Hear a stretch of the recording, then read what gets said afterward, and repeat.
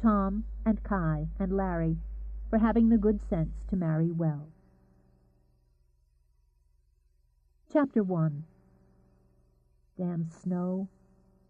Gabe downshifted to second gear, slowed the Jeep to 15 miles an hour, swore and strained his eyes. Through the frantic swing of the wipers on the windshield, all that could be seen was a wall of white. No winter wonderland. Snow pelted down in flakes that looked as big and as mean as a man's fist. There would be no waiting out this storm, he thought, as he took the next curve at a crawl. He considered himself lucky that after 6 months he knew the narrow, winding road from town so well. He could drive almost by feel, but a newcomer wouldn't stand a chance. Even with that advantage, his shoulders and the back of his neck were tight with tension. Colorado snows could be as vicious in spring as they were in the dead of winter, and they could last for an hour or a day. Apparently this one had been a surprise to everyone, residents, tourists, and the National Weather Service. He had only 5 miles to go. Then he could unload his supplies, stoke his fire, and enjoy the April blizzard from the comfort of his cabin, with a hot cup of coffee or an ice-cold beer. The Jeep chugged up the incline like a tank, and he was grateful for its sturdy perseverance. The unexpected snowfall might force him to take 3 times as long to make the 20-mile trip from town to home, but at least he'd get there. The wipers worked furiously to clear the windshield. There were seconds of white vision followed by seconds of white blindness. At this rate there would be better than 2 feet by nightfall. Gabe comforted himself with the thought that he'd be home long before that, even as the air in the Jeep turned blue from his cursing. If he hadn't lost track of the time the day before, he'd have had his supplies and been able to laugh at the weather. The road went into a lazy S, and Gabe took it cautiously. It was difficult for him to move slowly under any circumstances, but over the winter he had gained a healthy respect for the mountains and the roads that had been blasted through them. The guardrail was sturdy enough, but beneath it the cliffs were unforgiving. He wasn't worried so much about making a mistake himself. The Jeep was solid as a rock, but he thought of others who might be traveling north or south on the pass, pulling over to the side or stopping dead in the middle of the road. He wanted a cigarette. His hands gripping the wheel hard, he all but lusted for a cigarette. But it was a luxury that would have to wait. 3 miles to go. The tension in his shoulders began to ease. He hadn't seen another car in more than 20 minutes, and he wasn't likely to now. Anyone with any sense would have taken shelter. From this point on, he could almost feel his way home. A good thing. Beside him, the radio was squawking about roads closed and activities canceled. It always amazed Gabe that people planned so many meetings, luncheons, recitals, and rehearsals on any given day. But that was human nature, he supposed. Always planning on drawing together, if only to sell a bunch of cakes and cookies. He preferred to be alone, at least for now. Otherwise he wouldn't have bought the cabin and buried himself in it for the last 6 months. The solitude gave him freedom to think, to work, to heal. He'd done some of all 3. He nearly sighed when he saw, or rather felt, the road slant upward again. This was the final rise before his turnoff. Only a mile now. His face, which had been hard and tight with concentration, relaxed. It wasn't a smooth or particularly handsome face. It was too thin and angular to be merely pleasant, and the nose was out of alignment due to a heated disagreement with his younger brother during their teens. Gabe hadn't held it against him. Because he'd forgotten to wear a hat, his dark blonde hair fell untidily around his face. It was long and a bit shaggy over the collar of his parka, and had been styled hastily with his fingers hours before. His eyes, a dark, clear green, were starting to burn from staring at the snow. While his tires swished over the cushioned asphalt, he glanced down at his odometer, saw that there was only a 1/4 mile left, then looked back to the road. That was when he saw a car coming at him, out of control. He didn't even have time to swear. He jerked the Jeep to the right, just as the oncoming car seemed to come out of its spin. The Jeep skimmed over the snow piled on the shoulder, swaying dangerously before the tires chewed down to the road surface for traction.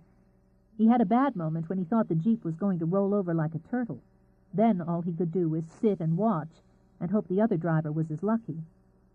The oncoming car was barreling down the road sideways. Though only seconds had passed, Gabe had time to think of how nasty the impact would be when the car slammed into him. Then the driver managed to straighten out. With only feet between them, the car fishtailed and swerved to avoid the collision, then began to slide helplessly toward the guardrail. Gabe set his emergency brake and was out of the Jeep when the car rammed into the metal. He nearly fell on his face, but his boots held as he raced across the road. It was a compact, a bit more compact now, with its right side shoved in and its hood sprung like an accordion, also on the passenger side. He had another moment to think, and he grimaced at the thought of what would have happened if the car had hit on the driver's side. Fighting his way through the snow, he managed to make it to the wrecked car. He saw a figure slumped over the wheel, and he yanked at the door. It was locked. With his heart in his throat, he began to pound against the window. The figure moved. A woman, he saw from the thick wave of wheat blonde hair that spilled onto the shoulders of a dark coat. He watched her reach up and drag a ski cap from her head. Then she turned her face to the window and stared at him. She was white, marble white. Even her lips were colorless. Her eyes were huge and dark, the irises almost black with shock, and she was beautiful, stunningly, breathtakingly beautiful. The artist in him saw the possibilities in the diamond-shaped face, the prominent cheekbones, the full lower lip. The man in him rejected them and banged on the glass again. She blinked and shook her head as if to clear it. As the shock passed out of them, he saw that her eyes were blue, a midnight blue. They filled now with a rush of concern. In a quick movement, she rolled down the window. "Are you hurt?" she demanded before he could speak. "Did I hit you?" "No, you hit the guardrail." "Thank God." She let her head slump back on the seat for a moment. Her mouth was as dry as dust, and her heart, though she was already fighting to control it, was thudding in her throat. "I started to skid coming down the incline. I hoped I might be able to ride it out. Then I saw you, and I was sure I was going to hit you." "You would have if you hadn't swerved away toward the rail." He glanced at the front of her car again. The damage could have been worse, much worse. If she'd been going any faster... There was no use speculating. He turned to her again, studying her face for signs of shock or concussion. "Are you all right?" "Yes, I think so." She opened her eyes again and tried to smile at him. "I'm sorry. I must have given you quite a scare." "At least." But the scare was over now. He was less than a quarter of a mile from hearth and home, and stuck in the snow with a strange woman whose car wasn't going anywhere for several days. "What the hell are you doing out here?" She took the furiously bitten-off words in stride as she unhooked her seatbelt. The long, deep breaths she'd been taking had gone a long way toward steadying her. "I must have gotten turned around in the storm. I was trying to get down to Lonesome Ridge to wait it out, find a place for the night. That's the closest town, according to the map, and I was afraid to pull over on the shoulder." She glanced over at the guardrail and shuddered. "What there is of it. I don't suppose there's any way I'm going to get my car out of here." "Not tonight." Frowning, Gabe stuck his hands in his pockets. The snow was still falling, and the road was deserted. If he turned around and walked back to his Jeep, leaving her to fend for herself, she might very well freeze to death before an emergency vehicle or a snowplow came along. However much he'd have liked to shrug off the obligation, he couldn't leave a woman stranded in this storm. "The best I can do is take you with me." There wasn't an ounce of graciousness in his tone. She hadn't expected any. If he was angry and impatient about nearly being plowed into, and inconvenienced on top of it, he was entitled. "I'm sorry." He moved his shoulders, aware that he'd been rude. "The turn-off for my cabin's at the top of the hill. You'll have to leave your car and ride in the Jeep." "I'd appreciate it."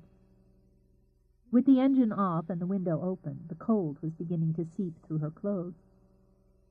"I'm sorry for the imposition, Mr. Bradley. Gabe Bradley." I'm Laura." She slipped out of the safety harness that had undoubtedly saved her from injury. "I have a suitcase in the trunk, if you wouldn't mind giving me a hand with it." Gabe took the keys and stomped back toward the trunk, thinking that if he'd only left an hour earlier that afternoon he'd be home, alone, at this moment. The case wasn't large, and it was far from new. The lady with only one name traveled light, he thought. He muttered to himself as he hefted it out of the trunk. There was no use being angry with her, or being snotty. If she hadn't managed to skid quite so well, if she hadn't avoided him, they might have been needing a doctor now instead of a cup of coffee and dry feet. Deciding to be more civil, Gabe turned to tell her to go across to the jeep. She was standing, watching him, with the snow falling on her uncovered hair. That was when he saw she was not only beautiful, she was very, very pregnant.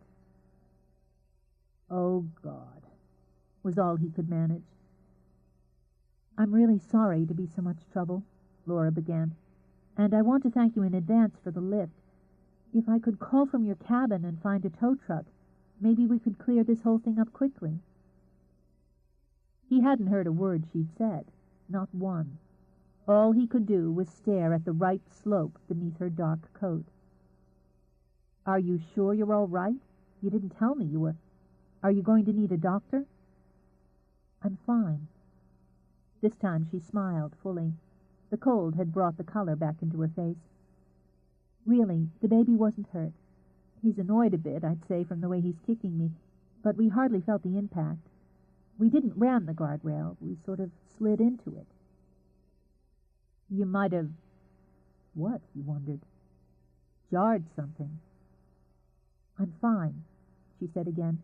"I was strapped in, and the snow, though it started it all, cushioned the hit." Noting that he still seemed unconvinced, she tossed back her snow-covered hair. Her fingers, though they were tucked into subtle, silk-lined leather, were going numb. "I promise I'm not going to give birth in the middle of the road, unless you plan on standing here for a few more weeks." She was all right, he hoped, and the way she was smiling at him made him feel like an idiot. Deciding to take her word for it, he offered her a hand. "Let me help you." The words, such simple words, went straight to her heart. She could have counted on her hands the number of times she had heard them. He didn't know how to deal with pregnant women. Were they fragile? It had always seemed to him that the opposite must be true, given what they had to go through. But now, faced with one, he was afraid she'd shatter at a touch. Mindful of the slippery road, Laura took a firm grip on his arm as they started across. "It's beautiful here," she said when they reached the jeep, "but I have to admit I'm going to appreciate the snow more from inside." She glanced at the high step below the door of the jeep. "I think you're going to have to give me a bit of a boost. I'm not as agile as I used to be." Gabe stowed her case, wondering exactly where to grab her. Mumbling, he put a hand under her elbow and another on her hip. Laura slid into the seat with less fuss than he'd expected. "Thanks." He grunted a response as he slammed the door. He skirted the hood, then took his place behind the wheel. It took a little maneuvering, but with a minimum of effort they inched back onto the road. The dependable jeep started up the hill. Laura uncurled her hands as they moved along at a steady pace. They'd finally stopped shaking. "I wasn't sure anyone lived along here. If I'd known, I'd have begged a roof long before this. I wasn't expecting a snowstorm in April." "We get them later than this." He said nothing for a moment. He respected other people's privacy as zealously as his own, but these were unusual circumstances. "You're traveling alone?" "Yes." "Isn't that a little risky in your condition?" "I'd planned on being in Denver in a couple of days." She laid a hand lightly on her belly. "I'm not due for 6 weeks." Laura took a deep breath. It was a risk to trust him, but she really had no other option. "Do you live alone, Mr. Bradley?" "Yes." She shifted her gaze just enough to study him. as he turned down a narrow, snow-covered lane. At least she assumed the lane was buried somewhere under all the white. There was something tough and hard about his face. Not rugged, she thought. It was too lean and fine-boned for that. It was coldly sculpted, as she imagined a mythic warrior chief's might be. But she remembered the stunned male helplessness in his eyes when he'd seen she was pregnant. She believed she'd be safe with him. She had to believe that. He felt her gaze and read her thoughts easily enough. "I'm not a maniac," he said mildly. "I appreciate that." She smiled a little, then turned to look out the windshield again. The cabin could barely be seen through the snow, even when he stopped in front of it. But what Laura could see she loved. It was a squat rectangle of wood with a covered porch and square-paned windows. Smoke puffed from the chimney. Though it was buried under snow, there was a path of flat rocks leading from the lane to the front steps. Evergreens mantled with white trooped around the corners. Nothing had ever looked as safe and warm as this snow-decked little cabin in the mountains. "It's lovely. You must be happy here."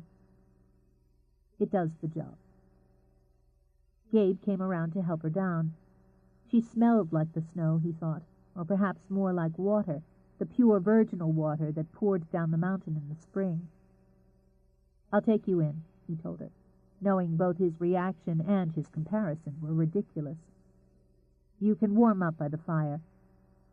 Gabe opened the front door and waved her in. "Go ahead. I'll bring in the rest." He left her alone, snow dripping wet from her coat onto the woven mat inside the door. The paintings. Laura stood just where she was and stared open-mouthed at the paintings. They covered the walls. They were stacked in corners. They were piled on tables. Only a few were framed. They didn't need the ornamentation. Some were half-finished, as though the artist had lost interest or motivation. There were oils in colors vivid and harsh, and watercolors in soft, misty hues that might have sprung from dreams. Shrugging out of her coat, Laura moved in for a closer look. There was a scene from Paris, the Bois de Boulogne. She remembered it from her honeymoon. Looking at it made her eyes swim and her muscles tense. Breathing deeply, she forced herself to look at it until her emotions settled. An easel was set near the window, where the light would come in and fall on the canvas. She resisted the temptation to go over and steal a look. She already had the sensation that she was trespassing. What was she going to do? Laura gripped her hands together tightly as she let the despair come. She was stranded, her car wrecked, her money dwindling. The baby. The baby wasn't going to wait until she made things right. They found her now.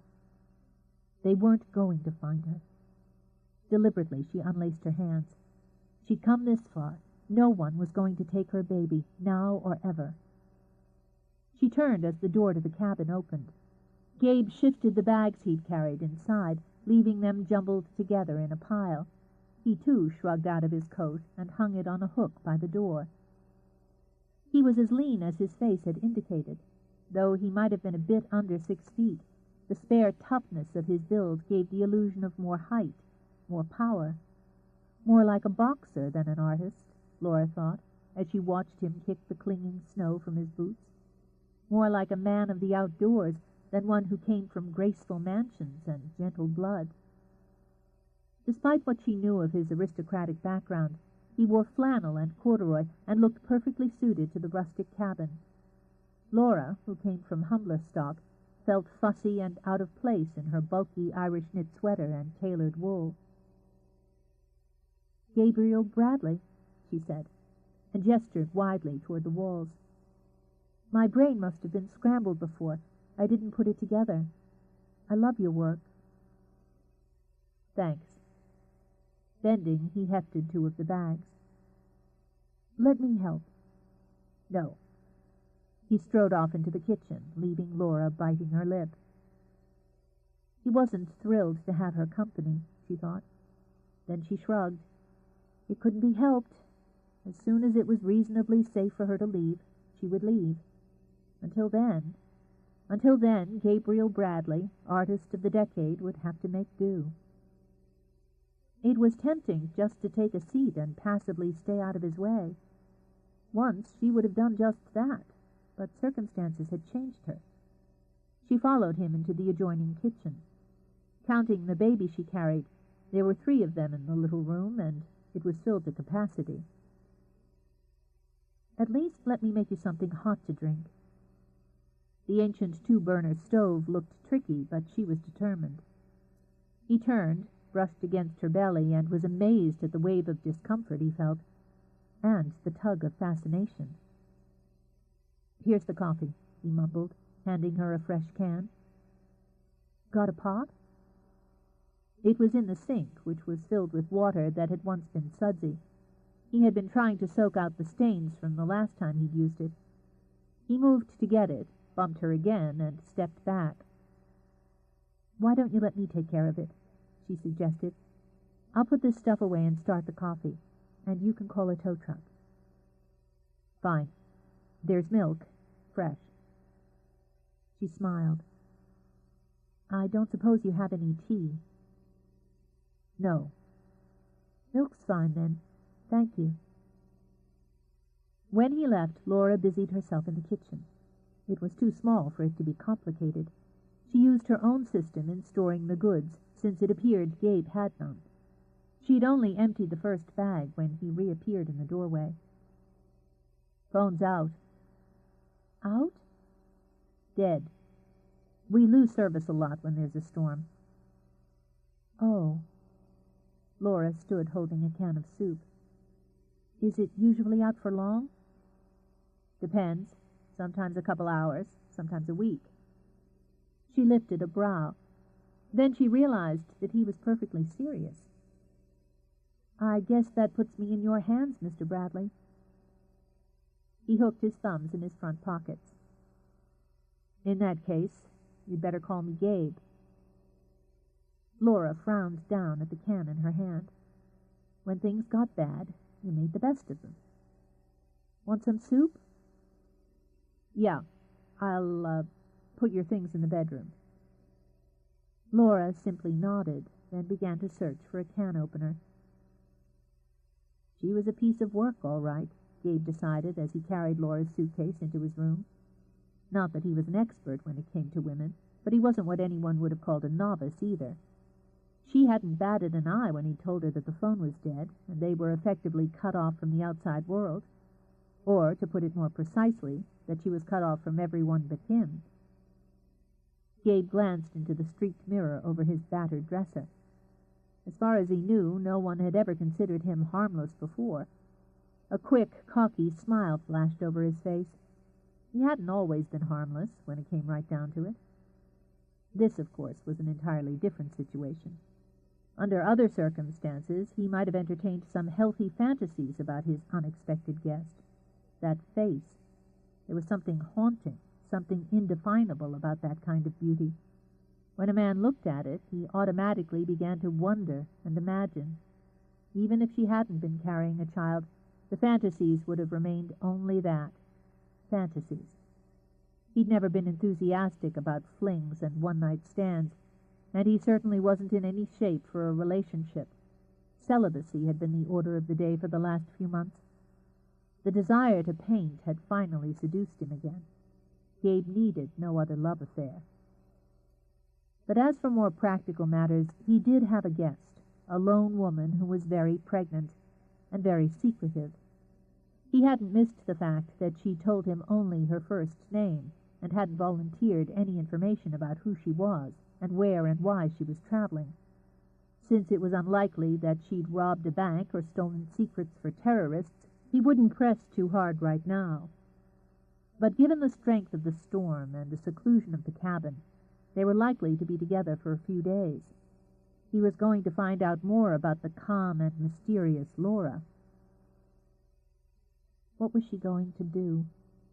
Laura stared at the empty plate in her hand and saw a hint of her reflection. How could she get to Denver or Los Angeles or Seattle or any huge swallowing city that was far enough away from Boston when she was trapped here? If only she hadn't felt that urgent need to move on this morning. If she'd stayed in that quiet little motel room another day, she might still have had some control over what was happening. Instead, she was here with a stranger.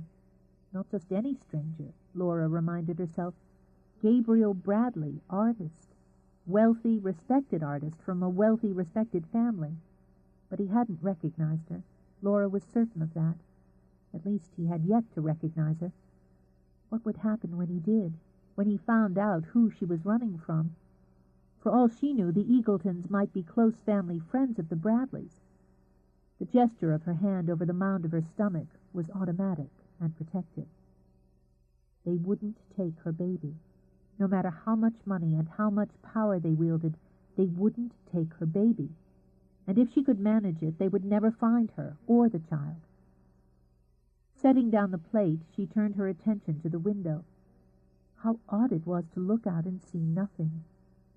It gave her a nice, settled feeling to know that no one could see in either. She was effectively curtained off from everyone. Or nearly everyone, she corrected, thinking again of Gabe. Perhaps the storm had been a blessing. When there was no choice, she found it best to look on the bright side. No one could follow her trail in this kind of weather, and who would think of looking for her in some tiny, out-of-the-way cabin in the mountains? It felt safe. She would cling to that. She heard him moving around in the next room, heard the sound of his boots on the hardwood, the thud of a log being added to the fire. After so many months alone, she found even the sound of another human being a comfort. "Mr. Bradley? Gabe?" She stepped through the doorway to see him adjusting the screen in front of the fire. "Could you clear off a table?"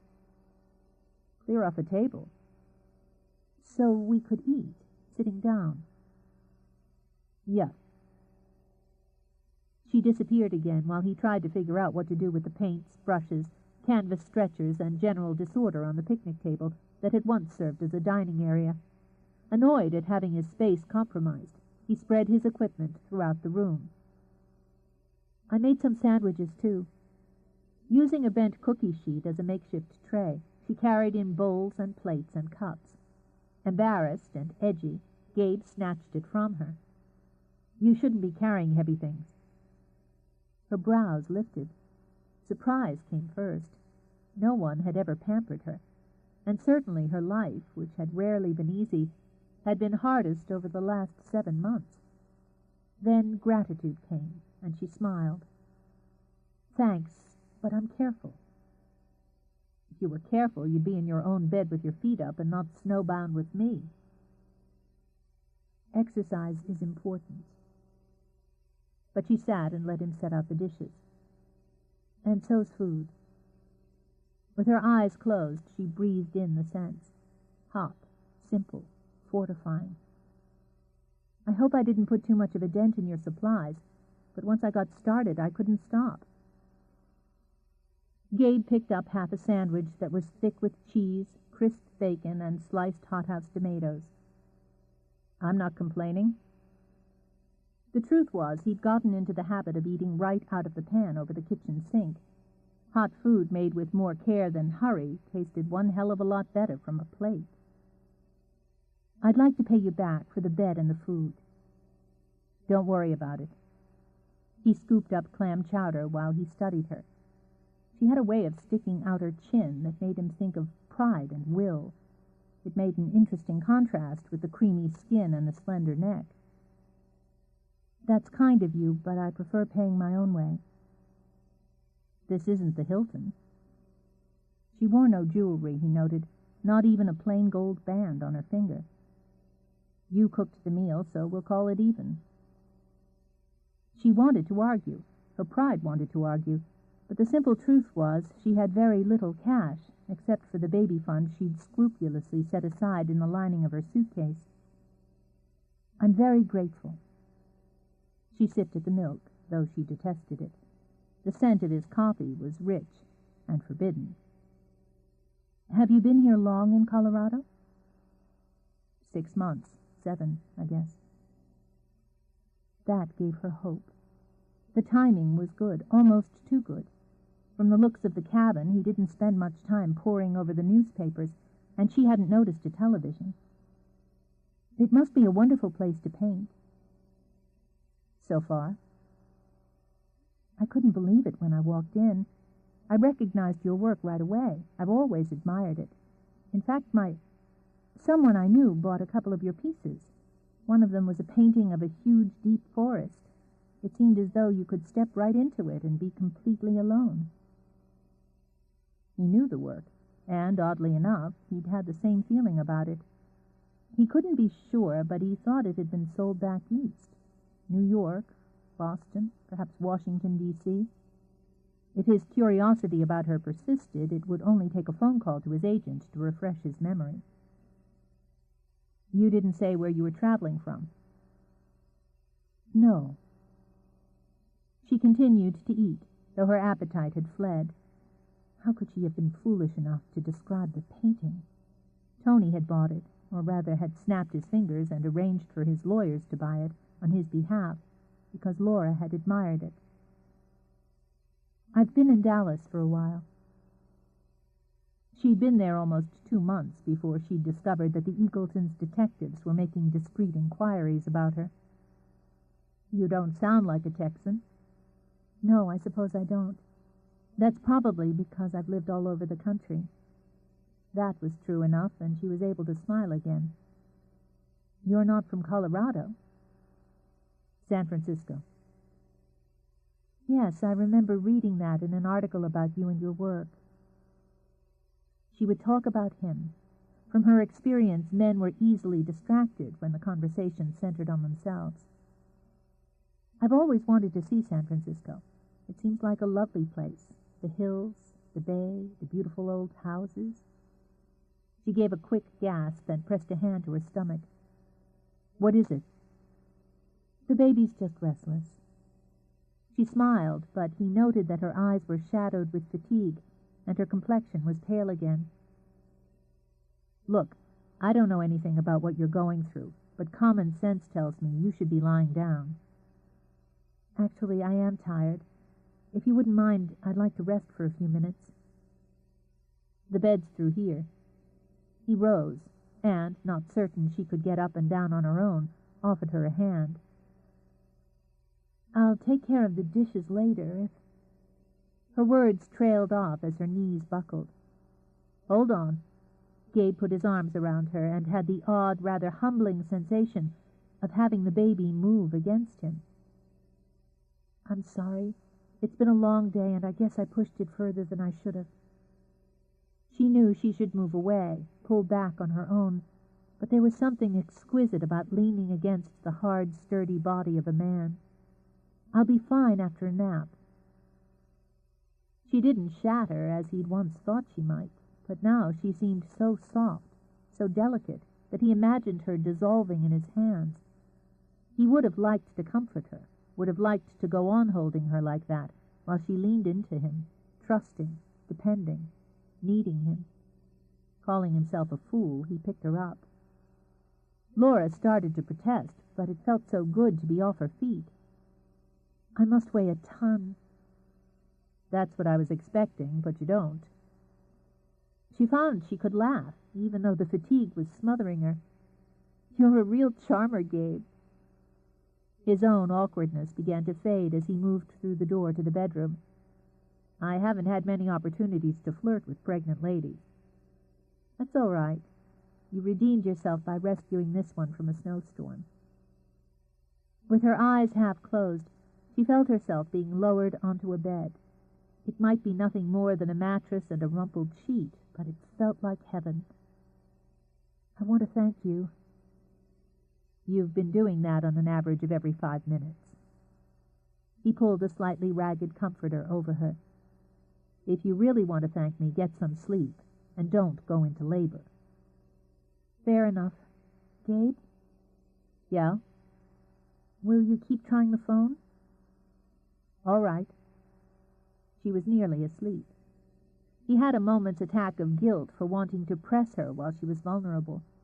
Right now, she didn't look as though she had the strength to brush away a fly. Do you want me to call anyone for you? Your husband? She opened her eyes at that. Though they were clouded with fatigue, they met his levelly, and he saw that she wasn't down for the count yet. "I'm not married," she said very clearly. "There's no one to call." Chapter 2. In the dream she was alone. That didn't frighten her. Laura had spent a large portion of her life alone, so she was more comfortable in solitude than in a crowd. There was a soft, misty quality to the dream, like the seascape she had seen on the wall of Gabe's cabin. Oddly, she could even hear the ocean, purring and lapping off in the distance, though a part of her knew she was in the mountains. She walked through a pearl-colored fog, listening to the waves. Under her feet, sand shifted, warm and soft. She felt safe and strong and strangely unencumbered. It had been a long, long time since she had felt so free, so at ease. She knew she was dreaming. That was the best part. If she could have managed it, she would have stayed there, in the soft, focused fantasy of it forever. It would be so easy to keep her eyes closed and cling to the utter peace of the dream. Then the baby was crying, screaming. A pulse began to beat in her temple as she listened to the high, keening wails. She started to sweat, and the clean white fog changed to a dark, threatening gray. No longer warm, the air took on a chill that whipped straight to the bone. The cries seemed to come from everywhere and nowhere, echoing and rebounding as she searched. Sobbing for breath, she fought her way through the mist as it curled and thickened. The cries became louder, more urgent. Her heart was beating in her throat, and her breath rasped and her hands shook. Then she saw the bassinet, with its pretty white skirt and its lacy pink and blue ruffles. The relief was so great that her knees sagged. "It's all right," she murmured, as she gathered the child in her arms. "It's all right. I'm here now." She could feel the baby's warm breath against her cheek, could feel the weight in her arms as she rocked and soothed. The fine scent of powder surrounded her. Gently she cradled the child, murmuring and comforting as she began to lift the concealing blanket from its face. And there was nothing in her arms but an empty blanket. Gabe was sitting at the picnic table, sketching her face, thinking of her, when he heard her cry out. The moan was so long, so desperate, that he snapped the pencil in two before he jumped up and raced to the bedroom. "Hey, come on!" Feeling awkward, he took her by the shoulders. She jerked so hard that he had to fight back his own panic, as well as hers, to hold on to her. "Laura, take it easy. Are you in pain? Is it the baby? Laura, tell me what's going on." "They took my baby." There was hysteria in her voice, but it was a hysteria that was laced with fury. "Help me! They took my baby!" "No one took your baby." She was still fighting him, with a strength that awed him. Moving on instinct, he wrapped his arms around her. "You're having a dream. No one took your baby. Here!" He clamped a hand around her wrist, where her pulse was beating like a jackhammer, and dragged her hand to her belly. "You're safe, both of you. Relax before you hurt yourself." When she felt the life beneath her palms, she slumped against him. Her baby was safe, still inside her, where no one could touch him. "I'm sorry. It was a dream." "It's okay." Without being aware of it, he was stroking her hair, cradling her as she had cradled the baby of her imagination, rocking her gently in an age-old comforting motion. "Do us both a favor and relax." She nodded, feeling protected and sheltered. Those were two sensations she had experienced very rarely in her 25 years. "I'm all right, really. It must have been the shock from the accident catching up with me." He drew her away, angry with himself because he wanted to go on holding her, shielding her. When she had asked him for help, he had known, without understanding why, that he would do anything to protect her. It was almost as though he had been dreaming himself, or had been caught up in her dream. The snow was still falling in sheets outside the window, and the only light was what came slanting through the bedroom door from the main cabin. It was dim and slightly yellow, but he could see her clearly, and he wanted to be certain that she saw him as well. He wanted answers, and he wanted them now. Don't lie to me. Under normal circumstances, you'd be entitled to your privacy, but right now you're under my roof for God knows how long. I'm not lying to you. Her voice was so calm, so even, that he nearly believed her. I'm sorry if I upset you. Who are you running from, Laura? She said nothing, just stared at him with those dark blue eyes. He swore at her, but she didn't flinch. He sprang up to pace the room, but she didn't shudder. Abruptly, he dropped down on the bed again and caught her chin in his hand. She went absolutely still. Gabe would have sworn that for an instant she stopped breathing. Though it was ridiculous, he had the odd sensation that she was bracing for a blow. I know you're in trouble. What I want to know is how big, who's after you, and why. Again she said nothing, but her hand moved instinctively to protect the child she carried. Since the baby was obviously the core of the problem, they would begin there.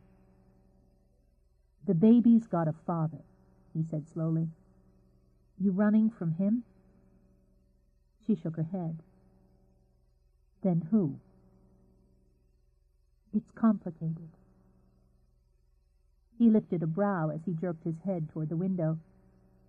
We've got nothing but time here. This keeps up, it could be a week before the main roads are open. When they do, I'll go. The less you know, the better off we'll both be. That won't wash. He was silent a moment, trying to organize his thoughts. It seems to me that the baby is very important to you. Nothing is or can be more important. Do you figure the strain you're carrying around is good for it? He saw the regret in her eyes instantly, saw the concern, the most imperceptible folding into herself. There are some things that can't be changed. She took a long breath. You have a right to ask questions. But you don't intend to answer them. I don't know you. I have to trust you to a point because I have no choice. I can only ask you to do the same.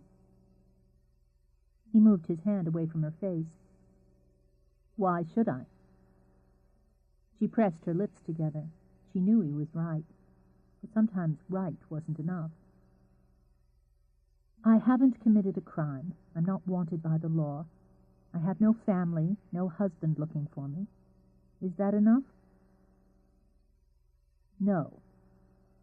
I'll take that much tonight because you need to sleep, but we'll talk in the morning. It was a reprieve, a short one, but she'd learned to be grateful for small things. With a nod, she waited for him to walk to the door. When it shut and the darkness was full again, she lay down. But it was a long, long time before she slept. It was silent, absolutely silent, when Laura woke. She opened her eyes and waited for memory to return. There had been so many rooms, so many places where she'd slept, that she was used to this confusion upon waking. She remembered it all. Gabriel Bradley, the storm, the cabin, the nightmare, and the sensation of waking in fear to find herself safe in his arms. Of course, the safety was only temporary, and his arms weren't for her. Sighing, she turned her head to look out the window. The snow was still falling. It was almost impossible to believe, but she lay and watched it, thinner now, slower, but still steady. There would be no leaving today.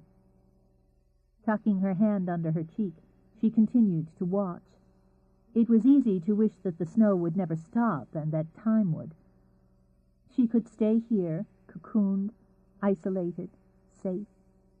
But time, as the child she carried attested, never stopped. Rising, she opened her suitcase.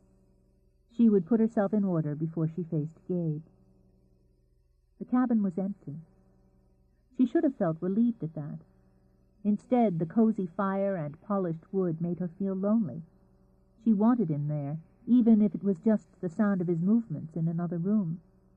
Wherever he had gone, she reminded herself, he would be back. She started to walk into the kitchen to see what could be done about breakfast. She saw the sketches, a half-dozen of them, spread out on the picnic table. His talent, though raw in pencil or charcoal drawing, was undeniable. Still, it made her both uneasy and curious to see how someone else, no, how Gabriel Bradley, perceived her. Her eyes seemed too big, too haunted. Her mouth was too soft, too vulnerable. She rubbed a finger over it as she frowned at the drawing. She'd seen her face countless times, in glossy photographs posed for the best angle. She'd been draped in silks and furs, drenched in jewels. Her face and form had sold gallons of perfume, hawked fortunes in clothes and gems. Laura Malone.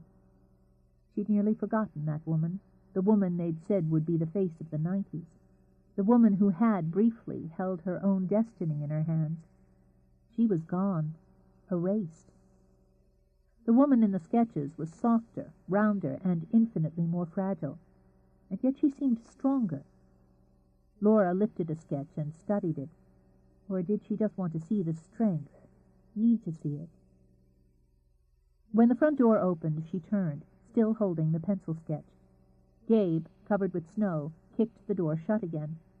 His arms were loaded with wood. "Good morning. Been busy?"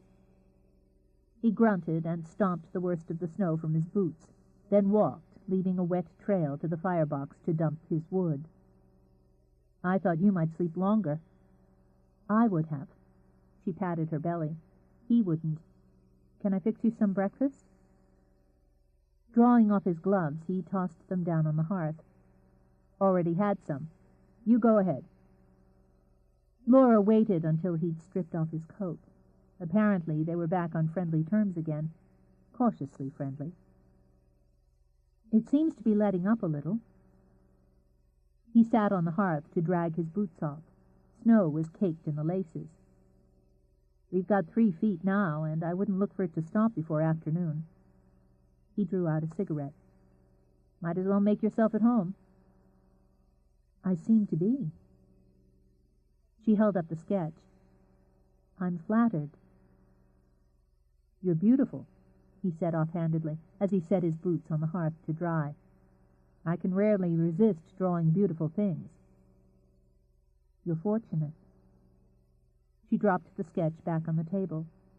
"It's so much more rewarding to be able to depict beauty than it is to be beautiful."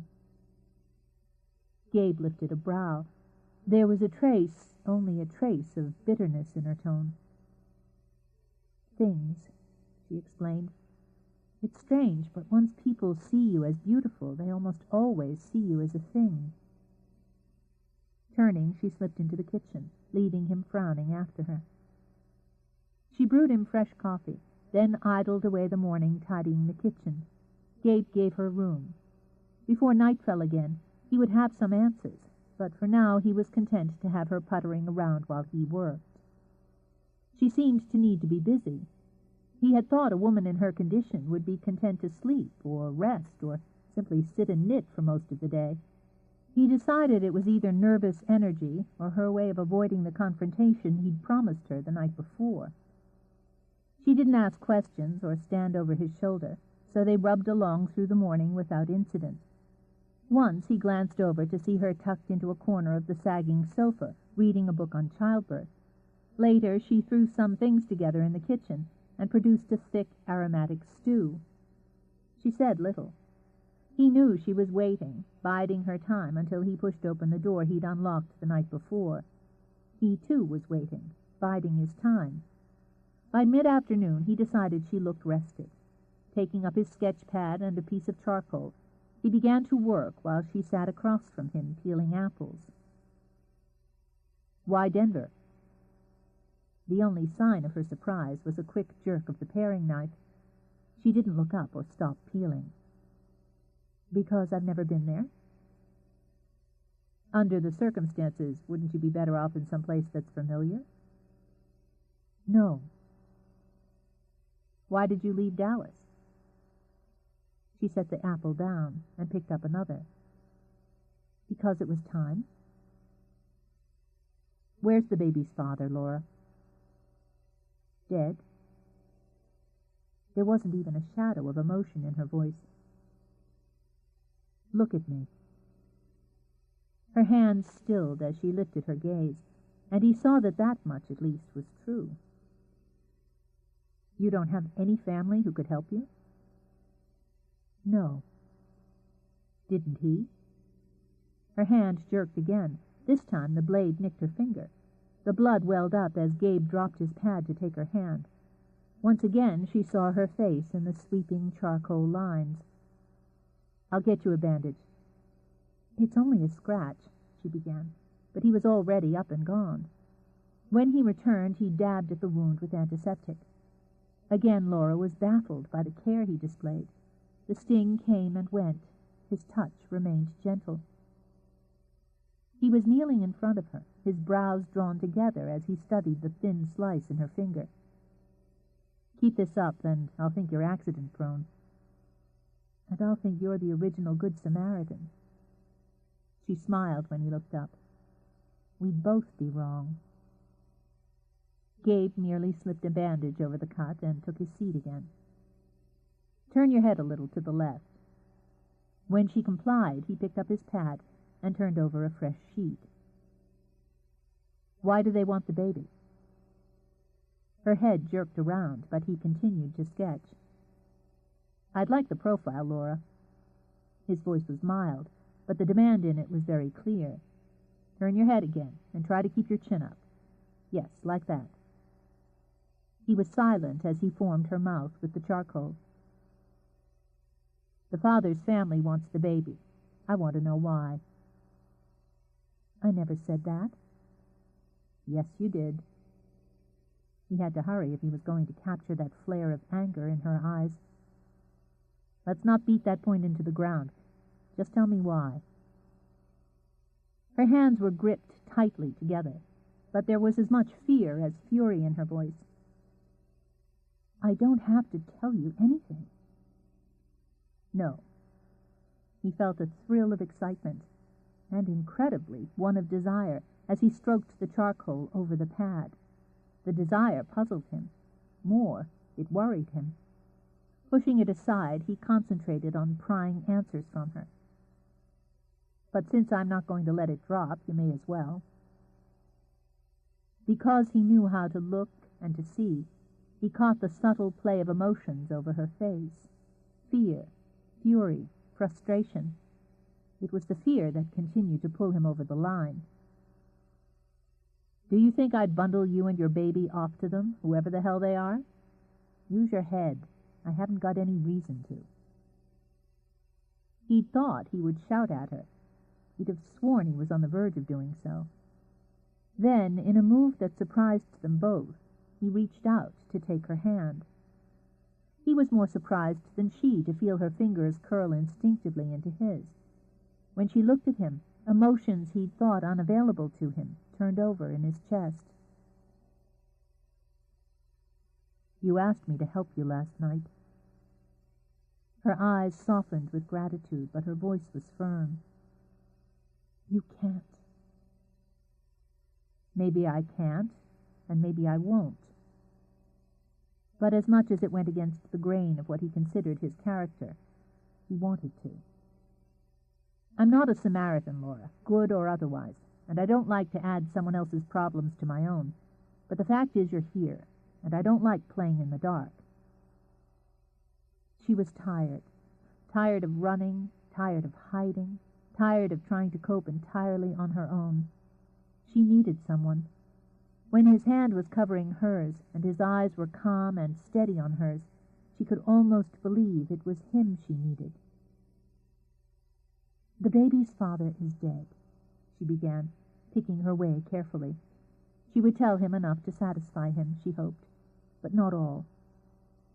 His parents want the baby. They want, I don't know, to replace, to take back something they've lost, to ensure the lineage. I'm sorry for them, but the baby isn't their child. There was that look again, fierce, protective, a mother tiger shielding her cub. "The baby's mine." No one would argue with that. Why should you have to run? They have a lot of money, a lot of power. So? So? Angry again, she pushed away. The contact that had been so soothing for both of them was broken. It's easy to say that when you come from the same world. You've always had. You've never had to want and to wonder. No one takes from people like you, Gabe. They wouldn't dare. You don't know what it's like to have your life depend on the whims of others. That she had was becoming painfully obvious. Having money doesn't mean you can take whatever you want. Doesn't it? She turned to him, her face set and cold. You wanted a place to paint, somewhere you could be alone and be left alone. Do you have to think twice about how to arrange it? Do you have to plan or save or make compromises? Or did you just write a check and move in?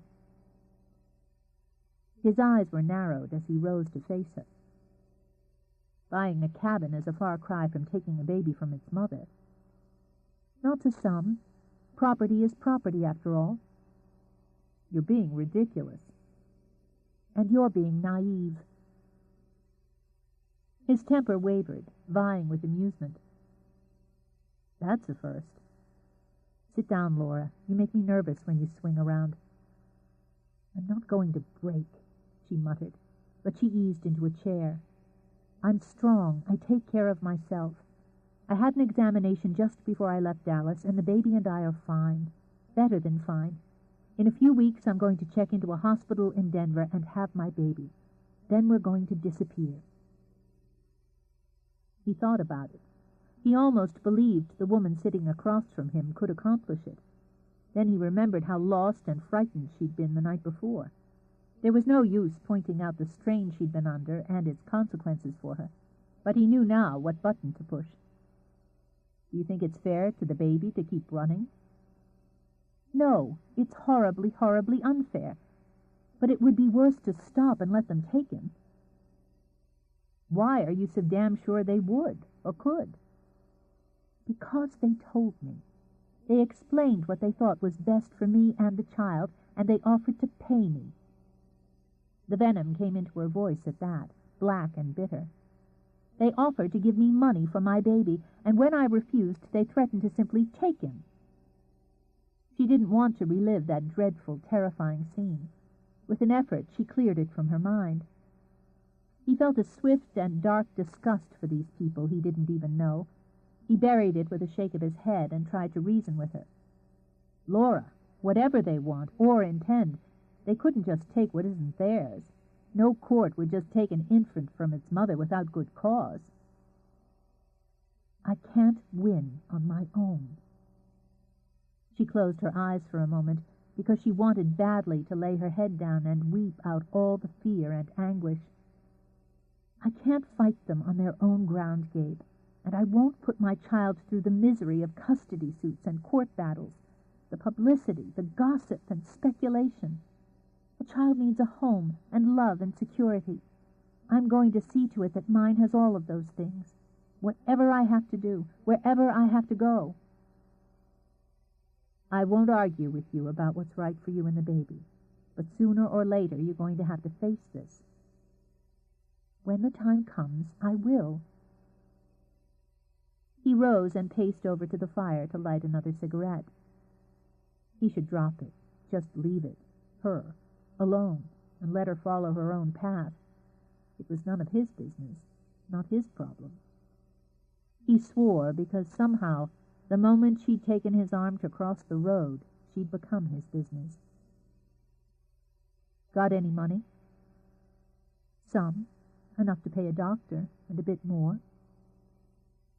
He was asking for trouble. He knew it. But for the first time in almost a year, he felt as though something really mattered. Sitting on the edge of the hearth, he blew out smoke and studied her. I want to paint you, he said abruptly.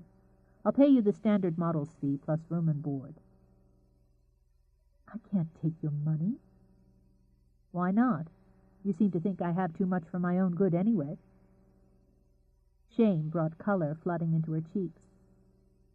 "I didn't mean it. Not like that." He brushed her words aside. "Whatever you meant, the fact remains that I want to paint you. I work at my own pace, so you'll have to be patient. I'm not good at compromise, but owing to your condition, I'm willing to make some concessions and stop when you're tired or uncomfortable." It was tempting, very tempting. She tried to forget that she'd traded on her looks before and concentrate on what the extra money would mean to the baby. "I'd like to agree, but the fact is, your work is well known. If the portrait was shown, they'd recognize me." "True enough, but that doesn't mean I'd be obliged to tell anyone where we've met or when. You have my word that no one will ever trace you through me." She was silent for a moment, warring with herself. "Would you come here?" Hesitating only a moment, he tossed his cigarette into the fire. He rose, walked over, then crouched in front of her chair. She, too, had learned how to read a face. "Your word?" "Yes." Some risks were worth taking. She held both hands out to his, putting her trust into them. With the continuing fall of snow, it was a day without a sunrise, a sunset, a twilight. The day stayed dim from morning on, and then night closed in without fanfare, and the snow stopped. Laura might not have noticed if she hadn't been standing by the window. The flakes didn't appear to have tapered off, but to have stopped, as if someone had thrown a switch. There was a vague sense of disappointment, the same she remembered feeling as a young girl when a storm had ended. On impulse, she bundled herself in her boots and coat and stepped out onto the porch. Though Gabe had shoveled it off twice during the day, the snow came almost to her knees. Her boots sank in and disappeared. She had the sensation of being swallowed up by a soft, benign cloud. She wrapped her arms around her chest and breathed in the thin, cold air. There were no stars, there was no moon. The porch light tossed its glow only a few feet. All she could see was white. All she could hear was silence. To some, the high blanket of snow might have been a prison, something to chafe against. To Laura, it was a fortress. She decided to trust someone other than herself again. Standing there, soaking up the pure dark, the pure quiet, she knew that the decision had been the right one. He wasn't a gentle man, or even a contented man, but he was a kind one, and, she was certain, a man of his word. If they were using each other, her for sanctuary, him for art, it was a fair exchange. She needed to rest. God knew she needed whatever time she could steal to rest and recover. She hadn't told him how tired she was, how much effort it took for her just to keep on her feet for most of the day. Physically, the pregnancy had been an easy one. She was strong. She was healthy. Otherwise, she would have crumpled long before this. But the last few months had drained every ounce of her emotional and mental reserves. The cabin, the mountains, the man were going to give her time to build those reserves back up again. She was going to need them. He didn't understand what the Eagletons could do, what they could accomplish with their money and their power. She'd already seen what they were capable of. Hadn't they paid and maneuvered to have their son's mistakes glossed over? Hadn't they managed, with a few phone calls and a few favors called in, to have his death and the death of the woman with him turned from the grisly waste it had been into a tragic accident? There had never been any mention in the press about alcohol and adultery. As far as the public was concerned, Anthony Eagleton, heir to the Eagleton fortune, had died as a result of a slippery road and faulty steering, and not his criminally careless drunk driving. The woman who had died with him had been turned from his mistress into his secretary. The divorce proceedings that Laura had started had been erased, shredded, negated. No shadow of scandal would fall over the memory of Anthony Eagleton or over the family name. She'd been pressured into playing the shocked and grieving widow. She had been shocked. She had grieved. Not for what had been lost, not on a lonely stretch of road outside of Boston, but for what had been lost so soon after her wedding night. There was no use looking back, Laura reminded herself. Now, especially now, she had to look forward. Whatever had happened between her and Tony, they had created a life, and that life was hers to protect and to cherish. With the spring snow glistening and untouched as far as she could see, she could believe that everything would work out for the best. "What are you thinking?" Startled, she turned toward Gabe with a little laugh. "I didn't hear you." "You weren't listening." He pulled the door closed behind him. "It's cold out here." "It feels wonderful. How much is there, do you think?" 3.5, maybe 4 feet. "I've never seen so much snow before. I can't imagine it ever melting and letting the grass grow." His hands were bare. He tucked them in the pockets of his jacket. "I came here in November, and there was already snow. I've never seen it any other way." She tried to imagine that, living in a place where the snow never melted. No, she thought, she would need the spring, the buds, the green, the promise. "How long will you stay?" "I don't know. I haven't thought about it." She turned to smile at him, although she felt a touch of envy at his being so unfettered. "All those paintings. You'll need to have a show." "Sooner or later." He moved his shoulders, suddenly restless. San Francisco, his family, his memories, seemed very far away. "No hurry." "Art needs to be seen and appreciated," she murmured, thinking out loud. "It shouldn't be hidden up here." "And people should?" "Do you mean me, or is that what you're doing, too? Hiding?" "I'm working," he said evenly. "A man like you could work anywhere, I think.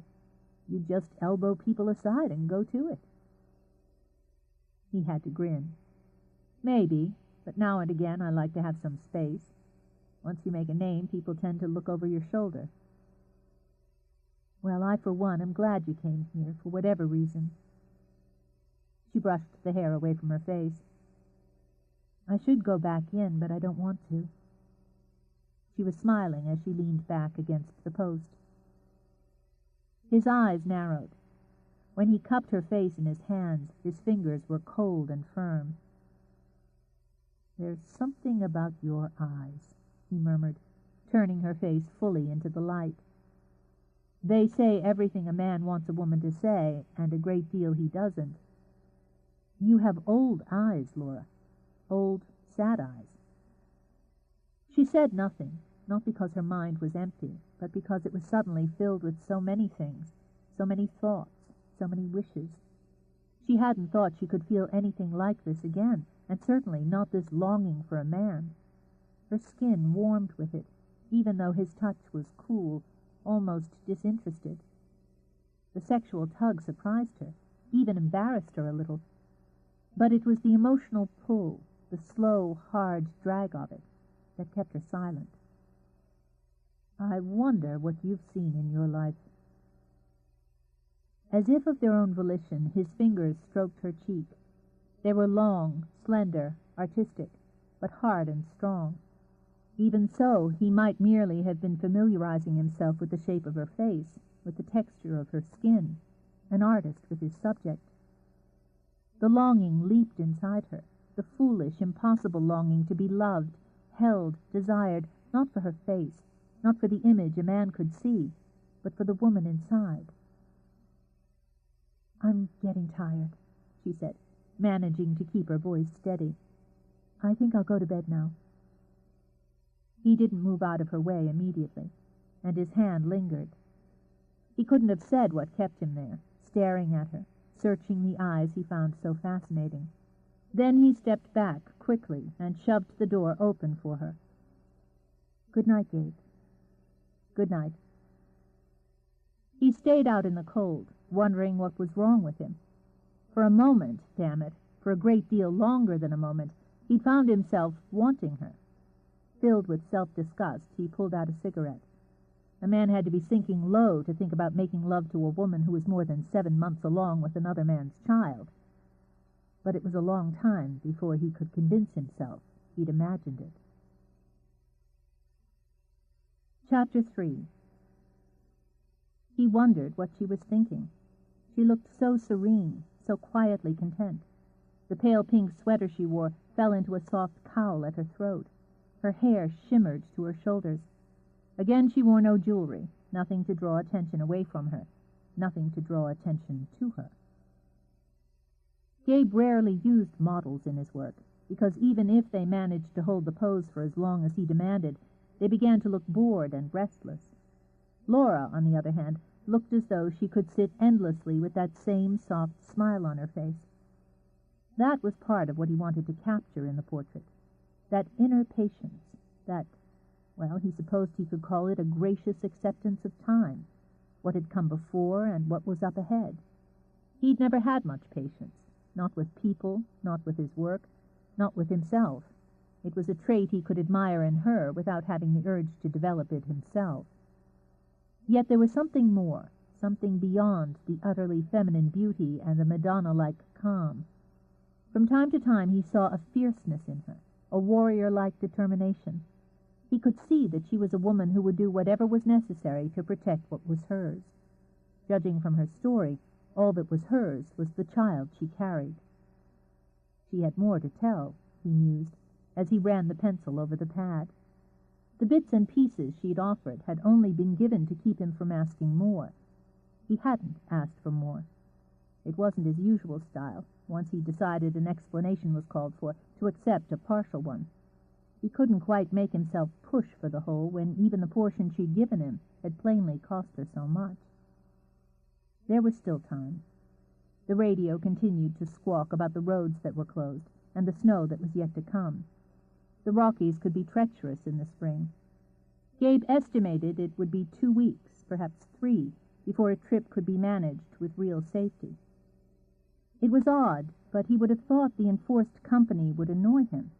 Instead, he found himself pleased to have had his self-imposed solitude broken. It had been a long time since he'd done a portrait, maybe too long. But he hadn't been able to face flesh and blood, not since Michael. In the cabin, cut off from memories and reminders, he'd begun the healing process. In San Francisco, he hadn't been able to pick up a brush. Grief had done more than make him weak. For a time it had made him blank. But here, secluded, solitary, he'd painted landscapes, still lifes, half-remembered dreams and seascapes from old sketches. It had been enough. Not until Laura had he felt the need to paint the human face again. Once he'd believed in destiny, in a pattern of life that was meant to be even before birth. Michael's death had changed that. From that point, Gabe had had to blame something, someone. It had been easiest and most painful to blame himself. Now, sketching Laura, thinking over the odd set of circumstances that had brought her into his life, he began to wonder again. And what, he asked himself yet again, was she thinking? "Are you tired?" "No," she answered, but she didn't move. He'd stationed a chair by the window, angling it so that she was facing him but still able to look out. The light fell over her, bringing no shadows. "I like to look at the snow.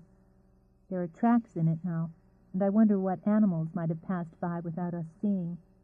And I can see the mountains. They look so old and angry. Back east they're more tame, more good-natured." He absently murmured his agreement as he studied his sketch. It was good, but it wasn't right, and he wanted to begin working on canvas soon. He set the pad aside and frowned at her. She stared back, patient and, if he wasn't reading her incorrectly, amused. "Do you have anything else to wear? Something off the shoulder, maybe?" The amusement was even more evident now. "Sorry, my wardrobe's a bit limited at the moment." He rose and began to pace, to the fire, to the window, back to the table. When he strode over to take her face in his hand and turn it this way and that, she sat obligingly. After 3 days of posing, she was used to it. She might have been an arrangement of flowers, Laura thought, or a bowl of fruit. It was as if that one moment of awareness on the snow-covered porch had never happened. She'd already convinced herself that she'd imagined that look in his eyes, and more, her response to it. He was the artist, she was the clay, and she'd been there before. "You have a completely feminine face," he began, talking more to himself than to her. "Alluring and yet composed and soft, even with the angular shape and those cheekbones. It's not threatening, and yet it's utterly distracting. This," his thumb brushed casually over her full lower lip, "says sex, even while your eyes promise love and devotion. And the fact that you're ripe." "Ripe?" She laughed, and the hands that had clenched in her lap relaxed again. "Isn't that what pregnancy is? It only adds to the fascination. There's a promise and a fulfillment and, despite education and progress, a compelling mystery to a woman with child, like an angel." "How?" As he spoke, he began to fuss with her hair, drawing it back, piling it up, letting it fall again. "We see angels as ethereal creatures, mystic, above human desires and flaws, but the fact is, they were human once." His words appealed to her, made her smile. "Do you believe in angels?" His hand was still in her hair, but he'd forgotten, totally forgotten, the practical reason for it. "Life wouldn't be worth much if you didn't." She had the hair of an angel, shimmery blonde, cloud-soft. Feeling suddenly awkward, he drew his hand away and tucked it in the pocket of his baggy corduroys. "Would you like to take a break?" she asked him. Her hands were balled in her lap again. "Yeah, rest for an hour. I need to think this through." He stepped back automatically when she rose. When he wasn't working, he took great care not to come into physical contact with her. It was disturbing how much he wanted to touch her. "Put your feet up." When she lifted a brow at that, he shifted uncomfortably. "It recommended it in that book you leave lying around. I figured it wouldn't hurt for me to glance through it under the circumstances." "You're very kind." "Self-preservation." Things happened to him when she smiled like that, things he recognized but didn't want to acknowledge. "The more I make sure you take care of yourself, the less chance there is of you going into labor before the roads are clear."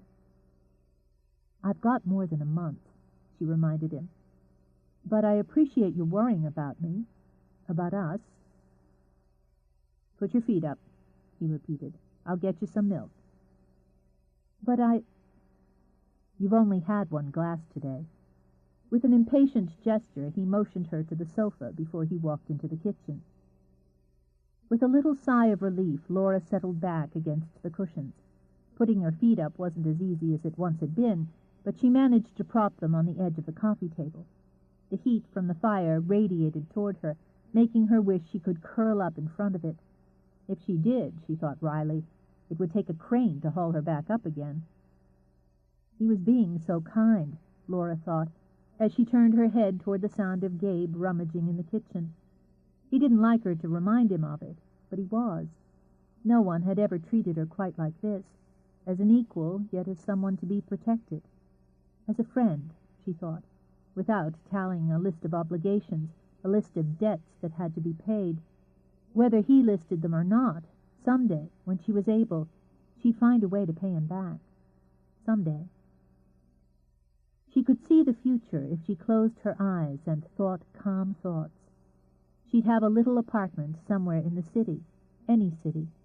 There would be a room for the baby, something in sunny yellows and glossy whites, with fairy tale prints on the walls. She'd have a rocking chair she could sit in with the baby during the long, quiet nights when the rest of the world was asleep.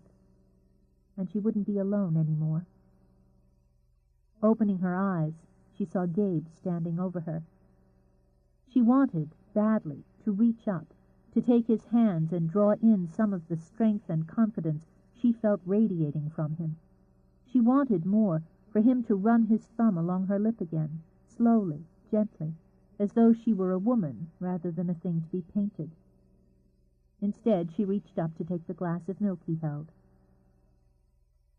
"After the baby's born and I finish nursing, I'm never going to drink a drop of milk again." "This is the last of the fresh," he told her. "Tomorrow you go on powdered and canned." "Oh, joy." Grimacing, she downed half the contents of the glass. "I pretend it's coffee, you know. Strong, black coffee." She sipped again. "Or if I'm feeling reckless, champagne. French, in fluted crystal." "It's too bad I don't have any wine glasses handy. It would help the illusion. Are you hungry?" "It's a myth about eating for two, and if I gain much more weight, I'll begin to moo." Content, she settled back again. "That painting of Paris, did you do it here?" He glanced over at the work. So she'd been there, he thought. It was a moody, almost surreal study of the Bois de Boulogne. "Yes, from old sketches and memory. When were you there?" "I didn't say I'd been to Paris." "You wouldn't have recognized it otherwise."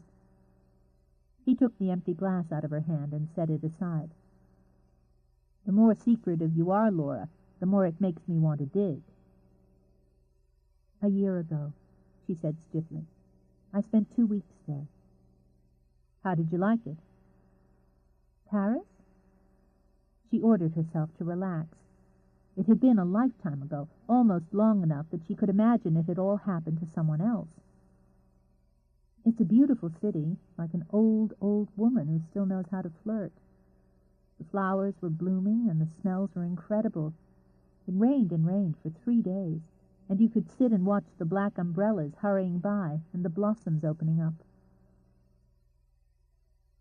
End of Side 1.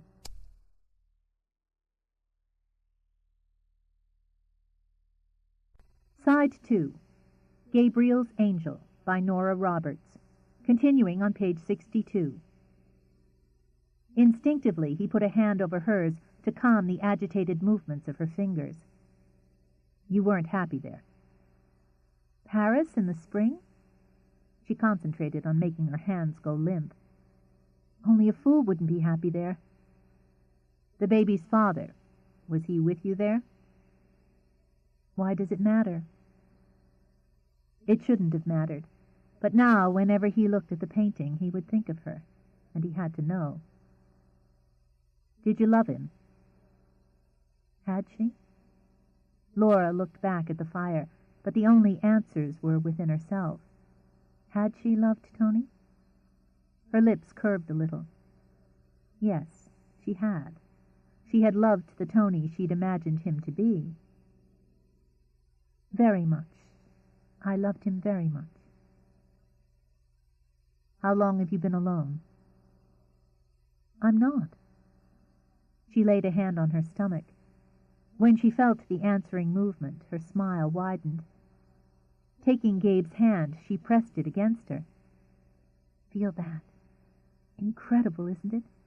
Someone's in there." He felt the stirring beneath his hand, gentle at first, then with a punch that surprised him. Without thinking, he moved closer. That felt like a left jab. Makes you feel as though it's fighting to get out. He knew the feeling, the impatience, the frustration at being trapped in one world while you longed for another. "How does it feel from the other side?" "Alive." Laughing, she left her hand over his. "In Dallas they put a monitor on, and I could hear the baby's heartbeat. It was so fast, so impatient. Nothing in the world ever sounded so wonderful. And I think—" But he was looking at her now, deeply, intently. Their hands were still joined, their bodies just brushing. Even as the life inside her quickened, so did her pulse. The warmth, the intimacy of the moment washed over her, leaving her breathless and full of needs. He wanted to hold her, badly. The urge to gather her close and just hold on was so sharp, so intense, that he hurt. He dreamed of her every night when he struggled for sleep on the floor of the spare room. In his dreams they were curled in bed together, with her breath warm on his cheek and her hair tangled in his hands. And when he woke from the dreams, he told himself he was mad. He told himself that again now, and moved aside.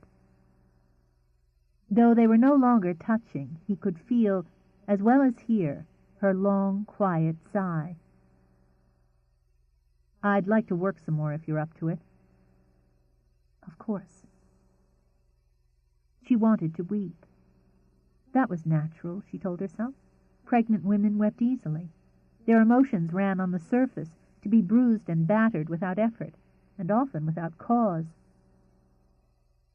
"I've got something in mind. Hold on a minute." She waited, still sitting, while he went into the spare room. Moments later he came back, holding a navy blue shirt. "Put this on. I think the contrast between the man's shirt and your face might be the answer." "All right."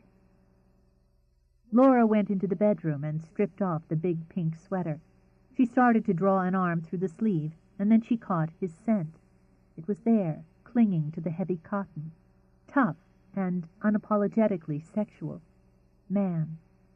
Unable to resist, she rubbed her cheek over it. The material was soft. The scent was not, but somehow even the scent of him made her feel safe. And yet, foolish as it seemed, it made her feel a dull, deep tremor of desire. Wasn't it wrong to want as a woman, to want Gabe as a man when she carried such a responsibility? But it didn't seem wrong when she felt so close to him. He had sorrows too. She could see them, sense them. Perhaps it was that common ground and their isolation that made her feel as though she'd known him, cared about him for so long. With a sigh, she slipped into the shirt. What did she know about her own feelings? The first, the only time she'd trusted them completely, had brought misery. Whatever emotions Gabe stirred in her, she would be wise to keep gratitude in the forefront. When she stepped back into the main cabin, he was going through his sketches, rejecting, considering, accepting. He glanced up and realized that his conception of Laura fell far, far short of the mark. She looked like the angel he'd spoken of, illusory, golden, yet tied now to the earth. He preferred to think of her as an illusion rather than as a woman, one who stirred him. "That's more of the look I want," he said, managing to keep his voice steady. "The color's good on you, and the straight-line masculine style is a nice contrast. You may not get it back any time soon. It's wonderfully comfortable. Consider it a loan." He walked over to the chair as she sat and shifted into the precise pose she'd been in before the break. Not for the first time, Gabe wondered if she'd modeled before. That was another question for another time. "Let's try something else." He shifted her, mere inches, muttering to himself. Laura nearly smiled. She was back to being a bowl of fruit. "Damn, I wish we had some flowers. A rose, just one rose." "You could imagine one." "I may." He tilted her head a fraction to the left before he stood back. "This feels right, so I'm going to draw it on canvas. I've wasted enough time on rough sketches." 3 whole days. "I've completed paintings in half that time when things clicked." She could see it, him sitting on a tall stool at an easel, working feverishly, brows lowered, eyes narrowed, those long, narrow hands creating. "There are some in here you haven't finished at all." Mood changed. He was already making broad strokes on canvas with his pencil. "Do you finish everything you start?" She thought about that. "I suppose not, but people are always saying you should." "When something's not right, why drag it out to the bitter end?" "Sometimes you promise," she murmured, thinking of her marriage vows. Because he was watching her closely, he saw the swift look of regret. As always, though he tried to block it, her emotions touched a chord in him. Sometimes promises can't be kept. "No, but they should be," she said quietly. Then she fell silent. He worked for nearly an hour, defining, refining, perfecting. She was giving him the mood he wanted, pensive, patient, sensuous. He already knew, even before the first brushstroke, that this would be one of his best, perhaps his very best. And he knew he would have to paint her again, in other moods, in other poses. But that was for tomorrow. Today, now, he needed to capture the tone of her, the feel, the simplicity. That was pencil lines and curves, black against white and a few shades of gray. Tomorrow he would begin filling in, adding the color, the complexities. When he had finished, he would have the whole of her on canvas, and he would know her fully, as no one had ever before or would ever again. "Will you let me see it as you go along?" "What?" "The painting." Laura kept her head still, but shifted her eyes from the window to him. "I know artists are supposed to be temperamental about showing their work before it's finished." "I'm not temperamental." He lifted his gaze to hers, as if inviting her to disagree. Anyone could see that. Though she kept her expression sober, he could hear the amusement in her voice. "So, will you let me see it?" "Doesn't matter to me, as long as you realize that if you see something you don't like, I won't change it." This time she did laugh, more freely, more richly than before. His fingers tightened on the pencil. "You mean if I see something that wounds my vanity? You don't have to worry about that. I'm not vain." "All beautiful women are vain. They're entitled." "People are only vain if their looks matter to them." This time he laughed, but cynically. He set down his pencil. "And yours don't matter to you?"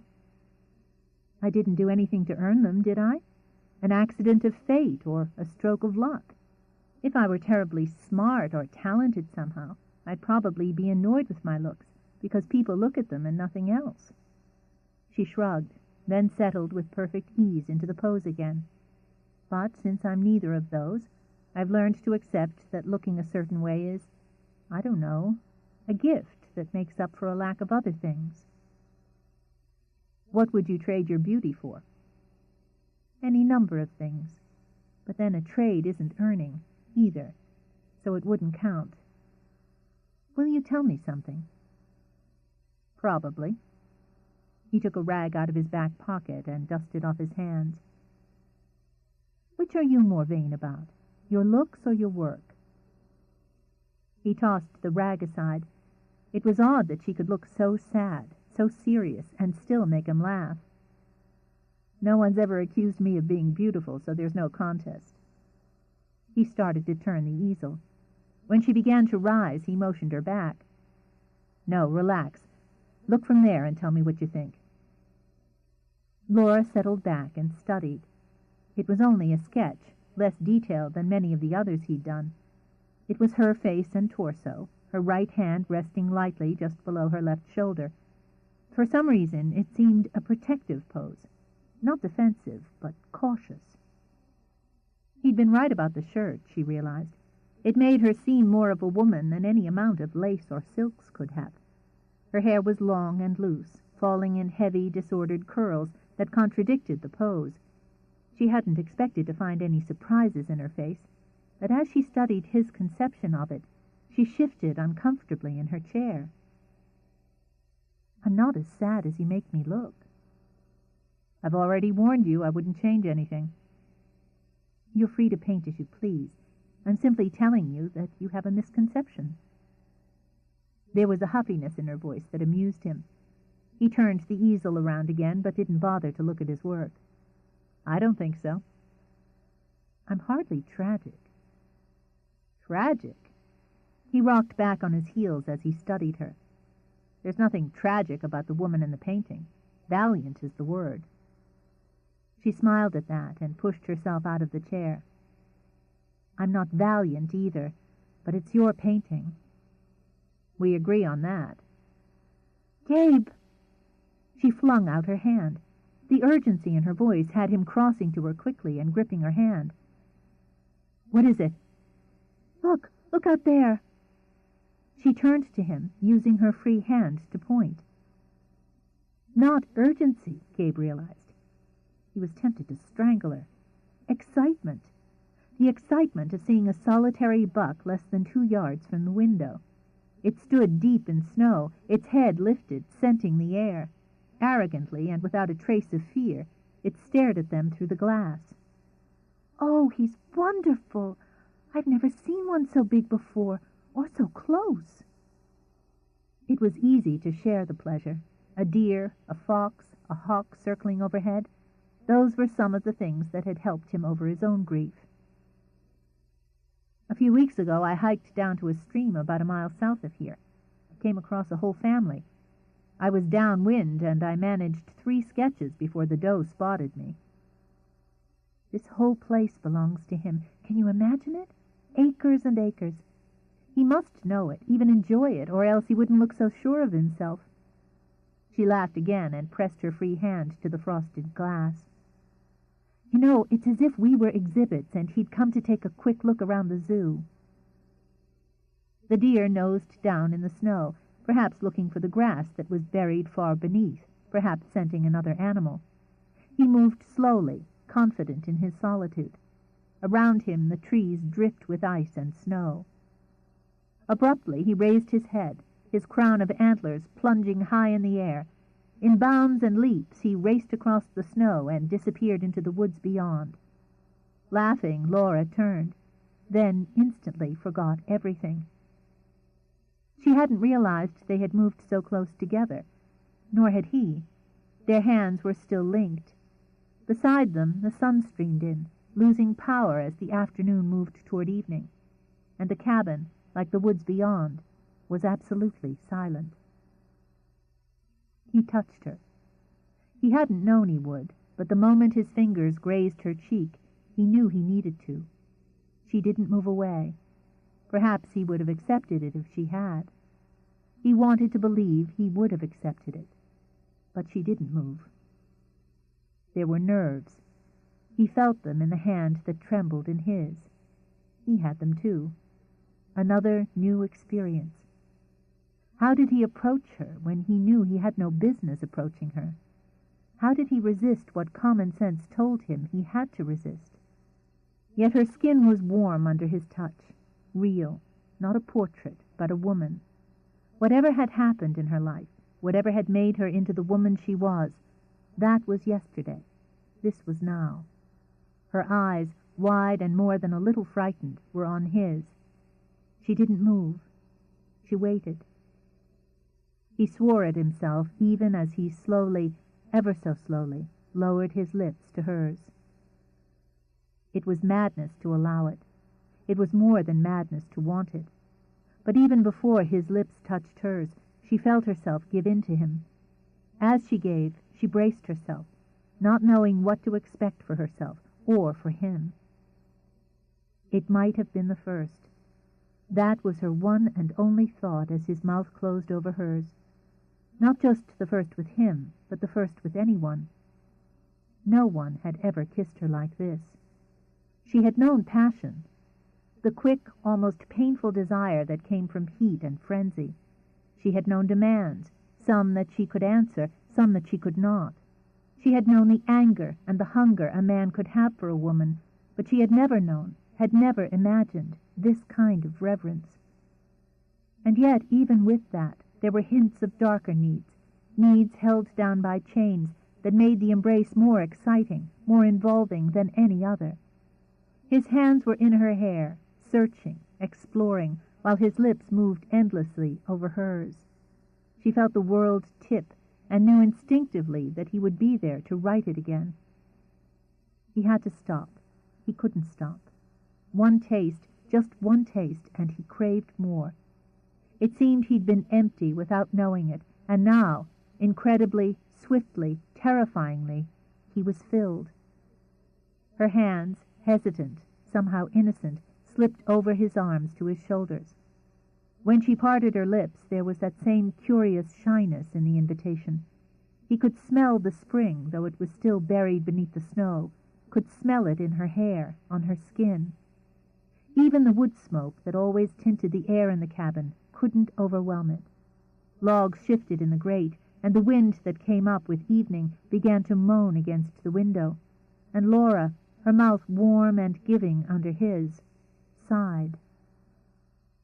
He wanted to play out the fantasy, to draw her up into his arms and take her to bed, to lie with her, to slip his shirt from her and feel her skin against his own, to have her touch him, hold on to him, trust him. The war inside him raged on. She wasn't merely a woman, she was a woman who was carrying a child, and growing inside her was not merely a child, but the child of another man, one she had loved. She wasn't his to love. He wasn't hers to trust. Still she pulled at him, her secrets, her eyes that said much, much more than her words, and her beauty, which she didn't seem to understand, went far beyond the shape and texture of her face. So he had to stop, until he resolved within himself exactly what he wanted, and until she trusted him enough to tell him the whole truth.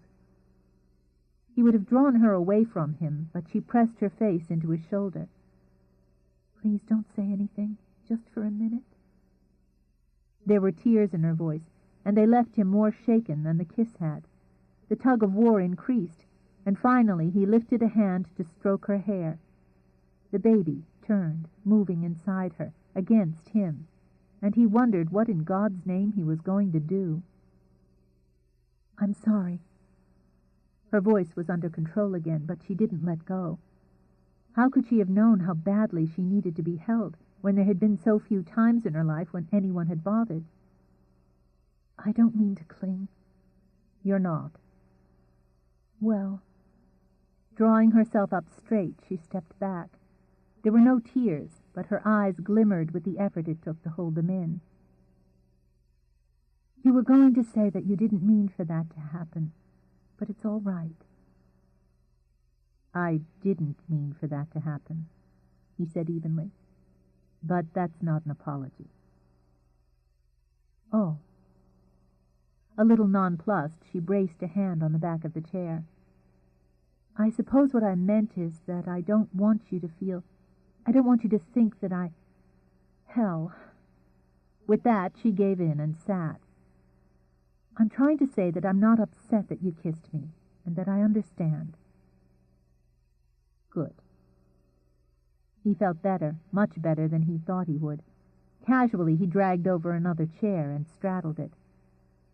"What do you understand, Laura?"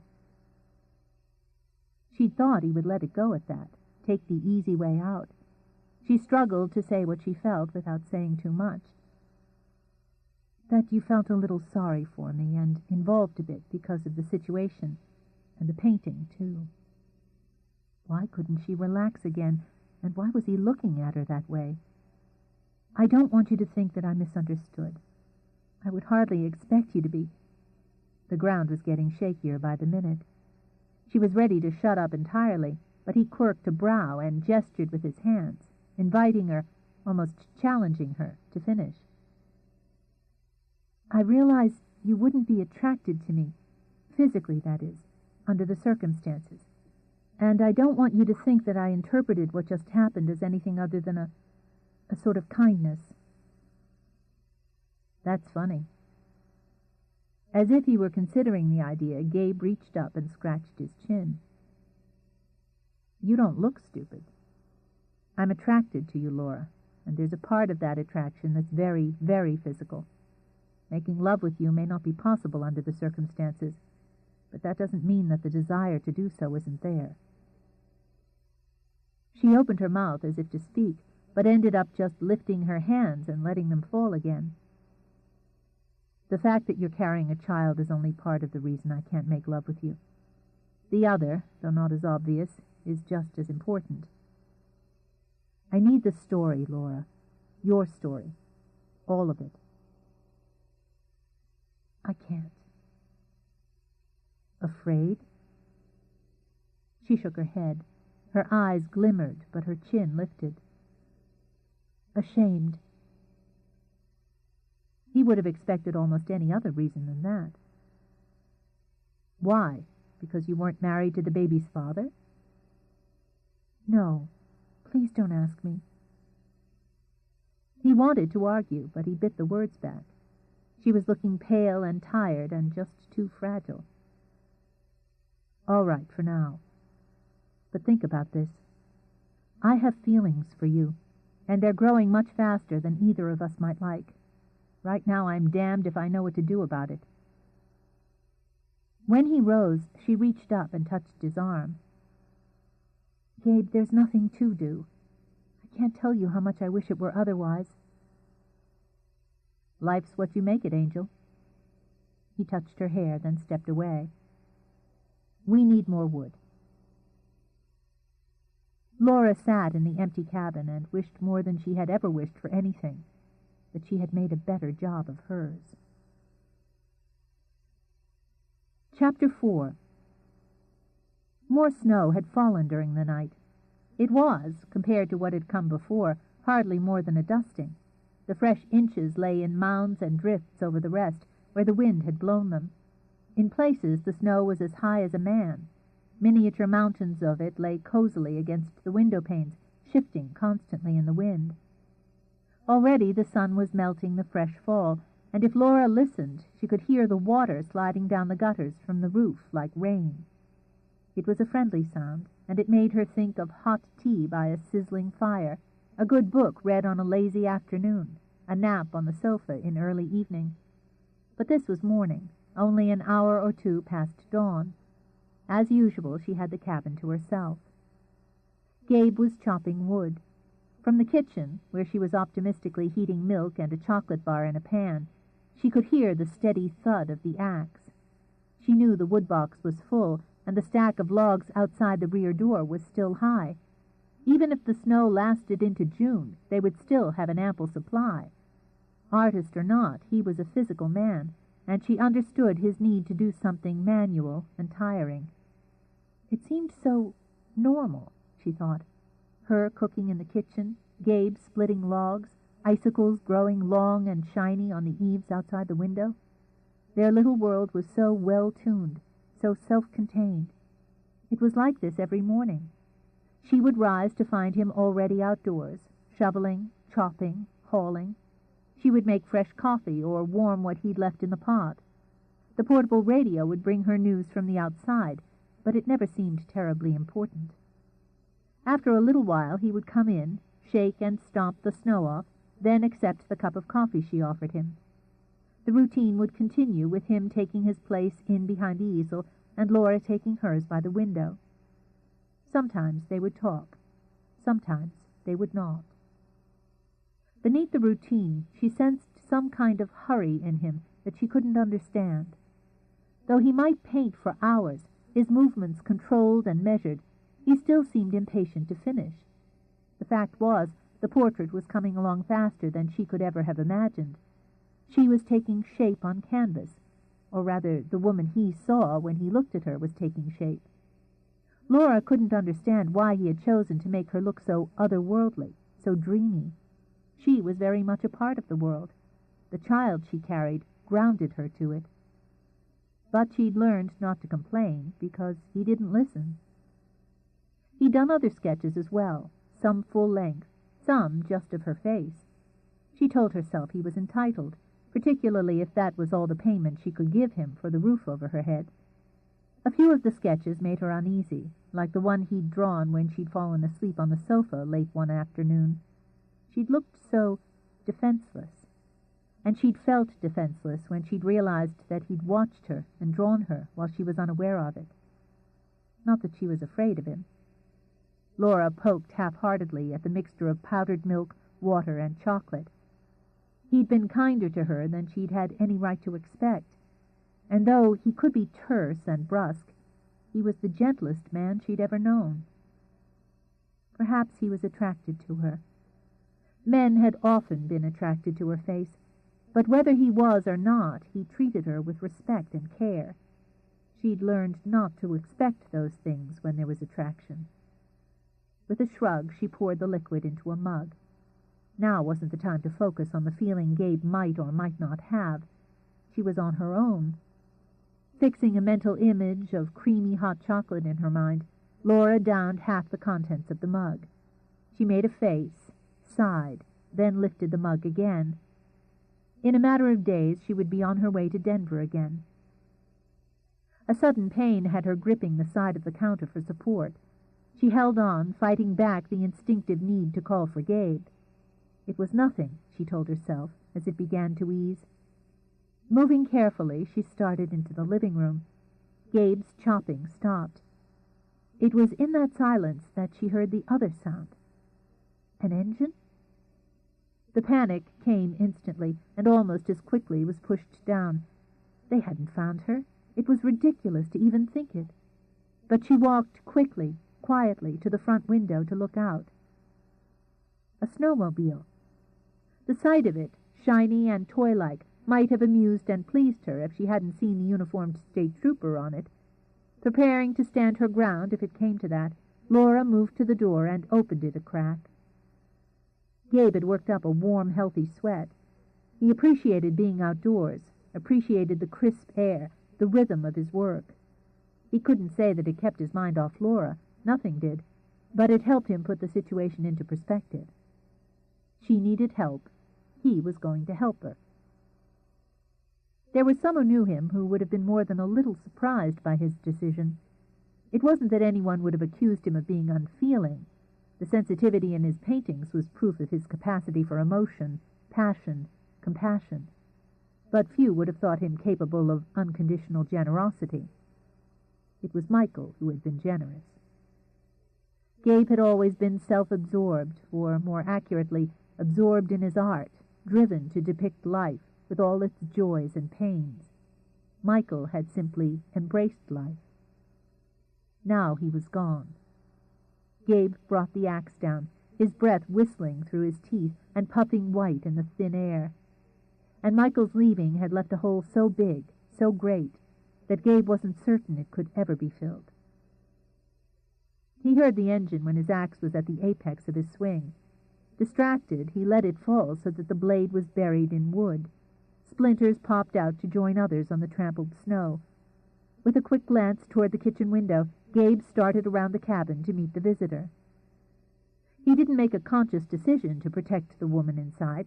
He didn't have to. It was the most natural thing in the world. "How you doing?" The cop, his full cheeks reddened by wind and cold, shut off the engine, and he nodded to Gabe. "Well enough." He judged the trooper to be about 25 and half frozen. "How's the road?" Giving a short laugh, the trooper stepped off the snowmobile. "Let's just say I hope you've got no appointments to keep." "Nothing pressing." "Good thing." He offered a gloved hand. "Scott Beecham." "Gabe Bradley."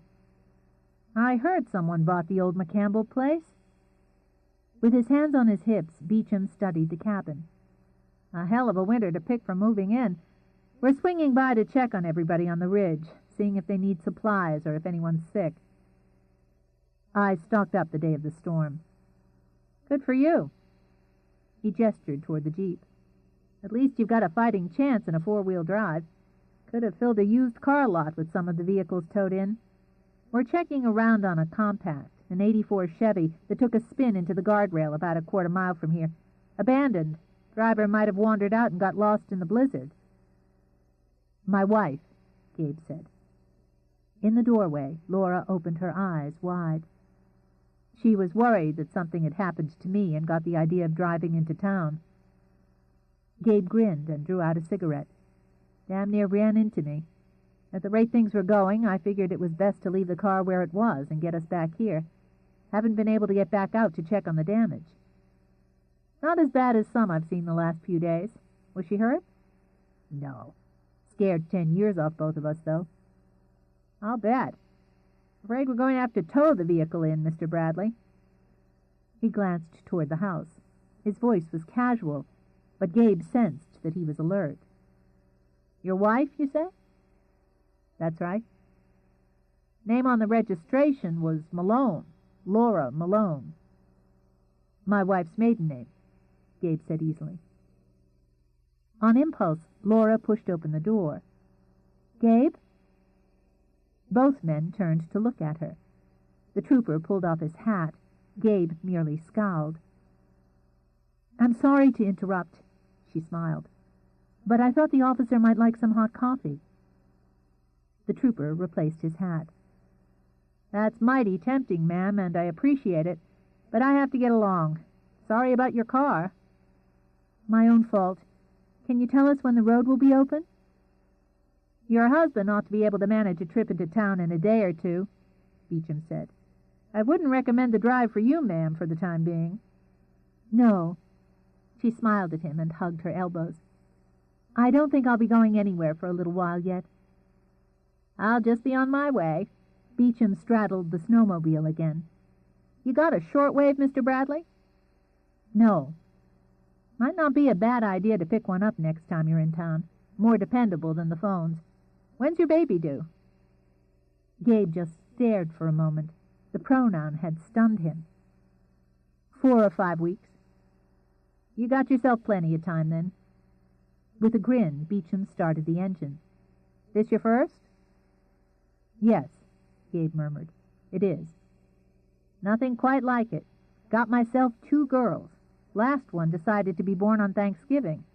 Hardly had 2 bites of pumpkin pie when I had to drive to the hospital. My wife still says it was my mother's sausage stuffing that started her off."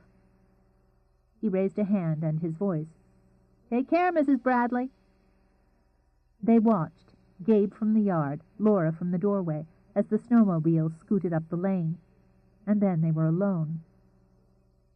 Clearing his throat, Gabe started up the stairs. Laura said nothing, but she stepped out of the way and closed the door behind him. She waited until he was sitting on the low stone hearth, unlacing his boots. "Thank you." "For what?" "You told the trooper that I was your wife." Still frowning, he pried off a boot. It seemed less complicated that way. "For me," Laura agreed. "Not for you." He shrugged his shoulders and then rose to go into the kitchen. "Any coffee?" "Yes." She heard the glass pot chink against the mug, heard the liquid pour into the stoneware. He'd lied for her, protected her, and all she had done was take from him. "Gabe," praying that her instincts and her conscience were right, she walked to the doorway. "What the hell is this?" He had the pan she'd used to heat the milk in his hand. For a moment, the tension fled. "If you're desperate enough, it's hot chocolate."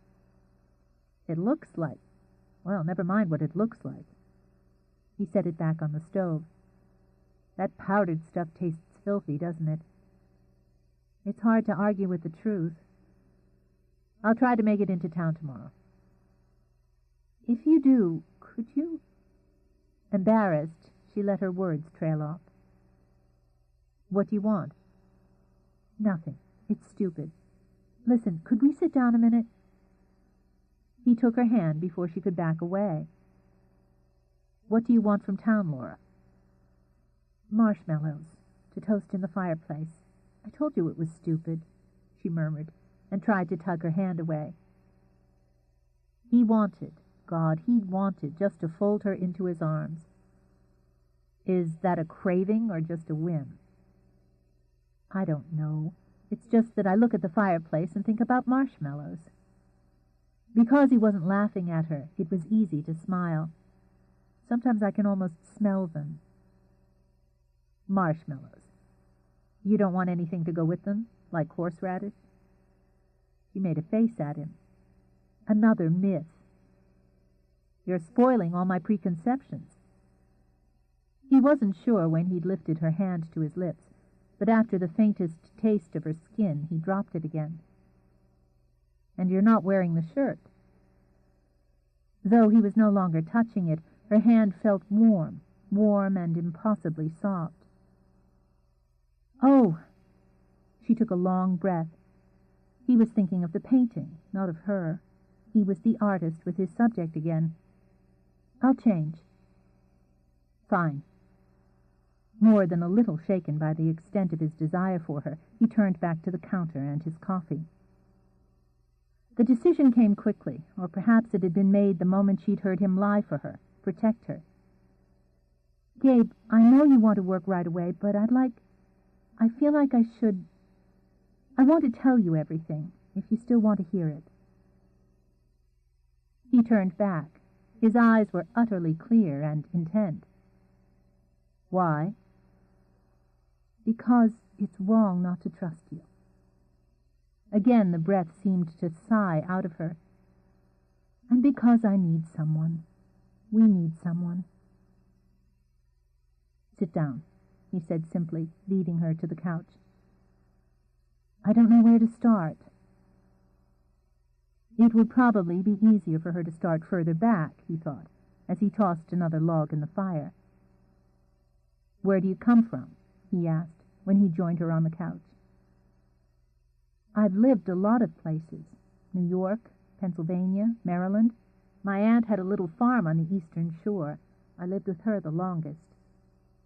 Your parents? My mother was very young when I was born, unmarried. I went to live with my aunt until things became difficult for her financially.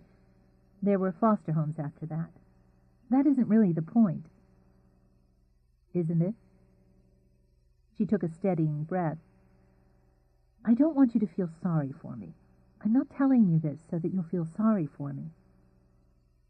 The pride was evident in the tilt of her head, in the tone of her voice, the same quiet pride he was trying to capture on canvas. His fingers itched for his sketch pad, even as they itched to touch her face.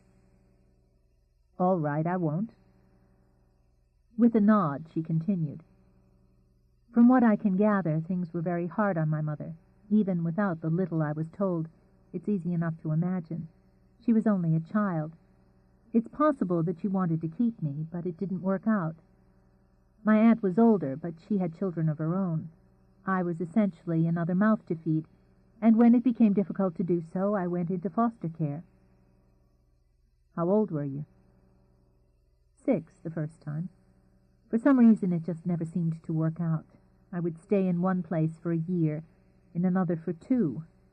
I hated not belonging, never being a real part of what everyone else had.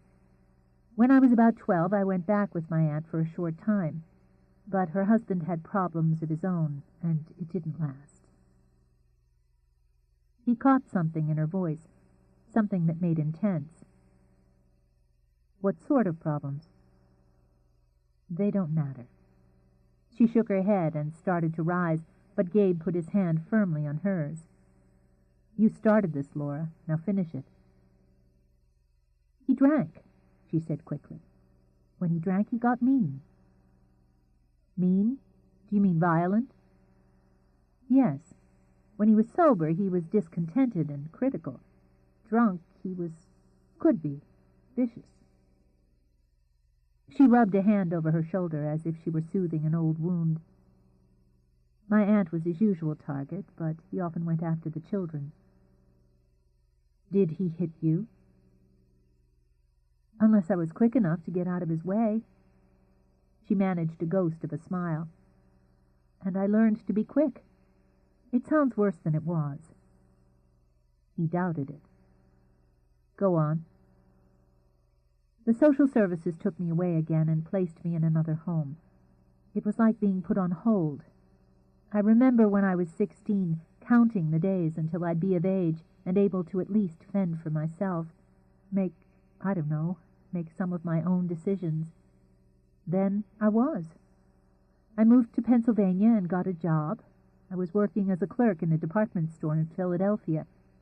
I had a customer, a woman, who used to come in regularly.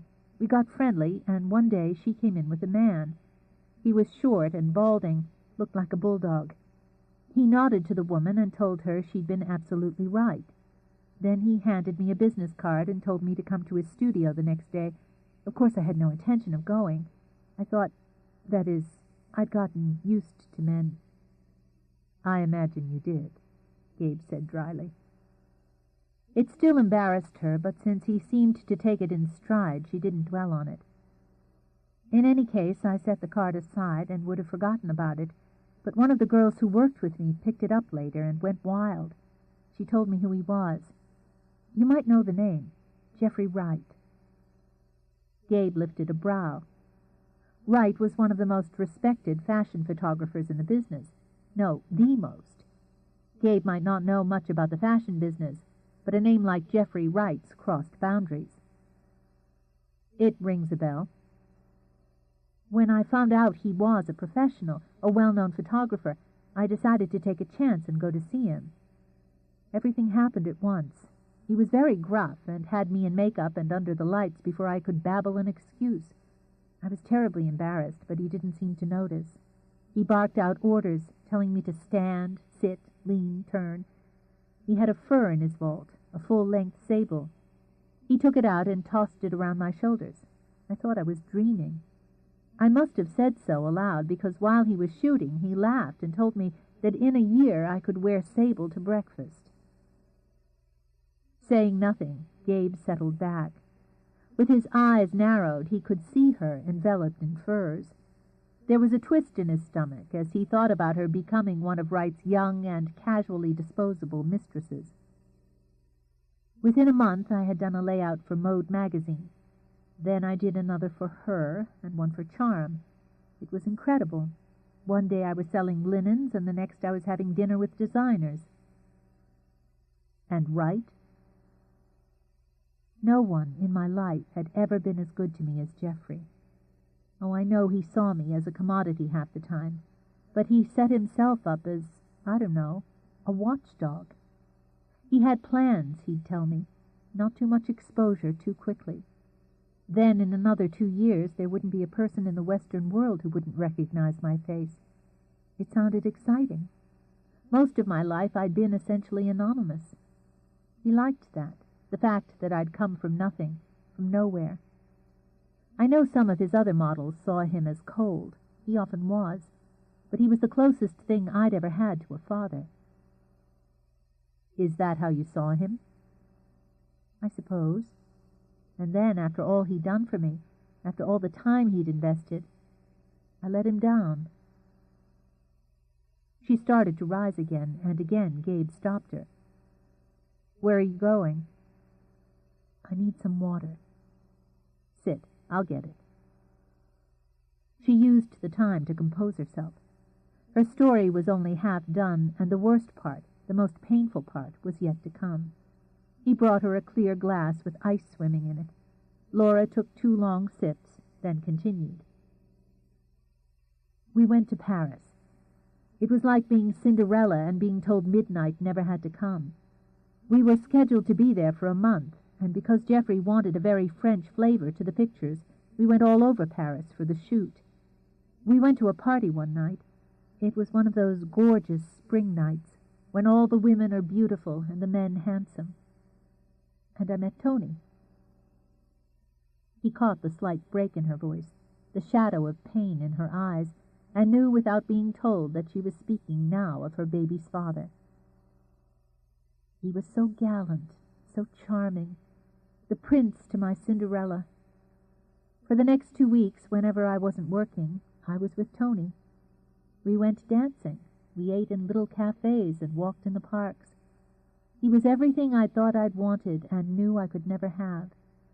He treated me as though I were something rare and valuable, like a diamond necklace. There was a time when I thought that was love. She fell silent for a moment, brooding. That had been her mistake, her sin, her vanity. Even now, a year later, it cut at her. Jeffrey grumbled and talked about rich young pups sowing wild oats, but I wouldn't listen. I wanted to be loved. I wanted so terribly for someone to care, to want me. When Tony asked me to marry him, I didn't think twice. You married him? Yes. She looked at him again. I know I led you to believe that I hadn't married the baby's father. It seemed easiest. You don't wear a ring. Color washed into her face, the shame of it. I sold them. I see. There was no condemnation in the 2 words, but she felt it nonetheless. We stayed in Paris for our honeymoon. I wanted to go back to the States and meet his family, but he said we should stay where we were happy. It seemed right. Geoffrey was furious with me, lectured and shouted about me wasting myself. At the time I thought he meant my career, and I ignored him. It was only later that I realized he meant my life. She jumped when a log fell apart in the fire. It was easier to continue if she looked at the flames, she discovered. I thought I'd found everything I'd ever wanted. When I look back, I realized that those weeks we spent in Paris were like a kind of magic, something that's not quite real, but that you believe because you aren't clever enough to see the illusion. Then it was time to come home. She linked her hands together and began to fidget. He had come to recognize it as a sign of inner turmoil. Though the urge was there, he didn't take them in his to calm her. The night before we were to leave, Tony went out. He said he had some business to tie up. I waited for him, feeling a little sorry for myself that my new husband would leave me alone on our last night in Paris. Then, as it got later and later, I stopped feeling sorry for myself and started feeling frightened. By the time he got back, it was after 3, and I was angry and upset. She fell silent again. Gabe pulled the Afghan from the back of the couch and spread it over her lap. "You had a fight?" "Yes." He was very drunk and belligerent. I'd never seen him like that before, but I was to see him like that again. I asked him where he'd been, and he said, essentially, he told me it was none of my business. We started shouting at each other, and he told me he'd been with another woman. At first I thought he said that just to hurt me, but then I saw that it was true. I started to cry. That was the worst of it, Laura thought, looking back on the way she'd crumbled and wept. That only made him angrier. He tossed things around the suite like a little boy having a tantrum. He said things, but the gist of it was that I'd have to get used to the way he lived, and that I hardly had a right to be upset when I'd been Geoffrey's whore. Her voice broke on the last word, so she lifted the glass and cooled her throat with the water. That hurt the most, she managed. Geoffrey was almost like a father to me, never anything else. And Tony knew. He knew that I'd never been with anyone before our wedding night. I was so angry then. I stood up and began to shout at him. I don't even know what I said, but he went into a rage, and he... Gabe saw her fingers tighten like wires on the soft folds of the Afghan. Then he saw how she deliberately, and with great care, relaxed them again. With an effort, he kept his voice calm. "Did he hit you, Laura?" She didn't answer, couldn't seem to push the next words out. Then he touched a hand to her cheek and turned her face to his. Her eyes were brimming over. "It was so much worse than with my uncle, because I couldn't get away. He was so much stronger and faster. With my uncle, he'd simply struck out at anyone who didn't get out of the way in time. With Tony, there was something viciously deliberate in the way he tried to hurt me. Then he..." But she couldn't bring herself to speak of what had happened next. It was a moment before she went on, and Gabe sat in silence as the rage built and built inside him until he thought he'd explode. He understood temper.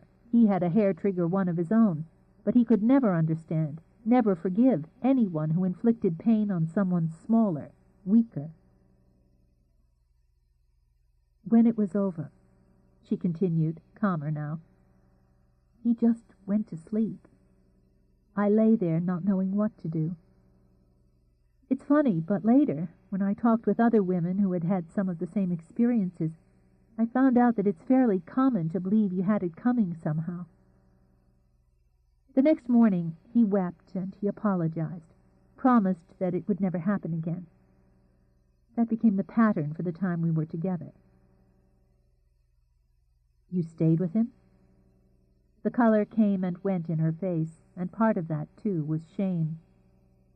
"We were married, and I thought I could make it work. Then we went back to his parents' home. They hated me right from the start. Their son, the heir to the throne, had gone behind their back and married a commoner. We lived with them, and though there was talk about getting our own house, nothing was ever done about it. You could sit at the same table, hold a conversation with them, and be totally ignored. They were amazing. Tony got worse. He began to see other women, almost flaunting them. They knew what he was doing, and they knew what was happening to me. The cycle got uglier and uglier until I knew I had to get out. I told him I wanted a divorce. That seemed to snap him out of it for a while. He made promises, swore he'd go into therapy, see a marriage counselor, anything I wanted. We even began to look at houses. I have to admit that I'd stopped loving him by this time, and that it was wrong, very wrong, for me to stay with him, to make promises myself. What I didn't realize was that his parents were pulling on the other end. They held the financial strings and were making it difficult for him to move out. Then I discovered I was pregnant. She laid a hand over her belly, her fingers spread. Tony was, well, at best ambivalent about the idea of having a child. His parents were thrilled. His mother immediately started redecorating a nursery. She bought antique cribs and cradles, silver spoons, Irish linen. Though it made me nervous, the way she was taking over, I thought that the baby might be the way to help us come together. But they weren't looking at me as the baby's mother any more than they'd looked at me as Tony's wife. It was their grandchild, their legacy, their immortality. We stopped looking for houses, and Tony began to drink again. I left the night he came home drunk and hit me. She drew a careful breath and continued to stare at the fire. It wasn't just me he was hitting now, but the child. That made all the difference. In fact, it made it incredibly easy to walk out. I called Jeffrey, buried my pride, and asked for a loan. He wired me $2,000. I got an apartment of my own, found a job, and started divorce proceedings. 10 days later, Tony was dead. The pain came, dull and low. Laura shut her eyes and rode it out. His mother came to see me, begged me to bury the divorce papers, to come to the funeral as Tony's widow. His reputation, his memory were all that was important now. I did what she asked because I could still remember those first days in Paris. After the funeral, I went back to their house. They'd told me there were things we needed to talk about. That was when they told me what they wanted, what they intended to have. They said they would pay all my medical expenses, that I would have the best possible care, and that after the baby was born they would give me $100,000 to step aside. When I refused, when I had the nerve to be angry at what they were suggesting, they explained that if I didn't cooperate they would simply take the baby, Tony's baby. They made it very clear that they had enough money and influence to win a custody suit. They would bring out the fact that I had been Jeffrey's mistress, that I had taken money from him.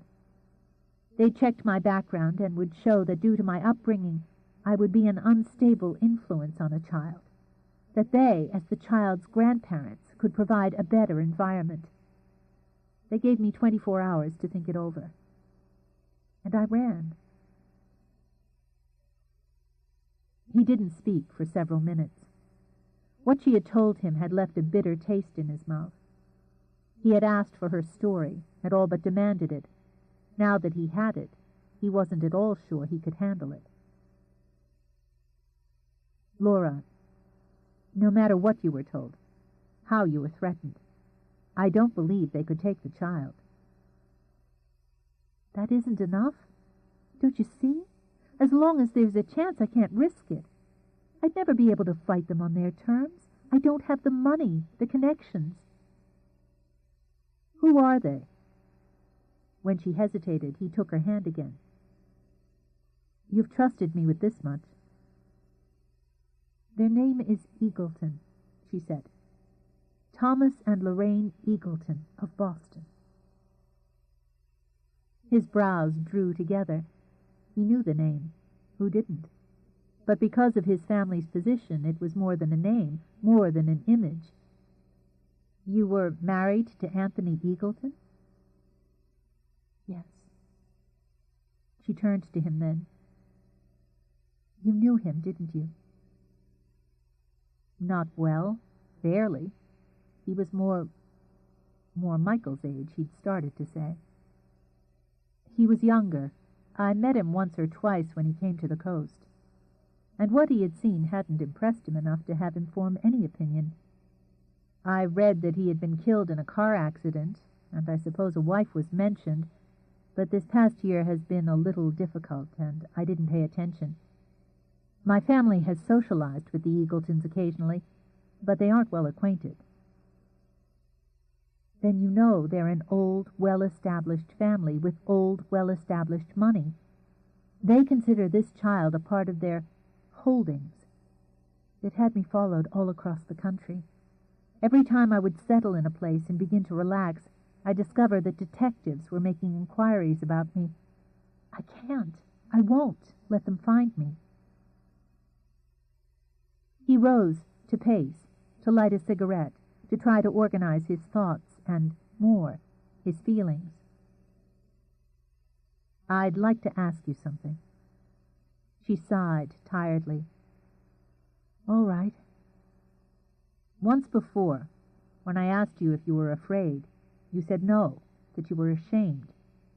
I want to know why. I didn't fight back, and I didn't try hard enough to fix what was wrong. I just let it happen to me. You have no idea how difficult it is to sit here and admit that I let myself be used, that I let myself be beaten, that I let myself be driven down so low that I accepted it all. Do you still feel that way? No. Her chin lifted. No one's ever going to take control of my life again. Good. He sat on the hearth. The smoke from his cigarette disappeared up the draft.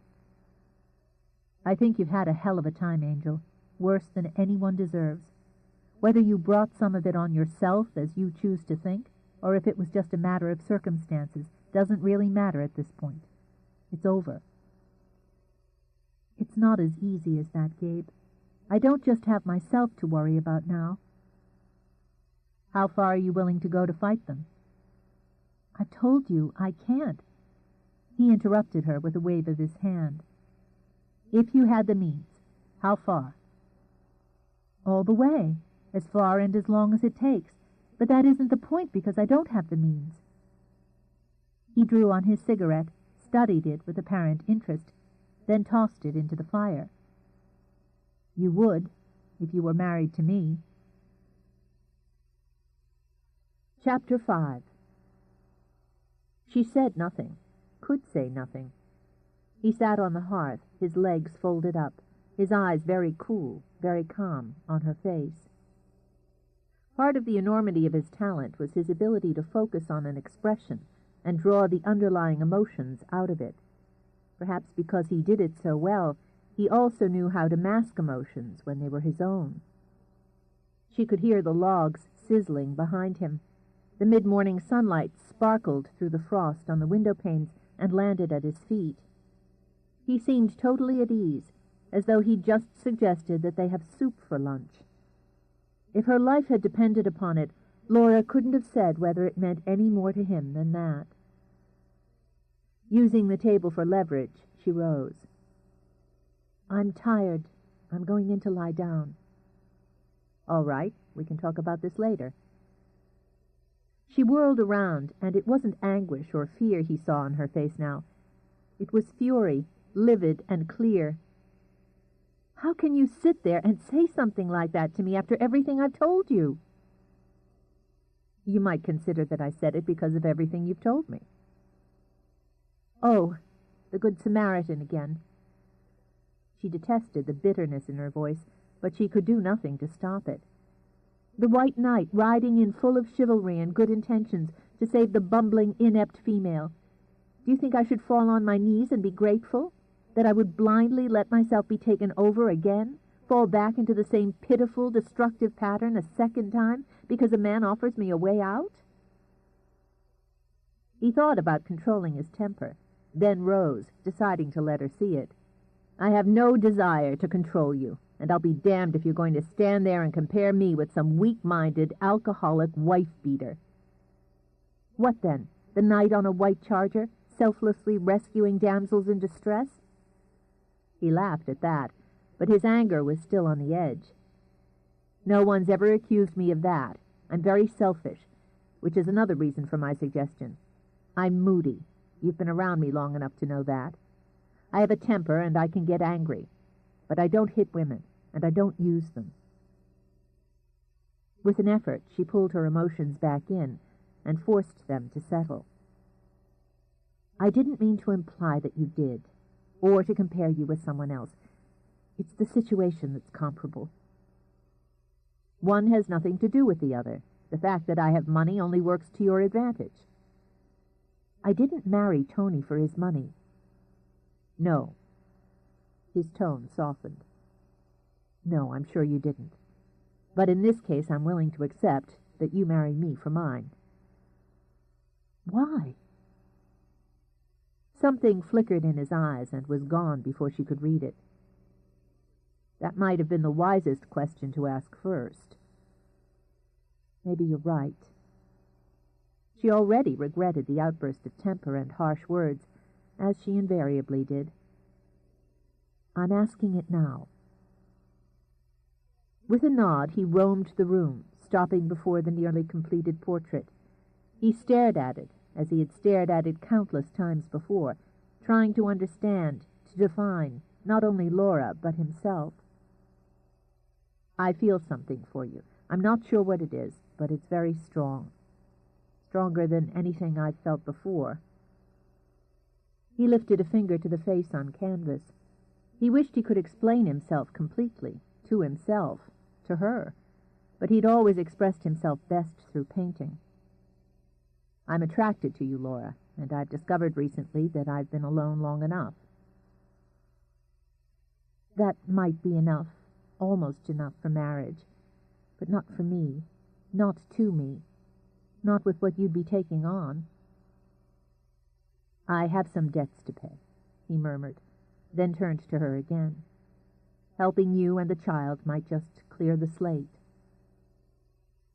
Whatever anger she'd felt evaporated. It only took the kindness and the grief in his eyes. "You've already helped us, more than I can ever repay." "I don't want payment." The impatience, the edge was back in his voice. "What I want is you. How many ways do you want me to say it?" "I don't think I want you to say it." The nerves began to eat at her again, and she twisted her fingers together. He meant it. She had no doubt that he meant what he said. The prospect of being wanted by him both thrilled and terrified her. "Don't you see, I've already made one terrible mistake." He crossed to her, gently drawing her hands apart and into his. "You're not indifferent to me?" "No, but—" "You're not afraid of me?" Some of the tension seeped out of her. "No." "Then let me help you." "I'm going to have another man's child." "No." He took her face in his hands because he wanted her eyes on his. "Marry me, and the child is ours. Privately, publicly, totally." The tears came back. "They'll come." "Let them. They won't touch you again, and they won't take the baby." Safety. Could what had always eluded her really be only a promise away? She opened her mouth, knowing that agreement was on her tongue. Then her heart turned over in her chest, and she lifted a hand to his cheek. "How could I do this to you?" For an answer, he put his lips to hers. The need was there. She couldn't deny it, couldn't pretend it away. She tasted it as his mouth drew from hers. She felt it when his hand skimmed through her hair to brace, both possessive and supportive, at the back of her neck. Instinctively, wanting to give, she lifted her other hand to his face. They rested there, comforting.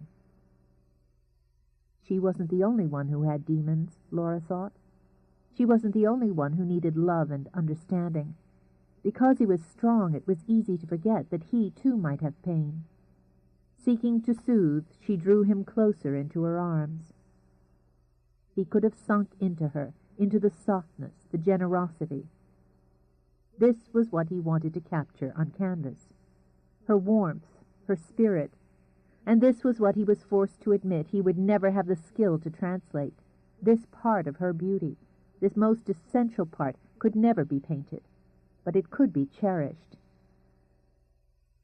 "You need me," he murmured as he drew her away, "and I need you." She nodded, then rested her head on his shoulder, because that seemed to say it all.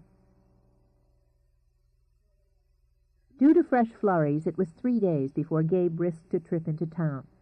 Laura watched him as he downed a final cup of coffee before pulling on his coat.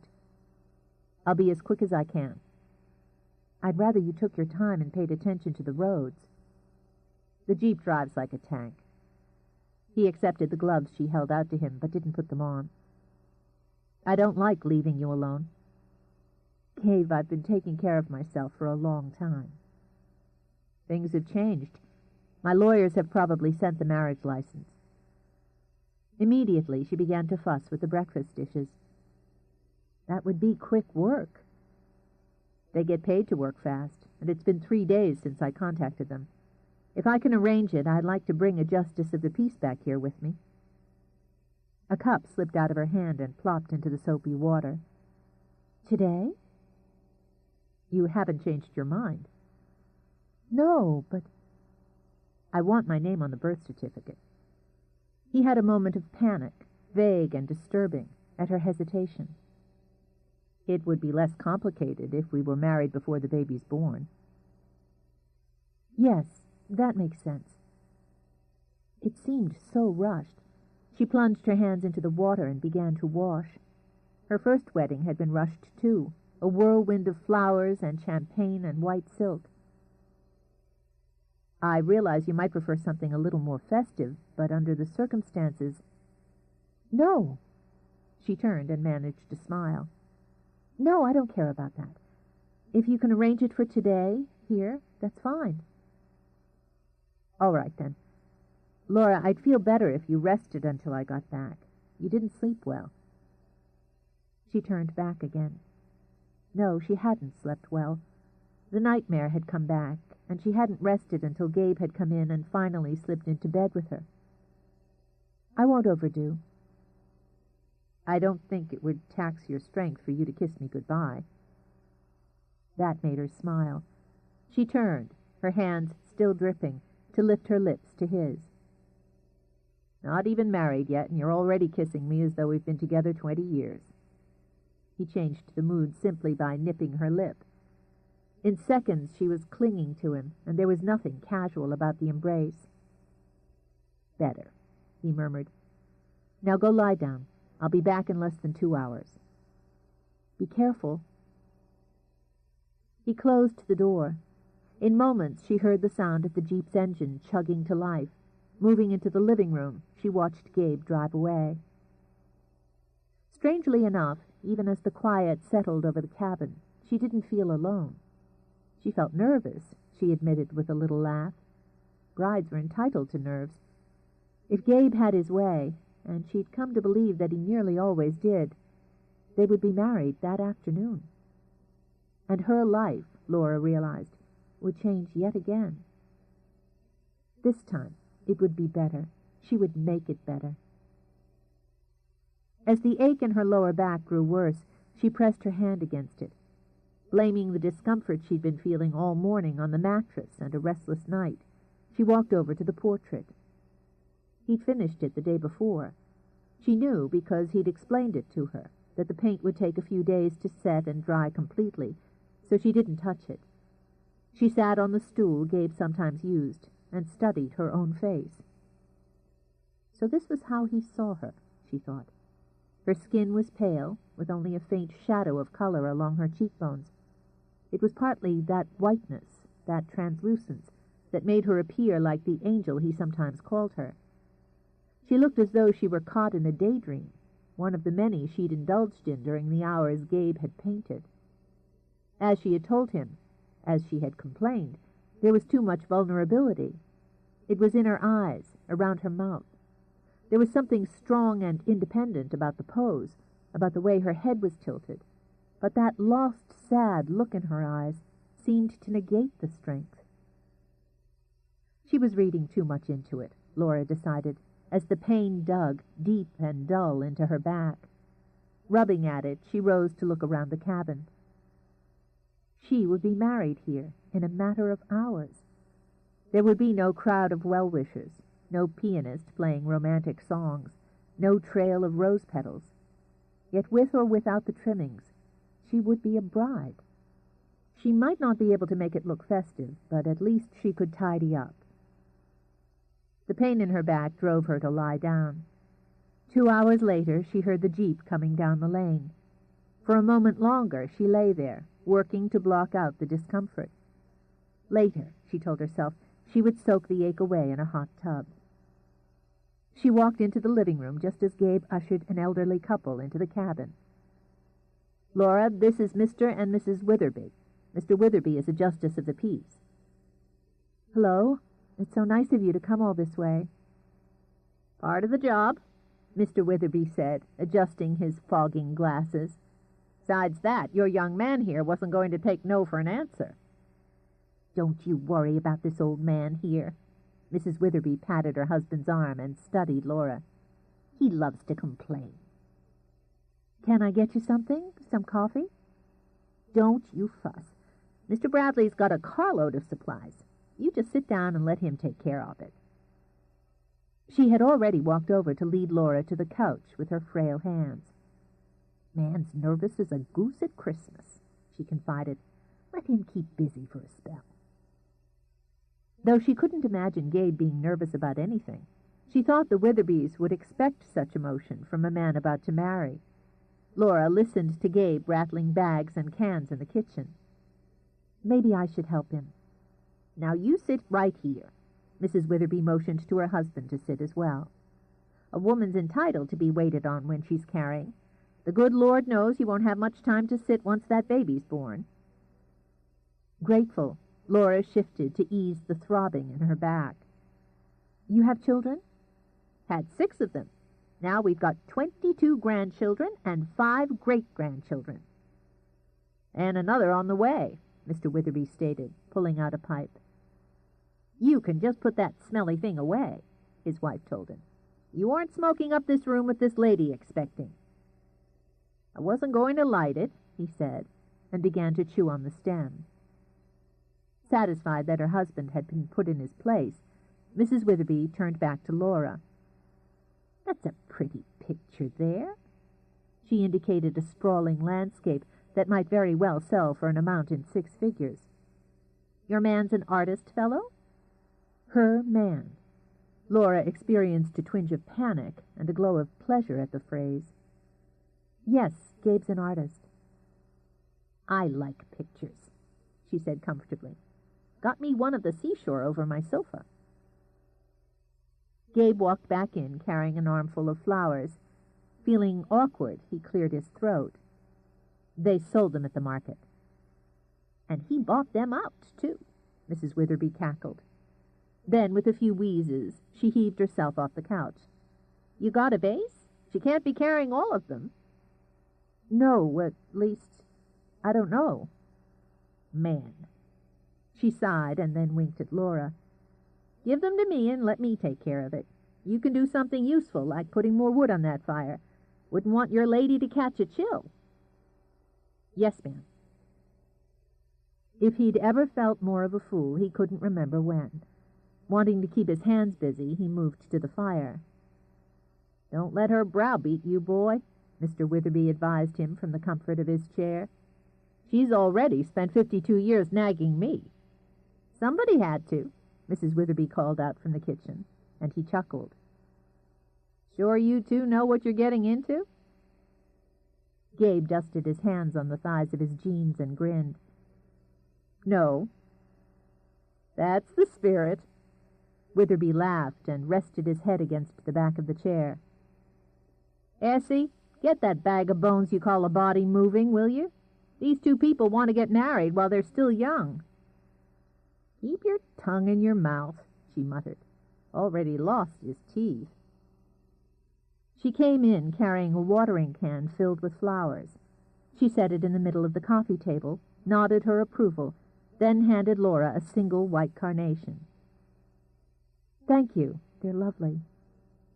She started to rise and nearly winced at the stab of pain in her back.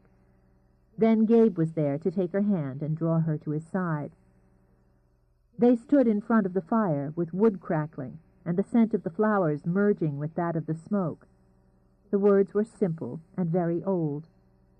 Despite the countless weddings she'd been to, Mrs. Witherby dabbed at her eyes. To love, to honor, to cherish, for richer, for poorer, forsaking all others. The ring he slipped onto her finger was very plain, just a gold band that was a size too large. Looking at it, Laura felt something grow inside her. It was warm and sweet and tremulous. Curling her hand into his, she repeated the words, and meant them from her heart. Let no man put asunder. You may kiss the bride, Witherby told him, but Gabe didn't hear. It was done. It was irrevocable, and until that moment he hadn't been completely aware of how much it would mean to him. With her hand still caught in his, he kissed her and sealed the promise. Congratulations! Mrs. Witherby brushed her dry lips over Gabe's cheek, then Laura's. Now you sit down, Mrs. Bradley, and I'm going to fix you a nice cup of tea before we drag your husband off again. Thank you, but we don't have any tea. I bought some, Gabe put in. That and everything else he could lay his hands on. Come on, Ethan, give me a hand. You ought to be able to fix a cup of tea by yourself. Mrs. Witherby rolled her eyes. You'd think the old goat would have a little more romance, seeing as he's married more than 500 couples in his time. In the kitchen, Ethan, and give these young people 5 minutes alone. He grumbled about wanting his supper, but he followed her. They're wonderful, Laura murmured. I don't think I'd have gotten him away from his TV if she hadn't shoved him out the door. Silence followed, awkward. It was nice of you to think of flowers, and the ring. He lifted her hand and studied it. They don't have a jewelry store in Lonesome Ridge. They sell these at the hardware in a little case next to 6-penny nails. It may just turn your finger green. She laughed and knew she'd treasure it even more now. You may not believe it, but you may have saved my life by buying that tea. I got some marshmallows, too. She hated it, despised herself for not being able to control it, but she started to cry. I'm sorry. I can't seem to do anything about this. Discomfort surged through him. He was feeling edgy himself, and tears did nothing to help matters. Look, I know it wasn't exactly the wedding of the century. We can have some sort of party or reception back in San Francisco. No, that's not it. Though she urged her hands over her face, the tears kept coming. It was lovely and sweet, and I don't know how to thank you. Not crying would be a good start. He had a bandana in his pocket, one that he used more often than not as a paint rag. He drew it out and offered it to her. Laura, we're legally married. That means you don't have to be grateful for every bunch of daisies I hand you. She sniffled into the cloth and tried to smile. I think it was the marshmallows that did it. Keep this up and you won't get any more. I want you to know.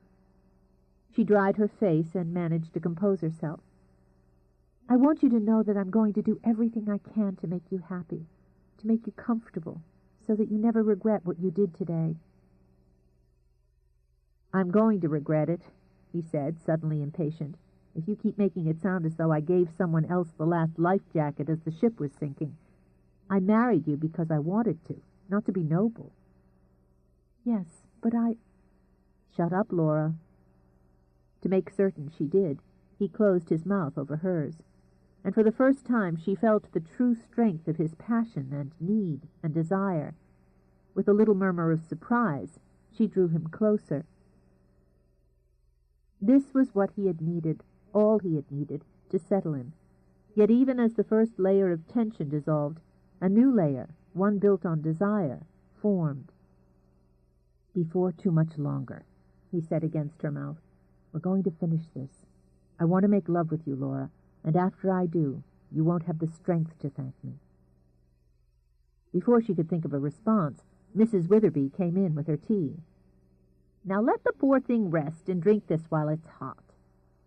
She set the cup on the table in front of Laura. "I hate to drag you out on your wedding day, Mr. Bradley, but the sooner you drive us back to town, the sooner you can get back and fix your wife that nice steak you bought for supper." She moved over to gather up her coat. On impulse, Laura drew one of the flowers from the watering can and took it to her. "I'm never going to forget you, Mrs. Witherby." "There now." Touched, she sniffed at the flower.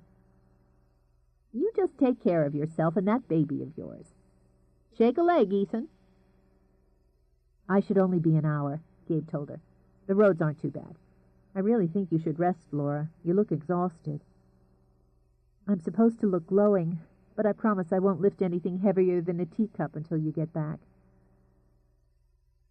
This time she watched the Jeep drive away, running her finger over and over her wedding ring. It took so little, she thought, to change so much. She bent, trying to ease the ache in her back. Then she crossed the room to finish her tea. Her back had never ached like this, not even after she'd worked a full day on her aunt's farm. The pain was constant and deep. She tried stretching out, then curling up, then stretching out again. Impatient with herself, she tried to ignore it, concentrating instead on roasting marshmallows and warming tea. She'd been alone less than 10 minutes when the first contraction hit. It wasn't the vague warning pain she'd read about. It was sharp and long. Caught off guard, she had no time to breathe her way over it. Instead, she tensed, fought against it, then collapsed against the cushions when it faded. It couldn't be labor. Her forehead broke out in sweat as she tried to dismiss the idea. It was too early, a month too early, and it had come on so suddenly. False labor, she assured herself, brought on by nerves and by the excitement of the day. But the back pain. Struggling to keep calm, she pushed herself into a sitting position. Was it possible she'd been having back labor all morning? No, it had to be false labor. It had to be. But when the second contraction hit, she began to time them. She was in bed when Gabe returned, but she couldn't call out to him because she was riding out the latest contraction. The fear that had gripped her in a stranglehold for the past hour faded a bit. He was here, and somehow that meant that everything would be all right. She heard him toss a log on the fire, took a last cleansing breath as the pain passed, and called out. The urgency in her voice had him across the room in 3 strides. At the bedroom door he paused, and his heart jumped into his throat. End of Side 2. Side 3. Gabriel's Angel by Nora Roberts, continuing on page 118. She was propped against the pillows, half lying, half sitting. Her face was bathed in sweat. Her eyes, always dark, were sheened with moisture and nearly black. "I have to go back on our deal," she managed, struggling with a smile, because she saw the same blank fear she felt reflected on his face. "The baby's decided to come a little early." He didn't ask if she was sure, or fumble with reasons why it wasn't a good idea. He wanted to, but he found himself beside the bed, with her hand gripped in his. "Take it easy. Just hold on, and I'll phone for a doctor." "Gabe, the phone's out." Nerves skipped in and out of her voice. "I tried it when I realized this was happening so fast." Okay. Fighting for calm, he brushed the damp hair away from her face. There was an accident on the way into town. Lines must have gone down. I'll get some extra blankets and I'll take you in. She pressed her lips together. Gabe, it's too late. I couldn't make the trip. She tried to swallow, but fear had dried up the moisture in her mouth and throat. I've been in labor for hours, all morning, and I didn't know it. It was back labor, and I didn't pay attention. With everything that was going on, I thought it was nerves and the restless night I'd had. Hours, he murmured, and eased himself down on the edge of the bed. His mind went blank, but then her fingers tightened on his. How far apart are the pains? 5 minutes. I've been... She let her head fall back and began to breathe in short, deep gasps. Gabe slipped his hand over her and felt the hardening of her abdomen. He'd glanced through the birth and baby books she'd brought with her. To pass the time, he told himself, but there had been something deep inside him that had been compelled to understand what she was going through. Perhaps it was instinct that had had him absorbing the advice, the details, the instructions. Now, seeing her in pain, everything he'd read seemed to slip away from him. When the contraction passed, her face was shiny with fresh sweat. "Getting closer," she whispered. "There's not much time." Though she bit down on her lips, a sob escaped her. "I can't lose the baby." "The baby's going to be fine, and so are you." He squeezed her hand once reassuringly. They would need towels, lots of them. String and scissors had to be sterilized. It was really very simple when you thought about it. He only hoped it was as simple when you put it into practice. "Just hang on. I've got to get some things." He saw the doubt flash in her eyes, and he leaned over her. "I'm not going to leave you. I'm going to take care of you, Laura. Trust me." She nodded, and with her head slumped back on the pillow, she closed her eyes. When he came back, her eyes were focused on the ceiling, and she was panting. After setting fresh towels on the foot of the bed, he spread another blanket over her. "Are you cold?" She shook her head. "The baby will need to be kept warm. He's not full term." "I've built up the fire, and there are plenty of blankets." Gently he wiped her face with a cool, damp cloth. "You've talked to doctors. You've read the books. You know what to expect." She looked up at him, trying to swallow past a dry throat. Yes, she knew what to expect, but reading about it, imagining it, was a far cry from the experience. "They lied." Her mouth moved into a weak smile when his brows drew together. "They try to tell you it doesn't hurt so much if you ride out the pain." He brought her hand to his lips and held it there. "Yell all you want. Scream the roof down. Nobody's going to hear." "I'm not screaming this baby into the world." Then she gasped, and her fingers dug into his. "I can't." "Yes, you can. Pant. Pant, Laura. Squeeze my hand. Harder. Concentrate on that." He kept his eyes locked on hers while she pushed air out. "You're doing fine. Better than fine." When her body went lax, he moved to the foot of the bed. "The pains are closer?" As he spoke, he knelt on the mattress and shifted the blanket. "Almost on top of each other." "That means it's almost over. Hold on to that." She tried to moisten her dry lips, but her tongue was thick. "If anything happens to me, promise you'll—" "Nothing's going to happen." He bit off the words. Their eyes met again, hers glazed with pain, his dark with purpose. "Damn it, I'm not going to lose either of you now. Understand? The three of us are going to pull this off. Now, you've got work to do, Angel." Each time the pains hit her, he shuddered with it. Time seemed to drag as she struggled through them, then race again as she rested. Gabe moved back and forth to arrange her pillows, to wipe her face, then knelt again to check the progress of birth. He could hear the fire roaring in the next room, but he still worried that the cabin would be too cold. Then he worried about the heat, because Laura's laboring body was like a furnace. He hadn't known birth could be so hard on a woman. He knew she was close to total exhaustion, but she managed to pull herself through time after time, recharging somehow during the all-too-brief moments between contractions. Pain seemed to tear through her, impossibly hard, impossibly ruthless. His own shirt was soaked with sweat, and he swore constantly, silently, as he urged her to breathe, to pant, to concentrate. All his ambitions, his joys, his griefs, whittled down to focus on that one room, that one moment, that one woman. It seemed to him that she should weaken, with her body being battered by the new life fighting to be born. But as the moments passed, she seemed to draw on new reserves of strength. There was something fierce and valiant about her face as she pushed herself forward and braced for whatever happened next. "Do you have a name picked out?" he asked, hoping to distract her. "I made lists. Sometimes at night I try to imagine what the baby would look like and try to... Oh, God!" "Hold on. Breathe, Angel. Breathe through it." "I can't. I have to push." "Not yet, not yet. Soon." From his position at the foot of the bed, he ran his hands over her. "Pant, Laura." Her concentration kept slipping in and out. If she stared into his eyes, if she pulled the strength from them, she would make it. "I can't hold off much longer." "You don't have to.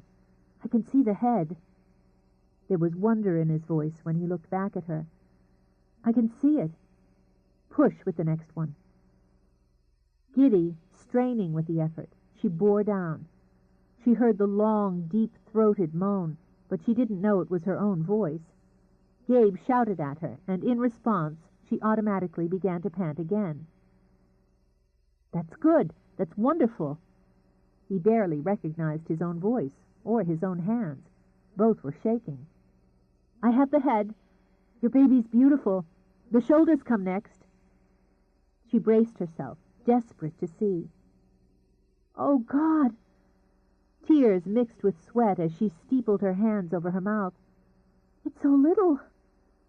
"And strong as an ox. You have to push the shoulders out."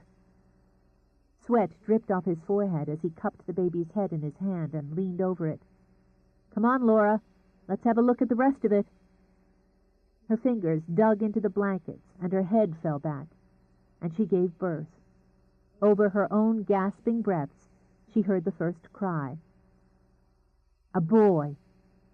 Gabe's eyes were wet as he held the squirming new life in his hands. "You have a son." As the tears rolled, she began to laugh. The pain and the terror were forgotten. "A boy, a little boy." With a loud mouth, 10 fingers, and 10 toes. He reached for her hand and gripped it hard. "He's perfect, Angel." Their fingers linked over the baby, and the cabin echoed with the high, indignant wails of the newborn. She couldn't rest. Laura knew Gabe wanted her to sleep, but she couldn't shut her eyes. The baby, nearly an hour old now, was wrapped in blankets and tucked in the curve of her arm. He was sleeping, she thought, but she couldn't stop herself from tracing a fingertip over his face. So tiny, 5 pounds 7 ounces on the vegetable scale that Gabe had unearthed and scrubbed down. 17.5 inches tall, and with only a bit of pale blonde peach fuzz covering his head. She couldn't stop looking at him. "He's not going to disappear, you know." Laura glanced up at the doorway and smiled. Fatigue had left her skin almost pale enough to see through. Triumph had given her eyes a rich glow. "I know." She held out a hand in invitation. "I'm glad you came in," she said as he sat on the bed. "I know you must be exhausted, but I'd like you to stay a minute." "You did all the work," he murmured, running a finger down the baby's cheek. "That's not true, and that's the first thing I want to say. We wouldn't have made it without you."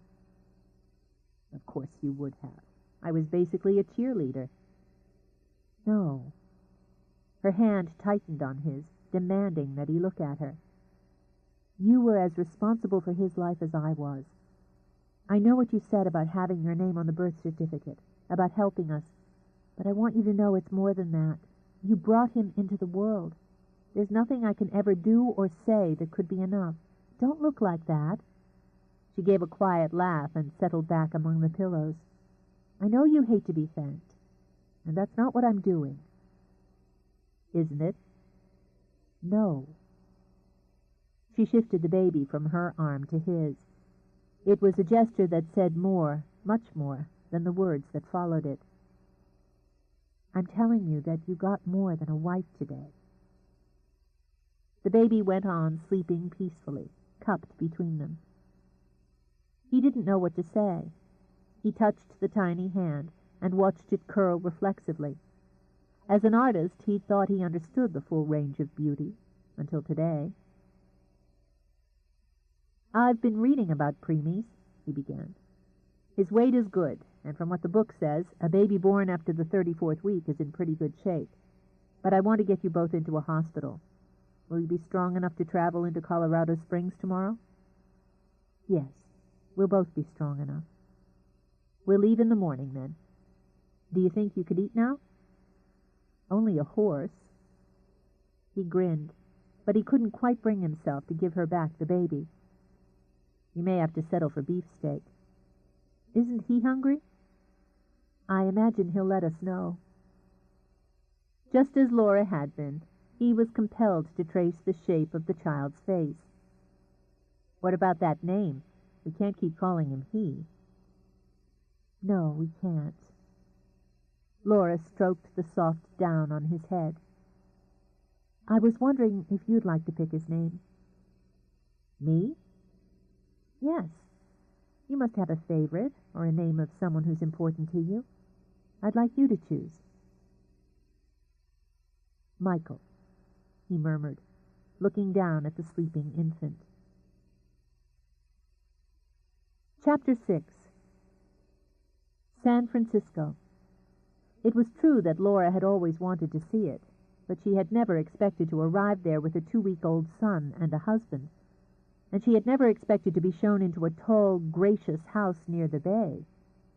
Gabe's house. Hers, too, she thought, as she rubbed her thumb nervously over her wedding ring. It was foolish to be jumpy because the house was beautiful and big. It was ridiculous to feel small and insecure because you could taste the wealth and the prominence just by breathing the air. But she did. She stepped into the tiled foyer and wished desperately for the comfort of the tiny cabin. It had begun to snow again the day they'd left Colorado, and though the mild spring breeze and the tiny buds here were wonderful, she found herself wishing for the cold and ferocity of the mountains. "It's lovely," she managed, glancing up at the gentle curve of the stairs. "It was my grandmother's." Gabe set down the luggage and took in the familiar surroundings. It was a house he'd always appreciated for its beauty and its balance. She held on to it after her marriage. "Shall I show you around, or would you rather rest?" She nearly winced. It was as though he were talking to a guest. "If I rested as much as you'd like, I'd sleep my way through the rest of the year." "Then why don't I show you the upstairs?" He knew he sounded polite, overly polite, but he'd been edgy ever since they'd stepped off the plane. The farther away from Colorado they'd gotten, the farther Laura had withdrawn from him. It was nothing he could put his finger on, but it was there. Hefting 2 cases, he started up the stairs. He was bringing his wife and his son home, and he didn't know quite what to say to either of them. "I've used this bedroom." He strode in and set the cases at the foot of a big oak bed. "If there's another you'd prefer, we can arrange it." She nodded, thinking that though they'd shared a motel room while the baby had been in the hospital, they had only shared a bed in the cabin, the night before Michael had been born. It would be different here. Everything would be different here. "It's a beautiful room." Her voice was a little stiff, but she smiled, trying to soften it. The room was lovely, with its high ceilings and the glossy antiques. There was a terrace, and through the glass doors she could see a garden below, with green leaves already formed.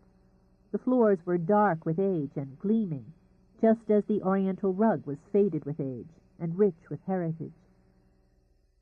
"The bath through here," Gabe told her as she ran a finger down the carving in an old shiffer robe. "My studio's at the end of the hall. The light's best there, but there's a room next to this that might do as a nursery." When they spoke of the baby, things always relaxed between them. "I'd love to see it. After all those days in the incubator, Michael deserves a room of his own." She followed Gabe out and into the next room. It was decorated in blues and grays with a stately four-poster and a many-cushioned window seat. As with the other rooms she'd seen, paintings hung on the wall, some of them Gabe's, others by artists he respected. "It's beautiful, but what would you do with all these things?" "They can be stored." He dismissed the furnishings with a shrug. "Michael can stay in our room until his is finished." "You don't mind? He's bound to wake during the night for weeks yet." "I could stick the pair of you in a hotel until it's convenient." She started to speak, but then she recognized the look in his eyes. "Sorry, I can't get used to it." "Get used to it." He moved over to cup her face in his hand. Whenever he did that, she was almost ready to believe that dreams came true. "I may not have the equipment to feed him, but I figure I can learn to change a diaper." He stroked a thumb under her jawline. "I've been told I'm clever with my hands." The heat rushed into her face. She was torn between stepping into his arms and backing away. The baby woke and decided her. "Speaking of feeding, why don't you use the bedroom where you can be comfortable? I have some calls to make." She knew what was coming. "Your family?" "They're going to want to meet you. Are you up to it this evening?" She wanted to snap that she wasn't an invalid, but she knew he wasn't speaking of her physical health. "Yes, of course." "Fine. I'll make arrangements about the nursery. Did you have any colors in mind?" "Well, She expected to paint the room herself. She'd wanted to. Things were different now, she reminded herself. The cabin had easily become theirs, but the house was his. "I'd like yellow," she told him, "with white trim." She sat in a chair by the window while Michael suckled hungrily. It was so good to have him with her all the time instead of having to go to the hospital to feed him, touch him, watch him. It had been so hard to leave him there and go back to a hotel room and wait until she could go back and see him again. Smiling, she looked down at him. His eyes were closed, and his hand was pressed against her breast. He was already gaining weight. Healthy, the doctor in Colorado Springs had said, sound as $1, and the tag on his little wristband had read, Michael Monroe Bradley. Who was Michael, she wondered. Gabe's Michael. She hadn't asked, but knew that the name, the person, was important. "You're Michael now," she murmured, as the baby began to doze at her breast. Later she laid him on the bed, surrounding him with pillows, though she knew he couldn't roll yet. Going to her suitcase, she took out her hairbrush. It was silly, of course, to feel compelled to leave some mark of herself on the room, but she set the brush on Gabe's bureau before she left. She found him downstairs, in a dark-paneled library with soft gray carpet. Because he was on the phone, she started to back out, but he waved her in and continued to talk. "The paintings should be here by the end of the week." "Yes, I'm back in harness again." "I haven't decided." "You take a look first." "No, I'm going to be tied up here for a few days. Thanks anyway. I'll let you know." He hung up, then glanced at Laura. "Michael?" "He's asleep. I know there hasn't been time, but he's going to need his own bed. I thought I could run out and buy something if you could watch him for a little while." "Don't worry about it. My parents are coming over soon." "Oh." He sat on the edge of the desk and frowned at her. "They're not monsters, Laura." "Of course not. It's just that it seems we're so out in the open," she blurted out. The more people who know about Michael, the more dangerous it is. You can't keep him in a glass bubble. I thought you trusted me. I did. I do, she amended quickly, but not quickly enough. Did, Gabe repeated. It wasn't anger he felt so much as pressing regret. You made a decision, Laura. On the day he was born, you gave him to me. Are you taking him back? No, but things are different here. The cabin was an excellent place to hide for both of us. Now it's time to deal with what happens next. What does happen? He picked up a paperweight, an amber ball with darker gold streaks in the center. He set it down again, then crossed to her. She'd shed weight quickly. Her stomach was close to flat. Her breasts were high and full. Her hips were impossibly narrow. He wondered how it would feel to hold her now that the waiting was over. We might start with this. He kissed her, gently at first, until he felt her first nerves fade into warmth. That was what he'd been desperate for, that promise, that comfort. When he gathered her close, she fitted against him as he'd once imagined she would. Her hair, bound up, was easily set free with a sweep of his hand. She made a small sound, a murmur of surprise or acceptance, and then her arms went around him, and the kiss was no longer gentle. Passion, barely restrained, and hunger far from sated, rippled from him into her. An ache, long buried, grew in her until she was straining against him, whispering his name. Then his lips were roaming over her face, raking over her throat, searing her skin, then cooling it, then searing it again, while his hands stroked and explored with a new freedom. Too soon. Some sane part of him knew it was too soon for anything more than a touch, a taste. But the more he indulged in her, the more his impatience grew. Taking her by the shoulders, he drew her away and fought to catch his breath. You may not trust me as you once did, Angel, but trust this. I want you. Giving in to the need, she held on to him, pressing her face into his shoulder. Gabe, is it so wrong of me to wish it was just the three of us? Not wrong. He stared over the top of her head as he stroked her hair. Just not possible, and less than fair to Michael. You're right. Drawing a breath, she stepped back. I want to go check on him. Shaken by the emotions he pulled out of her, she started back up the stairs. Halfway up, she stopped, stunned. She was in love with him. It wasn't the love she'd come to accept, the kind that came from gratitude and dependence. It wasn't even the strong, beautiful bond that had been forged when they'd brought Michael into the world. It was more basic than that, the most elemental love of woman for man, and it was terrifying. She had loved once before, briefly, painfully. That love had kept her chained down. All her life she'd been a victim, and her marriage had both accented that and ultimately freed her. She'd learned through necessity how to be strong, how to take the right steps. She couldn't be that woman again, she thought as her fingers gripped the banister. She wouldn't. That was what had bothered her most about the house, about the things in it. She had stepped into a house like this before, a house in which she had been out of place and continually helpless.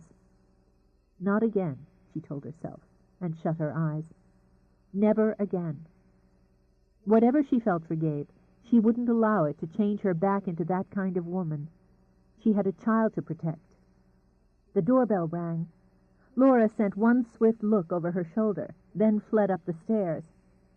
When Gabe opened the door, he was immediately enveloped in soft fur and strong perfume. It was his mother, a woman of unwavering beauty and unwavering opinions. She didn't believe in brushing cheeks. She believed in squeezing, hard and long. I've missed you.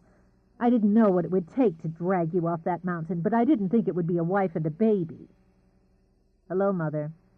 He smiled at her, giving her a quick, sweeping look that took in her stubbornly blonde hair and her smooth cheeks. She had Michael's eyes. They were a darker green than his own, with touches of gray. Seeing them brought a pang and a pleasure. "You look wonderful." "So do you, except for the fact that you've lost about 10 pounds and can't afford to. Well, where are they?" With that, Amanda Bradley marched inside. "Give the boy a chance, Mandy." Gabe exchanged bear hugs with his father, a tall, spare man with a hangdog expression and a razor-sharp mind. "Glad you're back. Now she'll take to rattling your cage instead of mine." "I can handle you both." She was already slipping off her gloves with short, quick little motions. "We brought a bottle of champagne over. I thought since we missed the wedding, the birth, and everything else, we should at least toast the homecoming. For heaven's sake, Gabe, don't just stand there. I'm dying to see them." Laura went up to check the baby.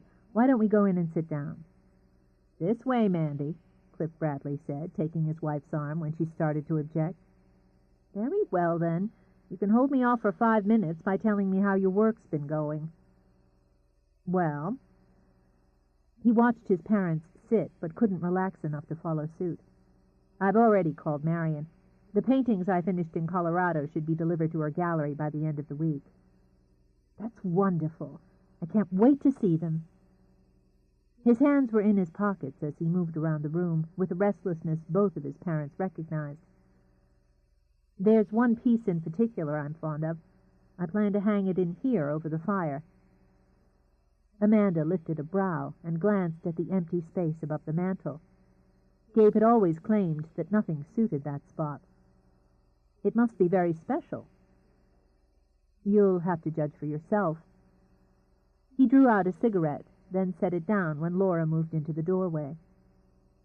She said nothing for a moment, just studied the couple on the couch. His parents. His mother was lovely, her smooth skin almost unlined, her hair swept back to accent her aristocratic features and fine bones.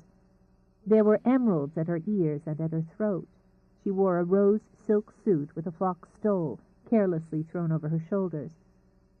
His father was tall and lean, like Gabe.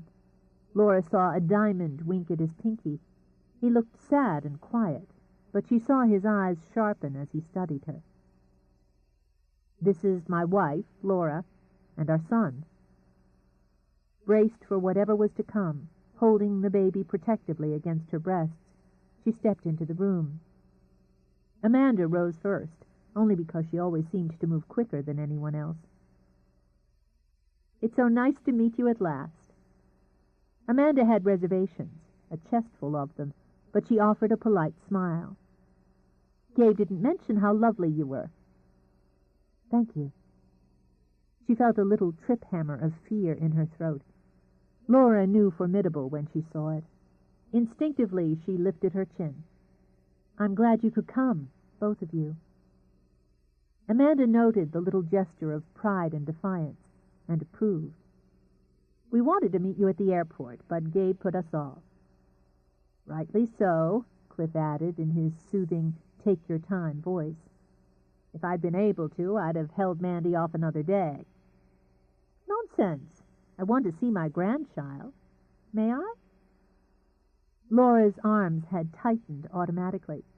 Then she looked at Gabe and relaxed her hold. "Of course."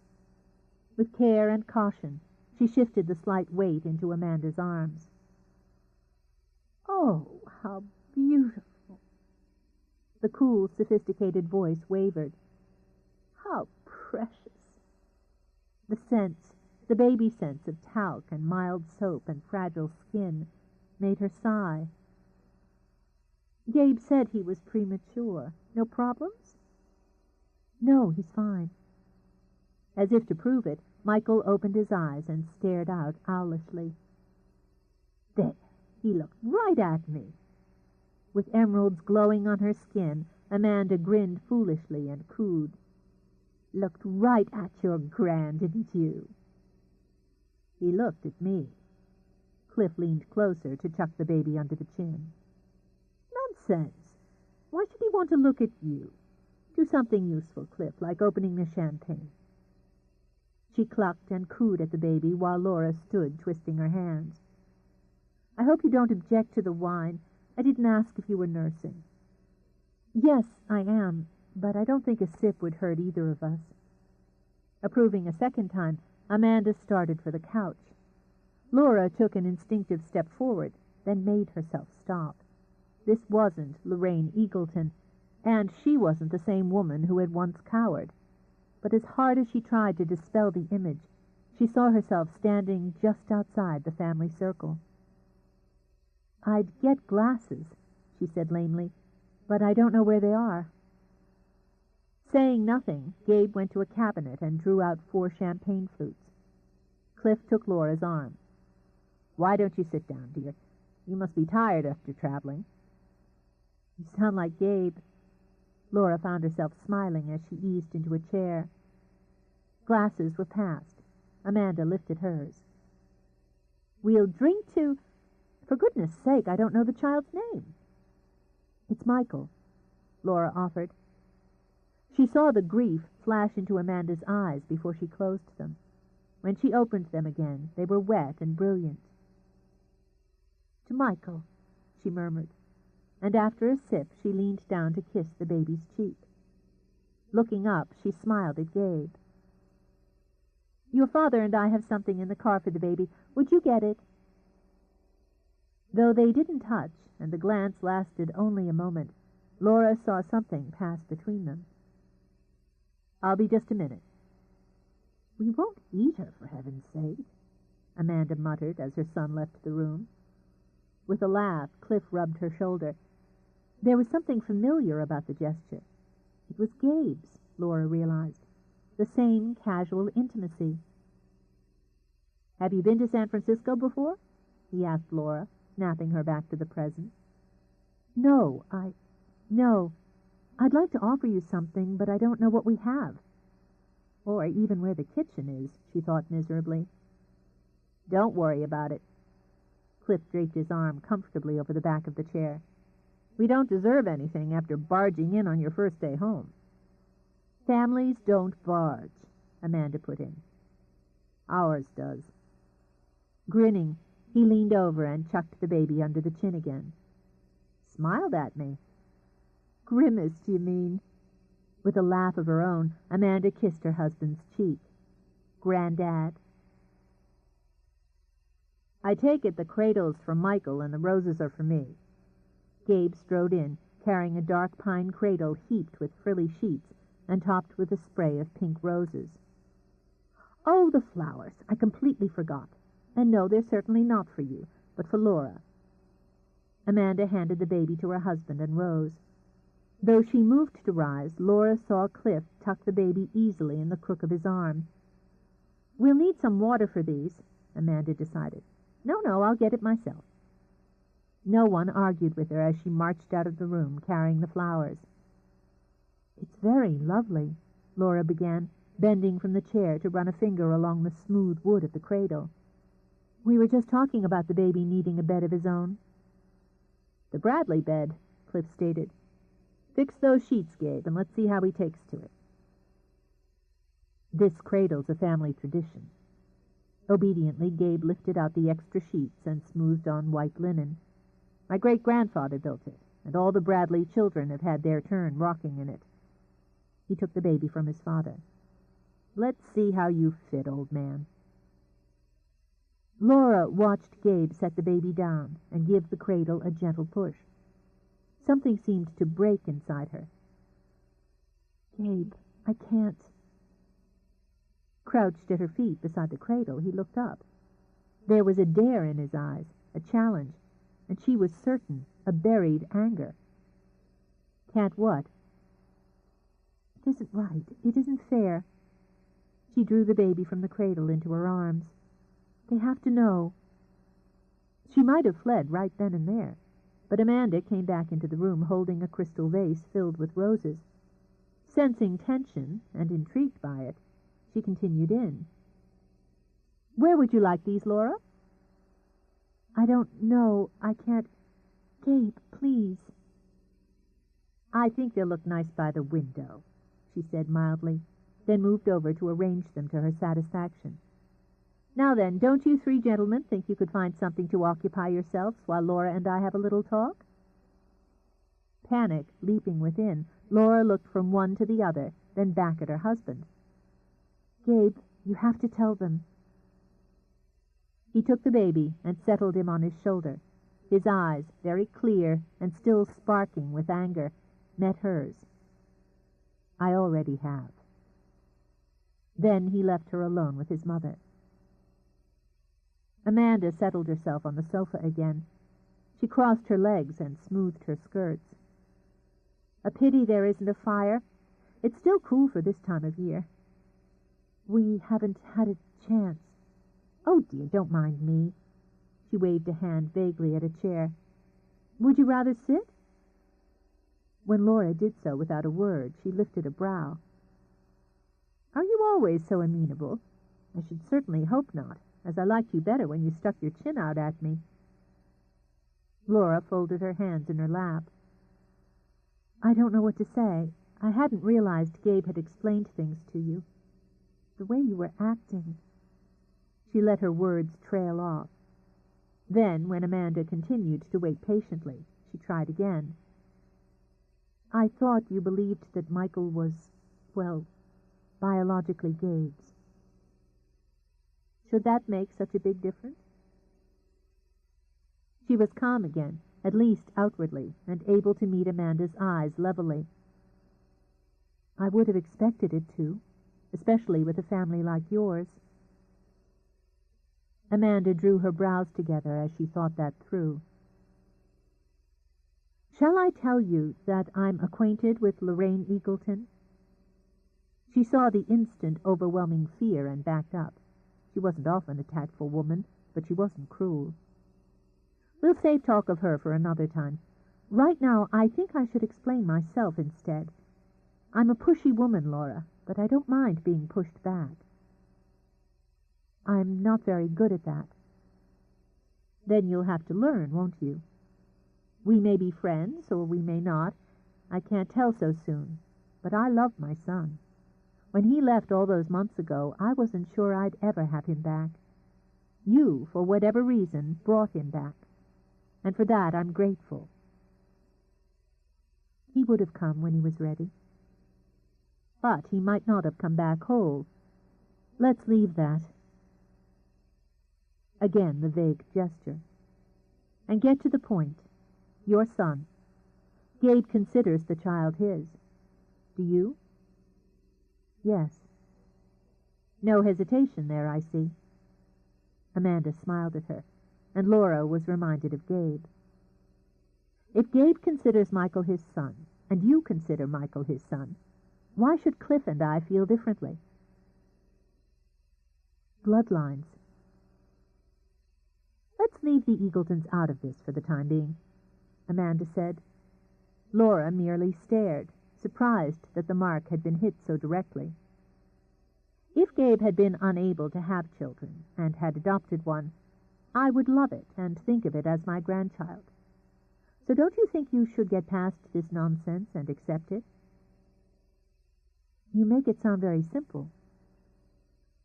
"It sounds to me as though your life's been complicated enough." Amanda picked up the glass of champagne she discarded before. "Do you have any objections to our being Michael's grandparents?" "I don't know." "An honest woman." Amanda sipped. "Do you have any objections to me being Gabe's wife?" With the slightest of smiles, Amanda raised her glass to Laura. "I don't know. So I suppose we'll both have to wait and see. In the meantime, I'd hate to think that I'd be discouraged from seeing Gabe or Michael because we haven't made up our minds about each other." "No, of course not. I wouldn't do that.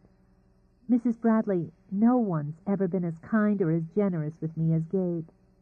I swear to you I won't do anything to hurt him." "Do you love him?" Uneasy, Laura cast a look toward the doorway. "We haven't... Gabe and I haven't talked about that. I needed help, and I think he needed to give it." Pursing her lips, Amanda studied her glass. I don't believe that's what I asked you. The chin came up again. That's something I should discuss with Gabe before anyone else. You're tougher than you look. Thank God for that. Finishing off the sparkling beverage, she set down the empty glass.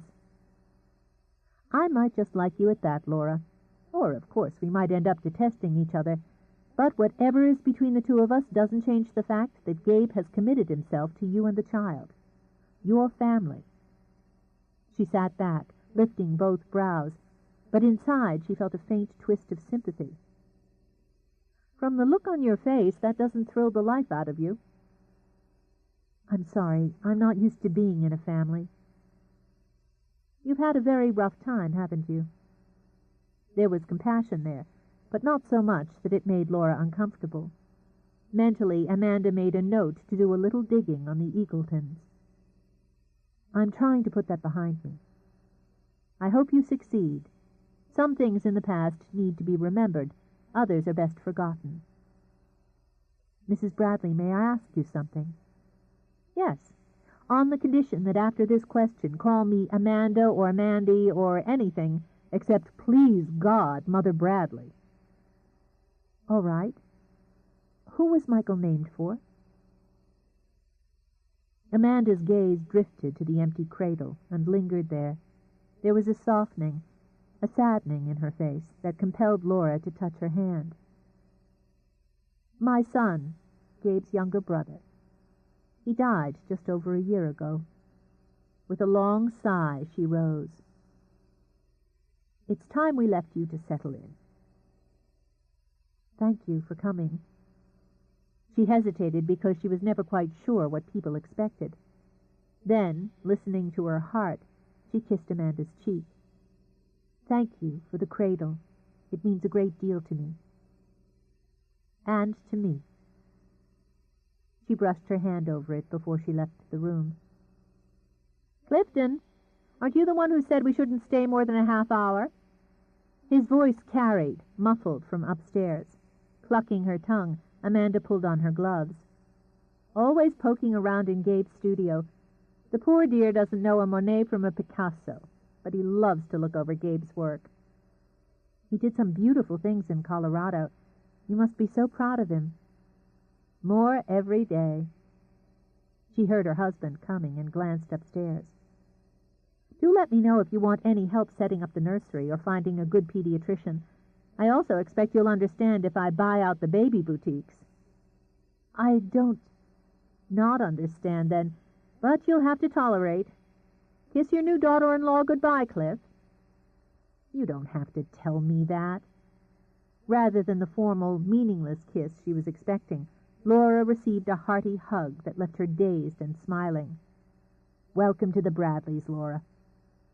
Thank you. She had an urge to hug him back, to just throw her arms around his neck and breathe in that nice, spicy aftershave she'd caught on his throat. Feeling foolish, she folded her hands instead. I hope you'll come back, maybe next week for dinner, when I've had a chance to find things. Cooks, too? He pinched Laura's cheek. Nice work, Gabe. When they were gone, she stood in the foyer, rubbing a finger over her cheek. They're very nice. Yes, I've always thought so. The sting was still in his voice, so she steadied herself and looked at him. I owe you an apology. Forget it. He started to stride back into the library, then stopped and turned around. He'd be damned if he'd forget it. Did you think I would lie to them about Michael? That I would have to? She accepted his anger without flinching. Yes. He opened his mouth, rage boiling on his tongue. Her answer had him shutting it again. Well, you shoot straight from the hip. I did think so, and I'm glad I was wrong. Your mother was very kind to me, and your father... What about my father? He hugged me, she wanted to say, but she didn't believe he could possibly understand how much that had affected her. He's so much like you. I'll try not to disappoint them, or you. You'd do better not to disappoint yourself." Gabe dragged a hand through his hair. It fell in a tumble of dark blonde disorder, the way she liked it best. "Damn it, Laura, you're not on trial here. You're my wife. This is your home. And for better or worse, the Bradleys are your family." She set her teeth. "You'll have to give me time to get used to it," she said evenly. "The only families I've ever known barely tolerated me. I'm through with that." She swung away to start up the stairs, then called over her shoulder, "And I'm painting Michael's nursery myself." Not certain whether to laugh or swear, Gabe stood at the foot of the stairs and stared after her. Chapter 7. Laura brushed the glossy white enamel paint over the baseboard. In her other hand she held a stiff piece of cardboard as a guard against smearing any of the white over the yellow walls she'd already finished. On the floor, in the far corner, was a portable radio that was tuned to a station that played bouncy rock. She'd kept the volume low so that she could hear Michael when he woke. It was the same radio Gabe had kept on the kitchen counter in the cabin. She wasn't sure which pleased her more, the way the nursery was progressing or the ease with which she could bend and crouch. She'd even been able to use part of her hospital fund to buy a couple of pairs of slacks in her old size. They might still be a tad snug in the waist, but she was optimistic. She wished the rest of her life would fall into order as easily. He was still angry with her. With a shrug, Laura dipped her brush into the paint can again. Gabe had a temper. He had moods. He had certainly never attempted to deny or hide that. And the truth was she'd been wrong not to trust him to do the right thing. So she'd apologized. She couldn't let his continuing coolness bother her. But of course it did. They were strangers here, in a way that they had never been strangers in the little cabin in Colorado. It wasn't the house, though a part of her still blamed the size and the glamour of it. Before, the simple mechanics of space had required them to share, to grow close, to depend on each other. Being depended on had become important to Laura, even if it had only been to provide a cup of coffee at the right time. Now, beyond her responsibilities to Michael, there was little for her to do. She and Gabe could spend hours under the same roof and hardly know each other existed. But it wasn't walls and floors and windows that made the difference. It was quite simply the difference between them. She was still Laura Malone from the wrong side of the tracks, the same person who had been moved and shuffled from house to house without ever being given the chance to really live there, the same person who had been handed from family to family without ever being given the chance to really belong. And he was, her laugh was a bit wistful, he was Gabriel Bradley, a man who had known his place from the moment he'd been born, a man who would never wonder if he'd have the same place tomorrow. That was what she wanted from Michael, only that. The money, the name, the big, sprawling house with the stained-glass windows and the graceful terraces didn't matter. Belonging did. Because she wanted it, was determined to have it for her son, she was willing to wait to belong herself, to Gabe. The only time they were able to pull together was when Michael was involved. Her lips curved then. He loved the baby. There could be no doubt about that. It wasn't pity or obligation that had him crouching beside the cradle or walking the floor at 3 a.m. He was a man capable of great love, and he had given it unhesitatingly to Michael. Gabe was attentive, interested, gentle, and involved, when it came to Michael. It was only with her, when they had to deal with each other one-on-one, that things became strained. They didn't touch. Though they lived in the same house, slept in the same bed, they didn't touch, except in the most casual and impersonal of ways. As a family, they had gone out to choose all the things Michael would need, the crib and other nursery furniture, blankets, a wind-up swing that played a lullaby, soft stuffed animals that Michael would undoubtedly ignore for months. It had been easy, even delightful, to discuss high chairs and playpens and decide together what would suit. Laura had never expected to be able to give her son so much, or to be able to share in that giving. But when they'd come home, the strain had returned. She was being a fool, Laura told herself. She'd been given a home, protection, and care, and most of all, a kind and loving father for her son. Wishing for more was what had always led her to disappointment before. But she wished he would smile at her again. At her, not at Michael's mother, not at the subject of his painting. Perhaps it was best that they remained as they were, polite friends with a common interest. She wasn't entirely sure how she would manage when the time came for him to turn to her as a woman. The time would come, his desire was there, and he was too physical a man to share the bed with her without fully sharing it much longer. Her experience with love-making had taught her that man demanded and woman submitted. He wouldn't have to love her, or even hold her in affection, to need her. God, no one knew better how little affection, how little caring there could be in a marriage bed. A man like Gabe would have many demands, and loving him as she did, she would give, and the cycle she'd finally managed to break would begin again. Gabe watched her from the doorway. Something was wrong, very wrong. He could see the turmoil on her face, could see it in the set of her shoulders. It seemed that the longer they were here, the less she relaxed. She pretended well, but it was only pretense.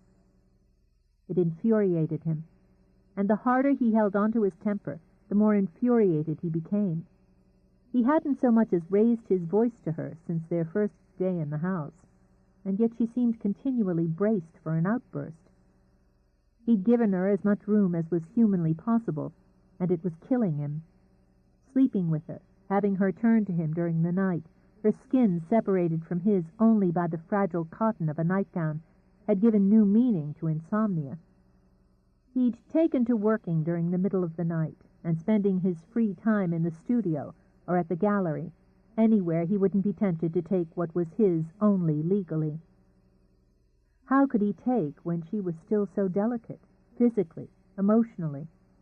However selfish he'd always been, or considered himself, he couldn't justify gratifying himself at her expense, or frightening her by letting her see just how desperately, how violently he wanted her. Yet there was passion in her, the dark, explosive kind. He'd seen that, and other things, in her eyes. She needed him as much as he needed her. He wasn't sure either of them understood where their need might take them. He could be patient. He was aware that her body needed time to heal, and he could give her that. But he wasn't sure he could give her the time it might take for her mind to heal. He wanted to cross to her, to sit down beside her and stroke his hand over her hair.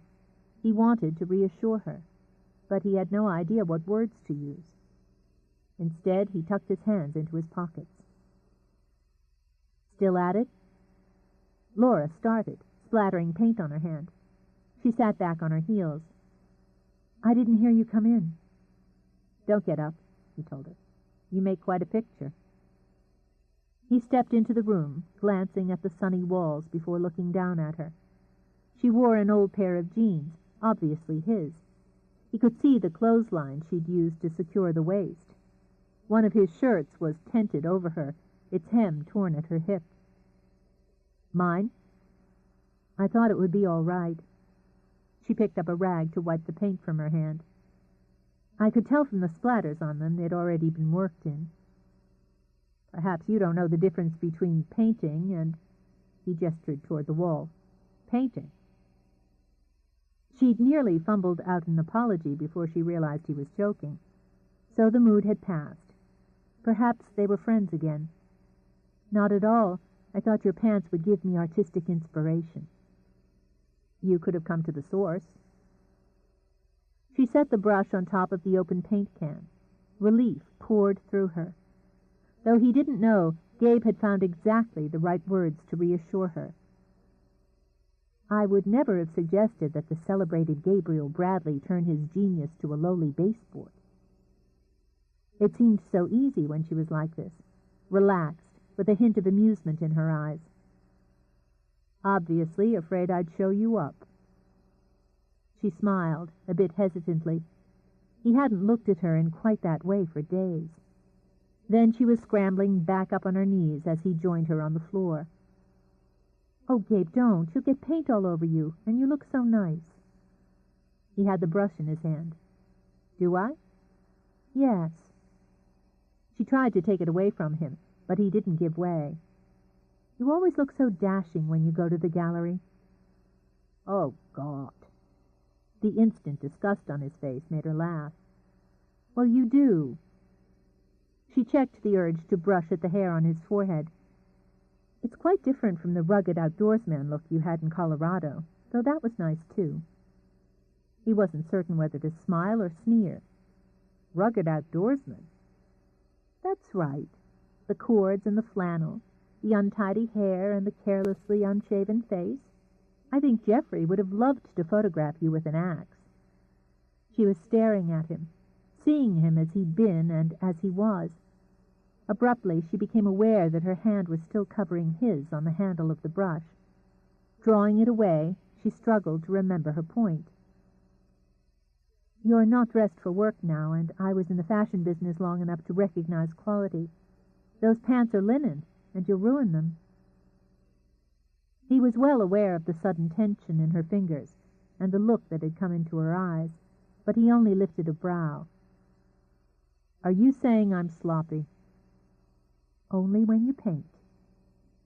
"Pot calling the kettle," he murmured, ignoring the way she jumped when he ran a finger down her cheek. He held it up to prove his point. Laura wrinkled her nose at the smear of white paint on his fingertip, and tried to ignore the heat on her skin where his finger had brushed. "I'm not an artist." With a rag in one hand, she took his wrist in the other to clean the paint from his fingertip. Such beautiful hands, she thought. She could imagine how it would feel to have them move over her, slowly, gently, to have them stroke and caress the way a man's might if he cared deeply about the woman beneath the skin he was touching. Her imagination had her moistening her lips as she lifted her gaze to his. They knelt knee to knee on the drop-cloth, with his hand caught in hers. It amazed her when she felt his pulse begin to thud. In his eyes she saw what he hadn't allowed her to see for days, desire, pure and simple. Unnerved by it, drawn to it, she leaned toward him. The rag slipped out of her hand. And the baby cried out. They both jerked, like children caught raiding the cookie jar. "He'll be hungry and wet, too, I imagine," she said as she started to rise. Gabe shifted his hand until it captured hers. "I'd like you to come back here after you've tended to him." Longing and anxiety tangled, confusing her. "All right. Don't worry about the mess. I'll finish up later." She was more than an hour with Michael, and she was a bit disappointed that Gabe didn't come in, as he often did, to hold the baby or play with him before he slept again. Those were the best times, those simple family times. Tucking the blankets around her son, she reminded herself that she couldn't expect Gabe to devote every free minute to her and the child. Satisfied that the baby was dry and content, she left him to go into the adjoining bath and freshen up. After she'd washed the paint from her face, she studied herself in the mirrored wall across from the step-down tub. She didn't look seductive in baggy, masculine clothes, with her hair tugged back in a ponytail.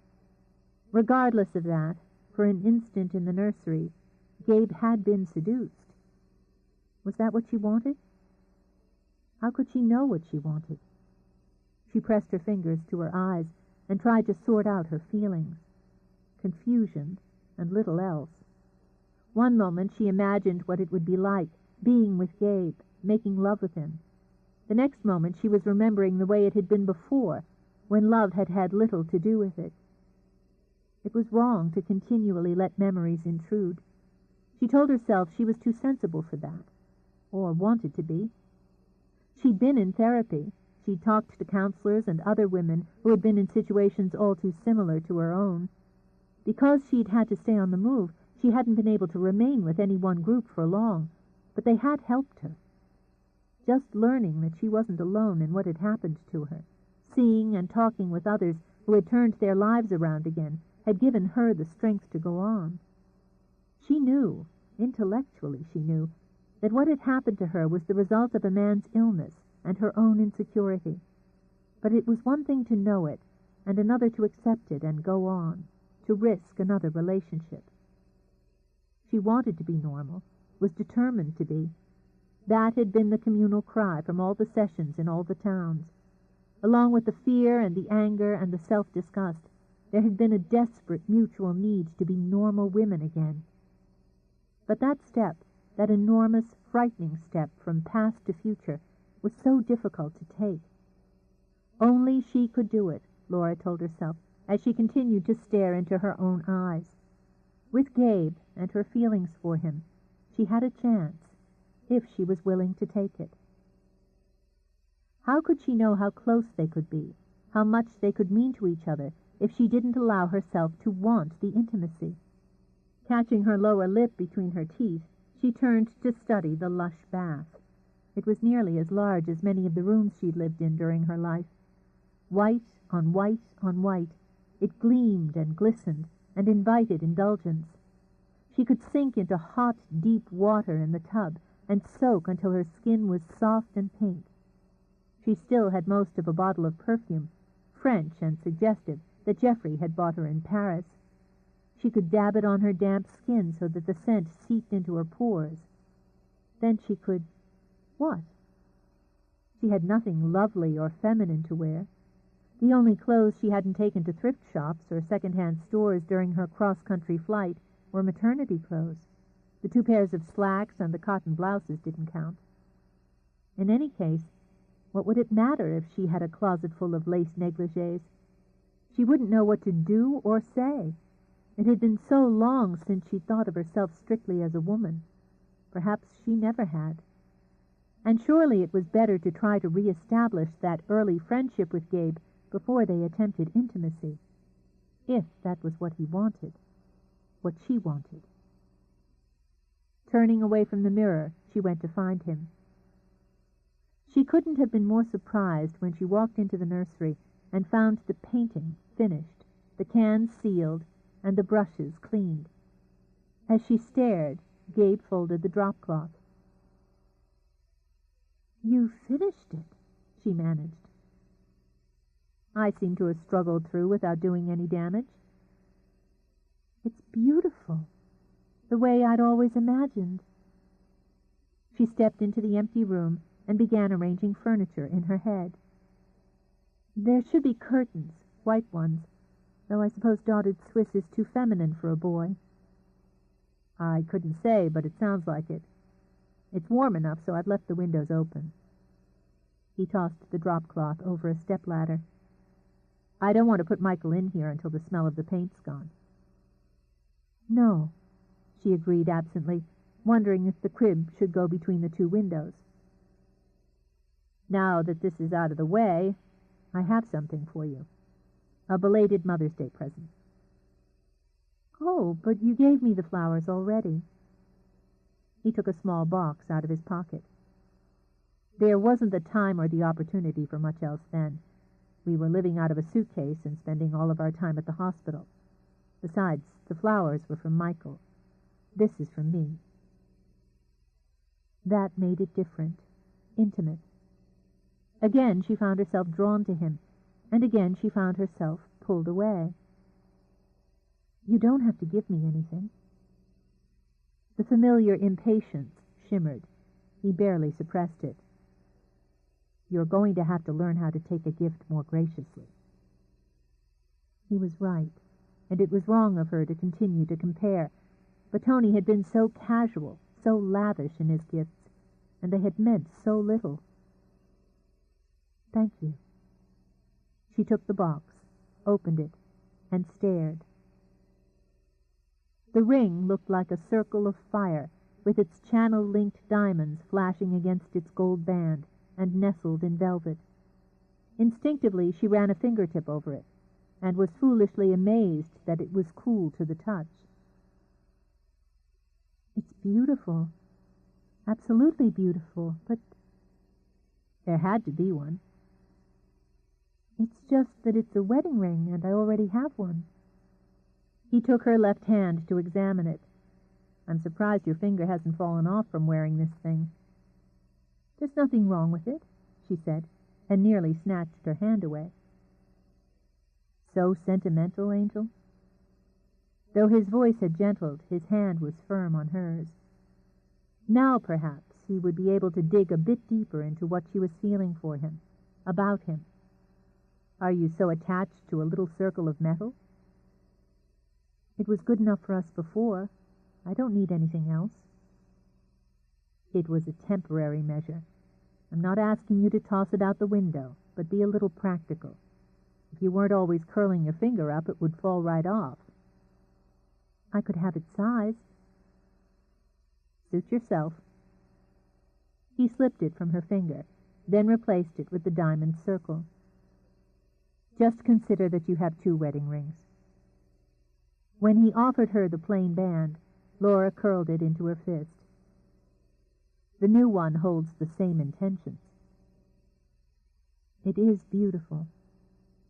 Still, she pushed the old ring onto the index finger of her right hand, where it fit more snugly. Thank you, Gabe. We did better than that before. She didn't have to be reminded, yet the memories flooded back when he slipped his arms around her. Emotions poured through with those memories the moment his mouth was on hers. His lips were firm and warm, and just hinted at his impatience as they slanted across hers. Though his arms remained gentle around her, his touch light and testing, she sensed a volcano in him, simmering and smoking.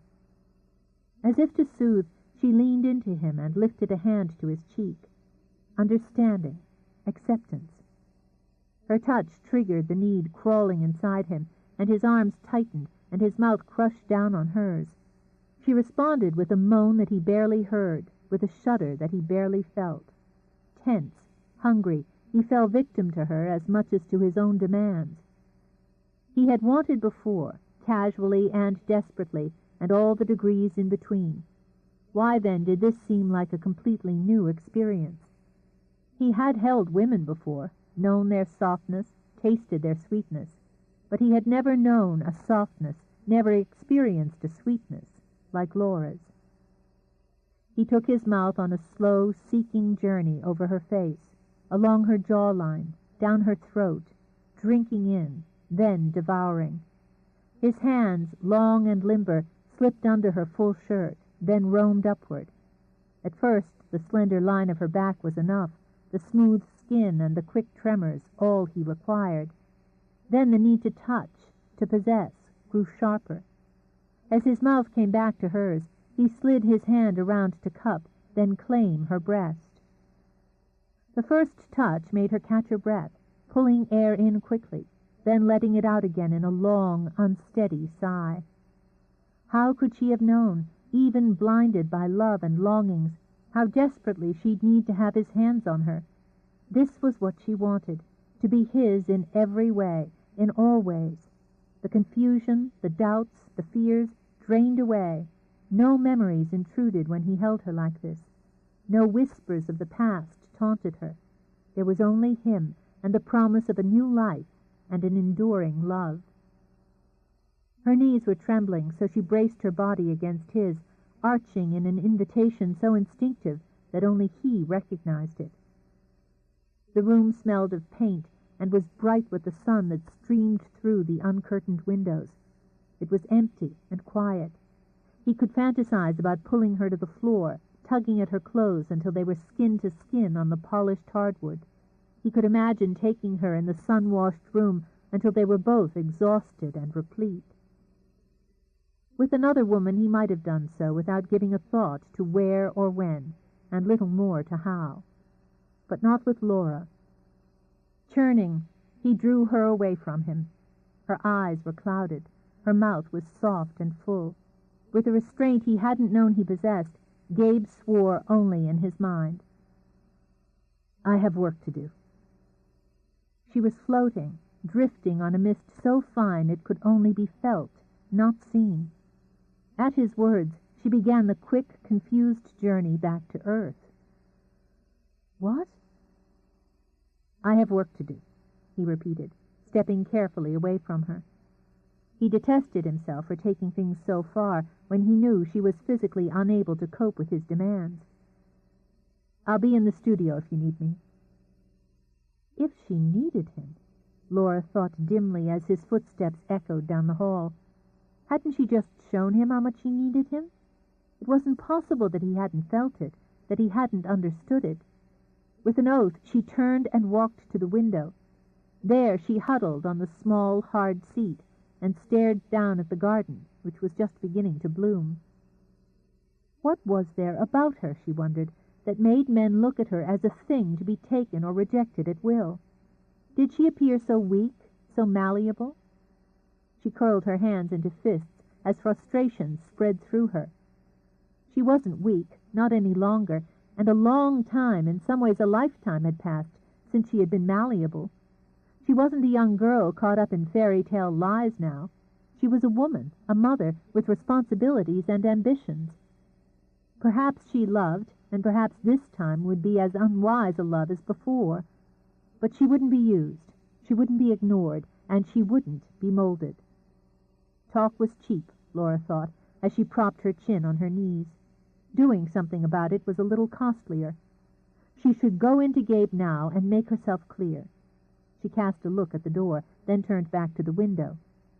She didn't have the courage. That had always been her problem. She could say what she would or would not do, but when it came down to acting on it, she found passivity easier than action. There had been a time in her life when she believed that the passive way was best for her. That had been until her marriage to Tony had fallen viciously apart.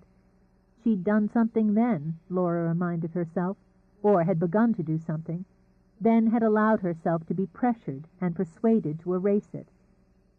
It had been like that all her life. As a child, she hadn't had a choice. She'd been told to live here or live there, and she had. Each house had had its own set of rules and values, and she'd had to conform. Like one of those rubber dolls, she thought now, that you could bend and twist into any position you liked. Too much of the child had remained with the woman, until the woman had been with child. The only positive action she felt she'd ever taken in her life had been to protect the baby, and she had done it, Laura reminded herself. It had been terrifying and hard, but she hadn't backed down. Didn't that mean that buried beneath years of quiet compliance was the strength she'd always wanted to have? She had to believe that, and, if she did, to act on it.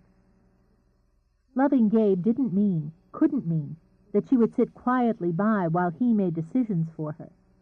It was time to take a stand. Rising, she walked out of the empty nursery and started down the hall. With each step, her resolve wavered and had to be shored up again. At the door to his studio, she hesitated again, rubbing the heel of her hand on her chest, where the ache of uncertainty lodged. Taking one last breath, she opened the door and walked in.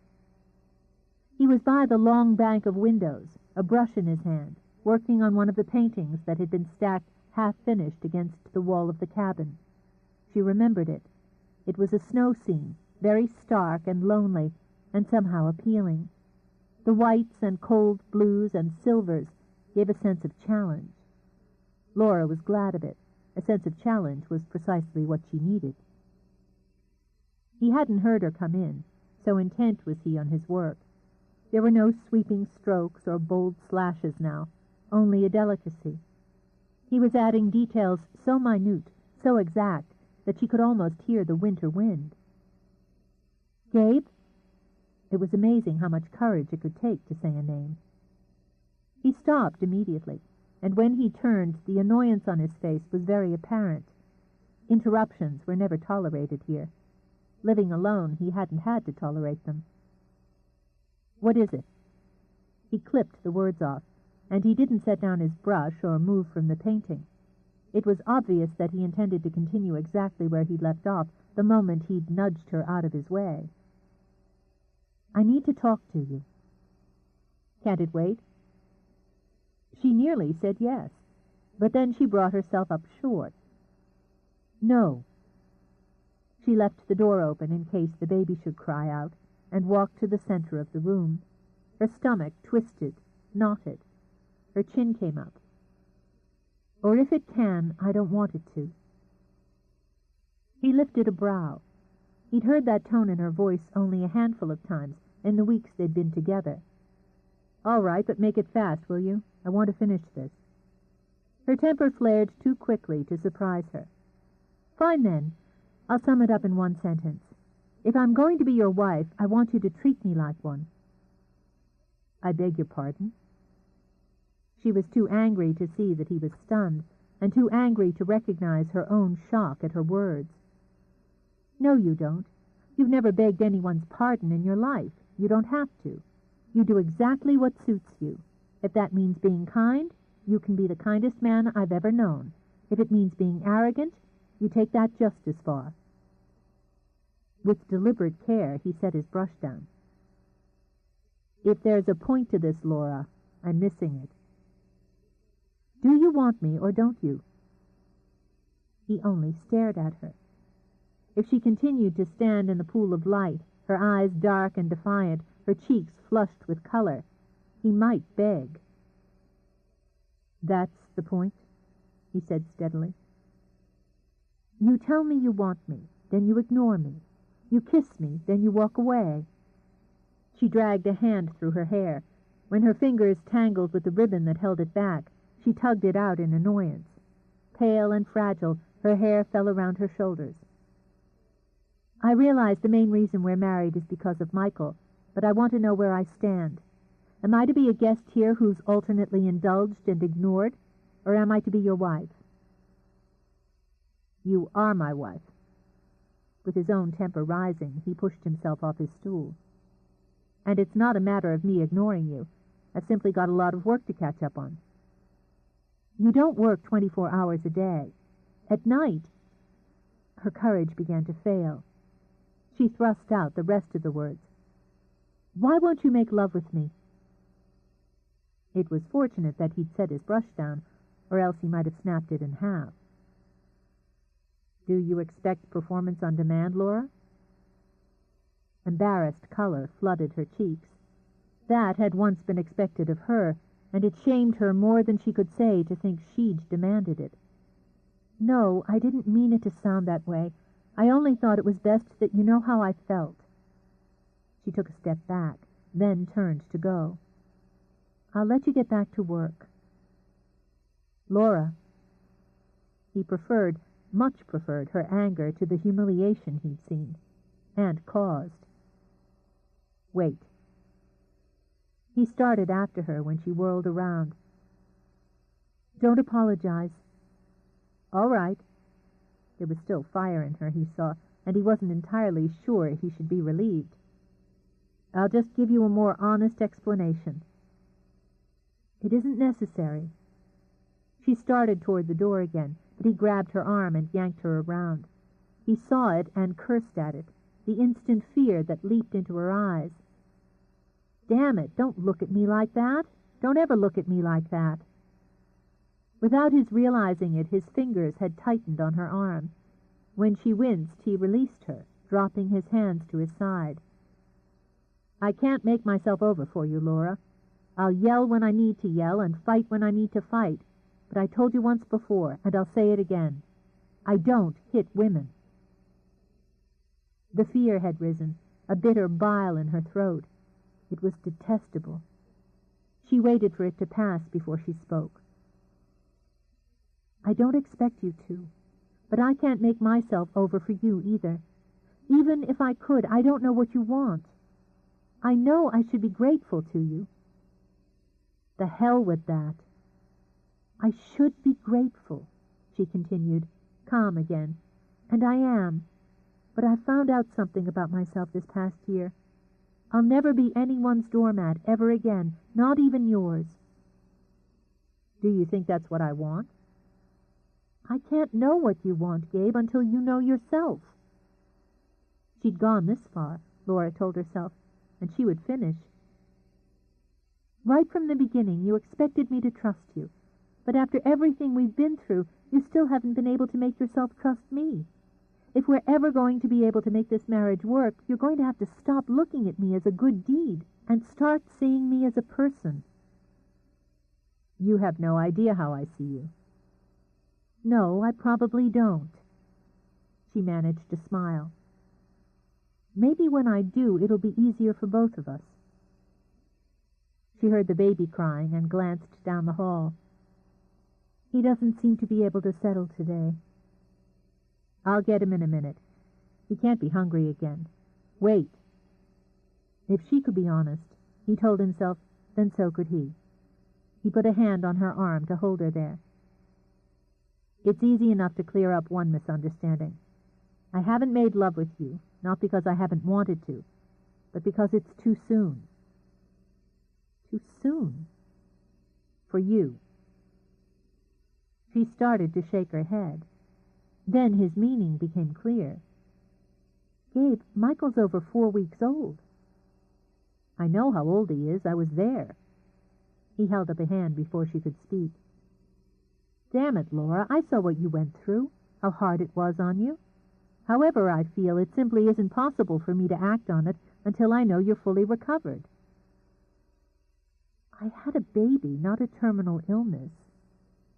She let out a huff of breath, but she found it wasn't annoyance or even amusement she felt. It was pleasure, the rare and wonderful pleasure of being cared for. I feel fine. I am fine. In fact, I've probably never been better in my life. Regardless of how you feel, you've just had a baby. From what I've read... You've read about this, too? That infuriated him, that wide-eyed wonder and the trace of humor in her eyes. I don't intend to touch you, he said stiffly, until I'm sure you're fully recovered. What do you want? A doctor's certificate? More or less. He started to touch her cheek, then thought better of it. I'll see to Michael. He left her standing in the hall, unsure whether she was angry or amused or delighted. All that she was sure of was that she was feeling, and her feelings were all for Gabe. Chapter 8. I can't believe how fast he's growing. Feeling very grandmotherly, but sporting a sleek new hairstyle, Amanda sat in the bentwood rocker in Michael's new nursery and cuddled the baby. He's making up for being premature. Still not quite certain how she felt about her mother-in-law, Laura continued to fold tiny clothes that were fresh from the laundry. We had our checkup today, and the doctor said Michael was healthy as a horse. She pressed a sleeper to her cheek. It was soft, almost as soft as her son's skin. I wanted to thank you for recommending Dr. Sloan. She's wonderful.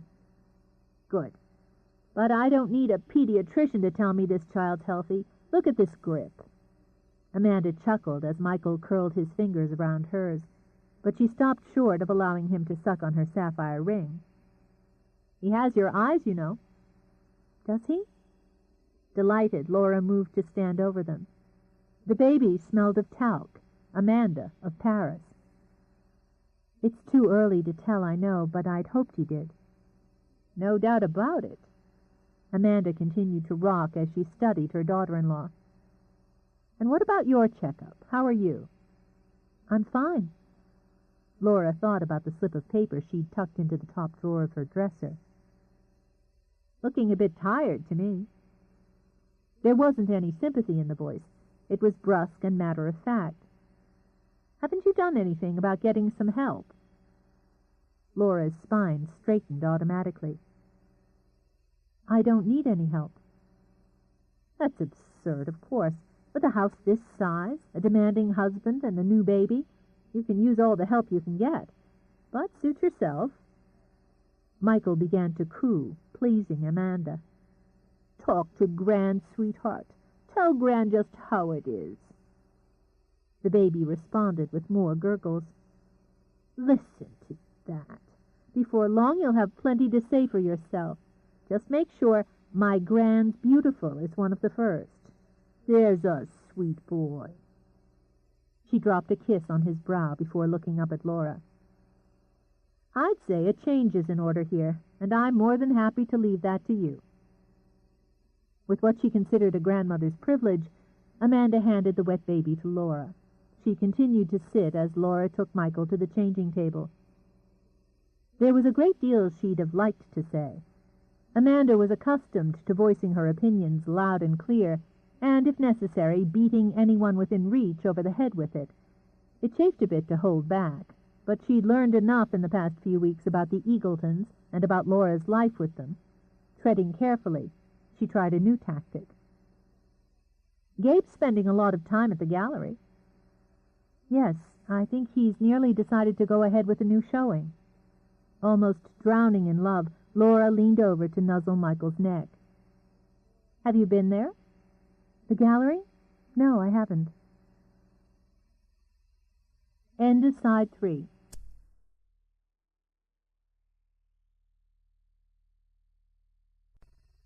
Side 4. Gabriel's Angel by Nora Roberts, continuing on page 175. Amanda tapped a rounded, coral-tipped nail on the arm of the rocker. "I think you'd be interested in Gabe's work." "Of course I am." She held Michael over her head, and he began to bubble and smile. "I just haven't thought it wise to take Michael in and interrupt." It was on the tip of Amanda's tongue to remind Laura that Michael had grandparents who would delight in having him to themselves for a few hours. Again she bit the words back. "I'm sure Gabe wouldn't mind.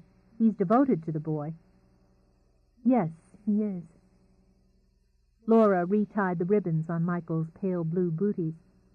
"But I also know he needs some time to organize his work, his career." She handed her son a small cloth bunny, and he stuck it happily in his mouth. "Do you know why Gabe is hesitating about a showing?" "Have you asked him?" "No, I didn't want to pressure him about it." "A little pressure might be just what he needs." Frowning, Laura turned. "Why?" "It has to do with Michael. My son Michael. I'd prefer it if you asked Gabe the rest." "They were close?" "Yes." She smiled. She'd learned it hurt less to remember than try to forget. "They were very close, though they were very different. He was devastated when Michael was killed. I believe the time in the mountains helped Gabe get back his art. And I believe you and the baby helped him get back his heart." "If that's true, I'm glad. He's helped me more than I can ever repay." Amanda gave Laura an even look. "Payments aren't necessary between a husband and wife." "Perhaps not." "Are you happy?" Stalling, Laura laid the baby in the crib and wound the musical mobile so that he could shake his fists and kick at it. "Of course I am. Why wouldn't I be?" "That was my next question." "I'm very happy." She went back to folding and storing baby clothes. "It was nice of you to visit, Amanda. I know how busy your schedule is." "Don't think you can politely show me out the door before I'm ready to go." Laura turned and saw the faint, amused smile on Amanda's lips. Bad manners were enough out of character for her to make her flush. "I'm sorry." "Don't be. I don't expect for you to be comfortable with me yet. I'm not entirely sure I'm comfortable with you either." A bit more relaxed, Laura smiled back. "I'm sure you're always comfortable.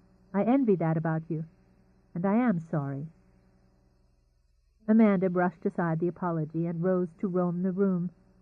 She liked what her daughter-in-law had done here. It was a bright, cheerful place, not overly fussy, and just traditional enough to make her remember the nursery she had set up herself so many years before. There were the scents of powder and fresh linen.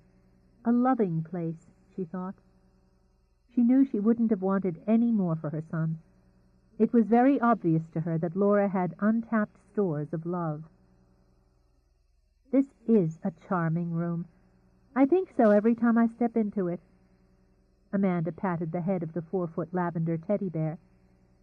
But you can't hide here forever." "I don't know what you mean." But she did. "You said you'd never been to San Francisco, and now you're here. Have you gone to a museum, to the theater? Have you strolled down to Fisherman's Wharf, ridden a streetcar, explored Chinatown, any of the things a newcomer would surely do?" Defensive now, Laura spoke coolly. "No, I haven't, but it's only been a few weeks." It was time, Amanda decided, to stop circling and get to the point. "Let's deal woman to woman a moment, Laura. Forget the fact that I'm Gabe's mother. We're alone. Whatever is said here doesn't have to go any further." Laura's palms were starting to sweat. She brushed them dry on the thighs of her slacks. "I don't know what you want me to say." "Whatever needs to be said."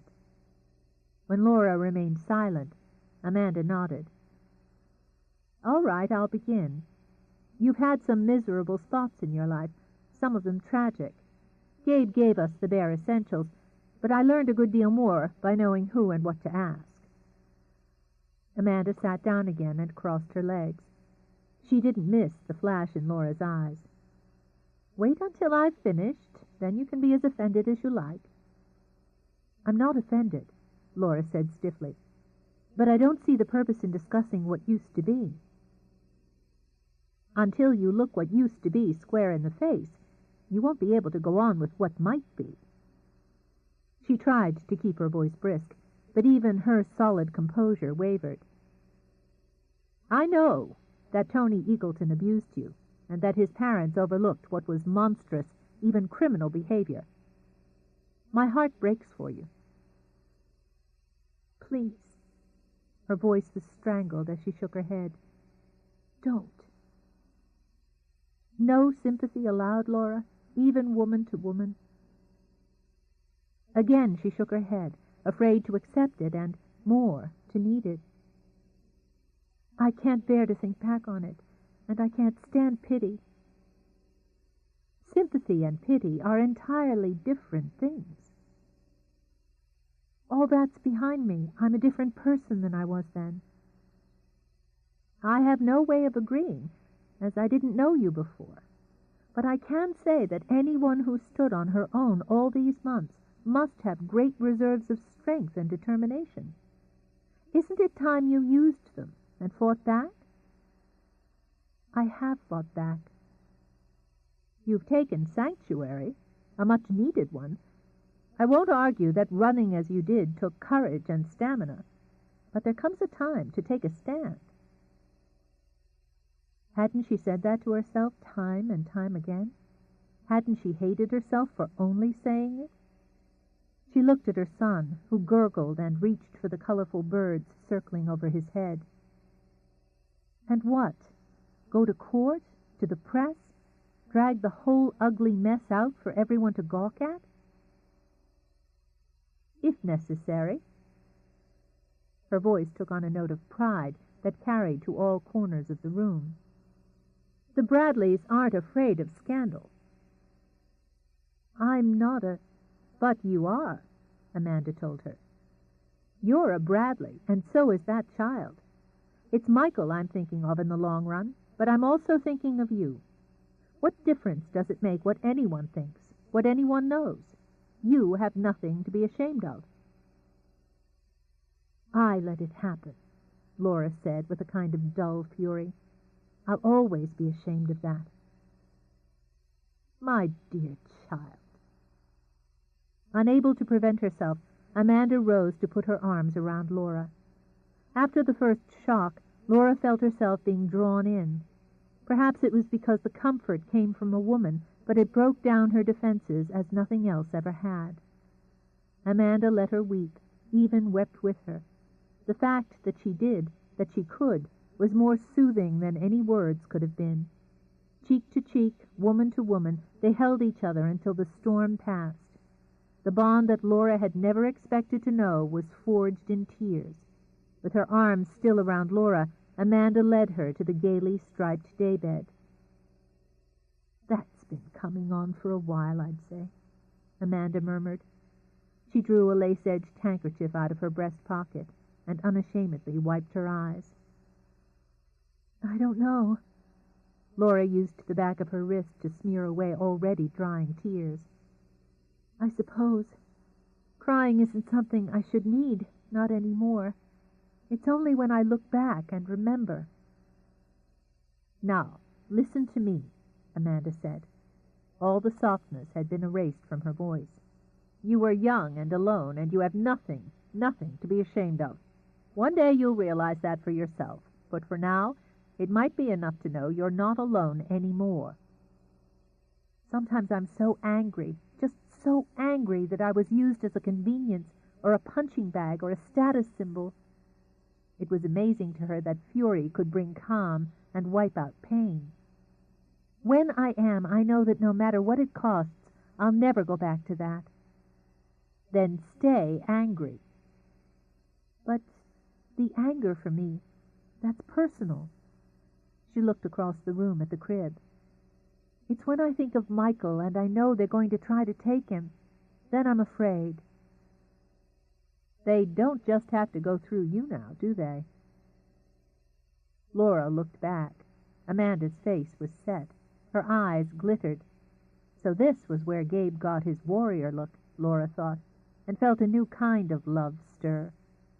It was the most natural thing in the world for Laura to reach out and take her hand. "No, they don't."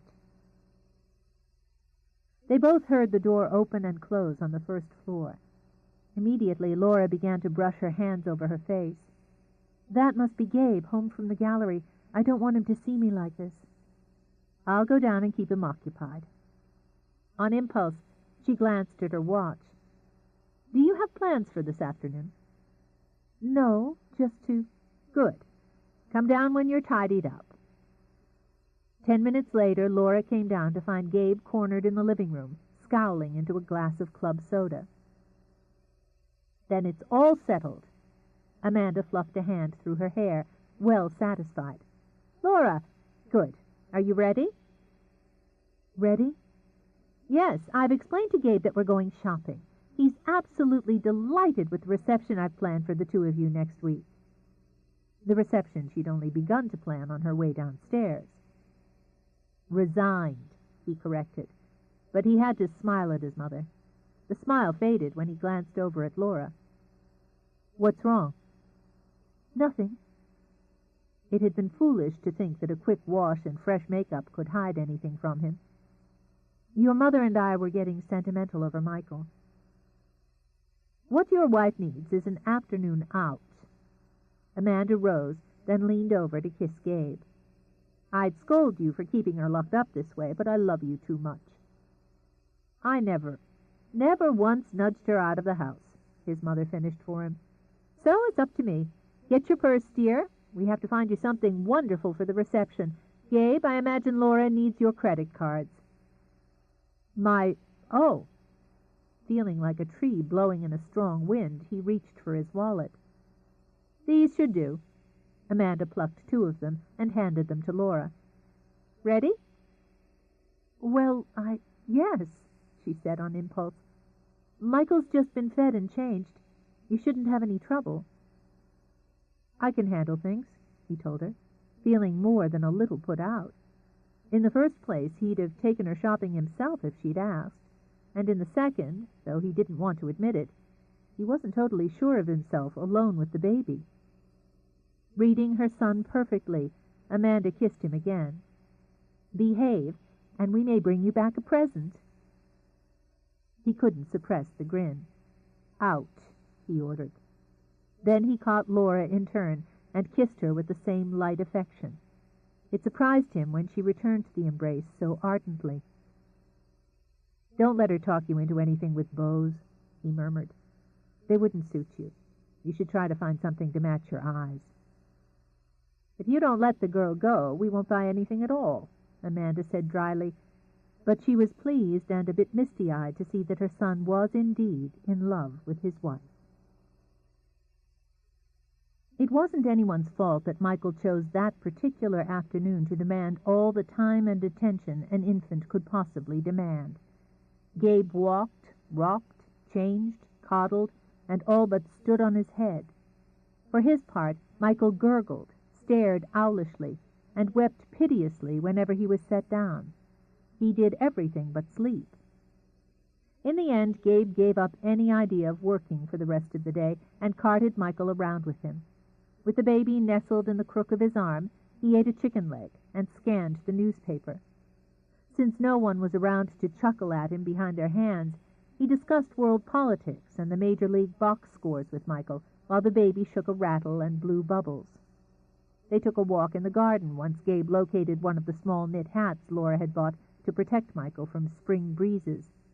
It gave him enormous pleasure to watch the baby's cheeks turn pink and his eyes look around, alert and interested.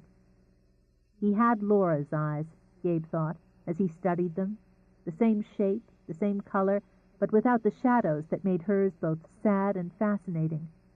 Michael's eyes were clear and innocent of sorrow. Michael whimpered at first, then decided to accept his fate when Gabe slipped him into the little baby swing. After tucking his blankets in around him, Gabe sat cross-legged in front of him and began to stretch. The daffodils were up in a glory of white and yellow trumpets. Baby irises poked through, purple and exotic. Lilacs, though still shy of their full bloom, offered their scent.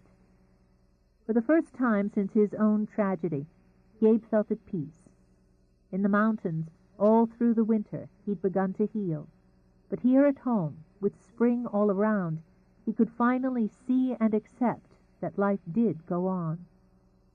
The baby continued to rock, pink-cheeked and bright-eyed, his hands lifting and falling to the rhythm. His little face was already filling out, taking on his own personal look and shape. Gone was the terrifying fragility of the newborn. He was, Gabe supposed, already growing up.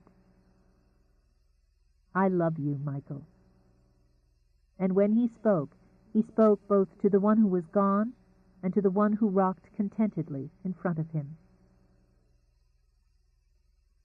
She hadn't meant to be gone so long, but the chaotic few hours breezing through the shops had brought back the way she had felt during that brief period when she'd been on her own and eager to test life. There had been a moment or two of guilt over using Gabe's credit card so freely. Then it had been almost too easy, with Amanda lending support to justify the purchases. She was Laura Bradley now. She had an eye for color and line that came naturally, and had been sharpened by her time as a model, so what she had chosen was neither extravagant nor fussy. It had given Laura a great deal of satisfaction to see Amanda nod with approval over her selections. It was a step, Laura told herself, as she carried her bags and boxes through the front door. It might be a step only a woman would understand, but it was definitely a step. She was taking her life in hand again, if only by acknowledging that she needed clothes that suited her own taste and style, to live it. She was humming when she walked upstairs. It was there that she found them together, Gabe sprawled over the bed, with Michael snuggled in the curve of his arm. Her husband was sound asleep. Her son had kicked free of his light blanket and was shaking a rattle at the ceiling. Quietly she set down her bags and crossed to them. It was a purely male scene. The man stretched across the bed, shoes still on, a spy thriller lying face down on the coverlet, a glass of something that had once been cold leaving a ring on the antique nightstand. The child, as if he understood that he was a part of this man's world, lay quietly and thought his own thoughts. She wished she had even a portion of Gabe's skill. If she had, she would have drawn them together like this. Then the scene, the sweetness of it, would never be lost. For a while she sat on the edge of the bed and watched them. It was so intimate, she thought, watching a man while he slept. She wanted to brush at the dark blonde hair on his forehead, to trace the roughly hewn lines of his face, but she was afraid it would disturb him. Then the vulnerability would be gone, and this look at the private side of him would be over. He was a beautiful man, though he didn't like to hear it. The compassion in him, which he often coated over with sarcasm or temper, ran deep. When she looked at him now, freely, without his being aware, She could see every reason why she'd fallen in love with him. When Michael began to fret, she murmured and leaned over him, trying to pick him up without waking Gabe. At the first movement, Gabe's eyes opened. They were drowsy and very close to hers. "I'm sorry, I didn't want to wake you." He said nothing. Going with a dream she couldn't see but was very much a part of, he cupped a hand at the back of her head and drew her lips to his. There was a tenderness there that she hadn't felt for a very long time, an offering, a promise. It was a promise she wanted, if only he would give it. It was a promise she would believe in. Michael, scenting his mother, decided it was time to eat. Unsettled and wishing they'd had just a moment more, Laura eased back. When Michael began to root at her breast, she undid 2 buttons and let him have his way. "Did he wear you out?" "We were taking a short break." It never failed to fascinate him how perfectly beautiful she looked when she was nursing the baby. He'd already sketched her like this, but that was for himself. "I didn't realize how much energy you need to handle someone so small." "It gets worse. When we were shopping, I saw a woman with a toddler. She never stopped running. Your mother tells me she used to collapse every afternoon when you'd finally worn down enough to take a nap." "Lies." He shoved a couple of pillows behind his back and settled comfortably. "I was a perfectly behaved child." Then it was some other child who drew with crayon all over the silk wallpaper. "Artistic expression. I was a prodigy." "No doubt." He just lifted a brow. Then he spotted her bags across the room. "I was going to ask if you had a good time with my mother, but the answer's obvious." She caught herself on the verge of an apology. That had to stop, she reminded herself. "It was wonderful to buy shoes and actually see them when I stood up, and a dress that had a waist in it." "I suppose that's difficult for a woman, losing her figure during pregnancy." "I loved every minute of it. The first time I couldn't hook a pair of slacks, I was ecstatic." She started to go on, then stopped. That was something he would never be a part of, she realized. The first joys and fears, the first movements. Looking down at Michael, she wished with all her heart that he was Gabe's child in every way. "Still, I'm happy now not to look like an aircraft carrier." "It was more like a dirigible." "You give the most charming compliments." He waited until she shifted Michael to her other breast. There was an urge inside of him to trace his finger there, just above where the baby suckled. It wasn't sexual or even romantic. It was more a wondering. Instead, he tucked his hands behind his head. "I tossed some leftovers together. I've no idea if they're edible." Again, there was the urge to apologize. Determined, Laura merely smiled. "I'm hungry enough for marginally edible." "Good." Now he did lean forward, but only to trace a fingertip over Michael's head. "Come on down when he's settled. After this afternoon, I have a feeling he'll go out like a light when his belly's full." "I won't be long." She waited until she was alone, then closed her eyes, hoping she had the courage to carry out her plans for the rest of the evening. She hadn't been just a woman in so long. Laura stood in front of the mirrored wall, fogged now from the steam of her bath. She looked like a woman. Her nightgown was the palest blue, nearly white. She'd chosen it because it had reminded her of the way the snow had looked on the mountains in Colorado. It fell down her body from thin straps and a lacy bodice. She ran her hand down it experimentally. The material was very thin and very soft. Should she wear her hair up or wear it down? Did it matter?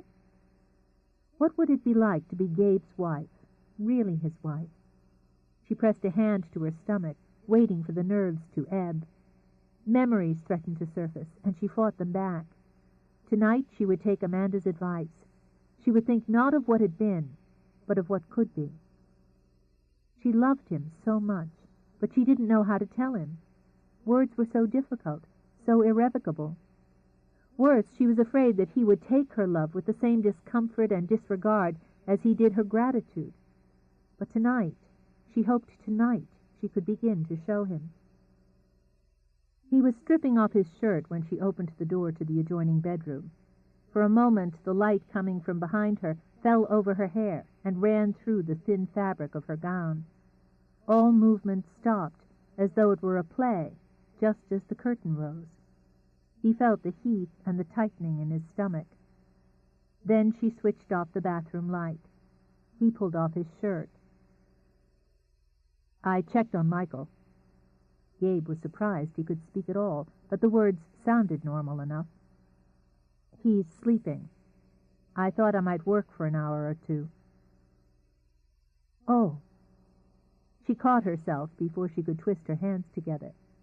She was a grown woman. A grown woman should know how to seduce her husband.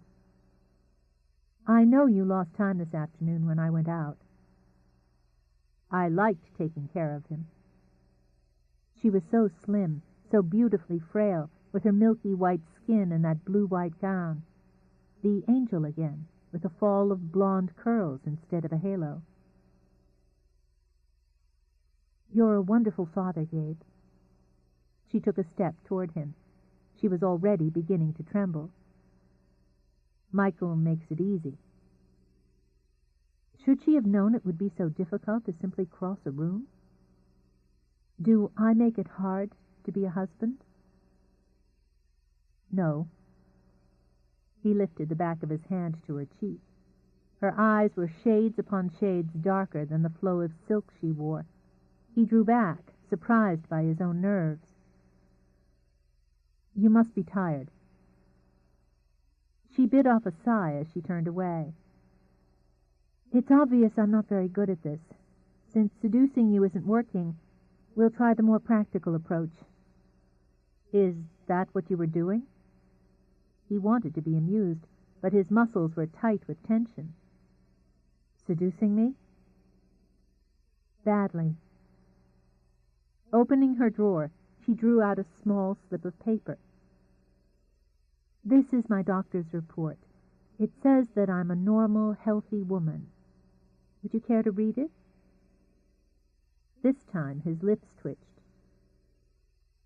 "Covered all the bases, did you?" "You said you wanted me." The paper crumpled in her hand.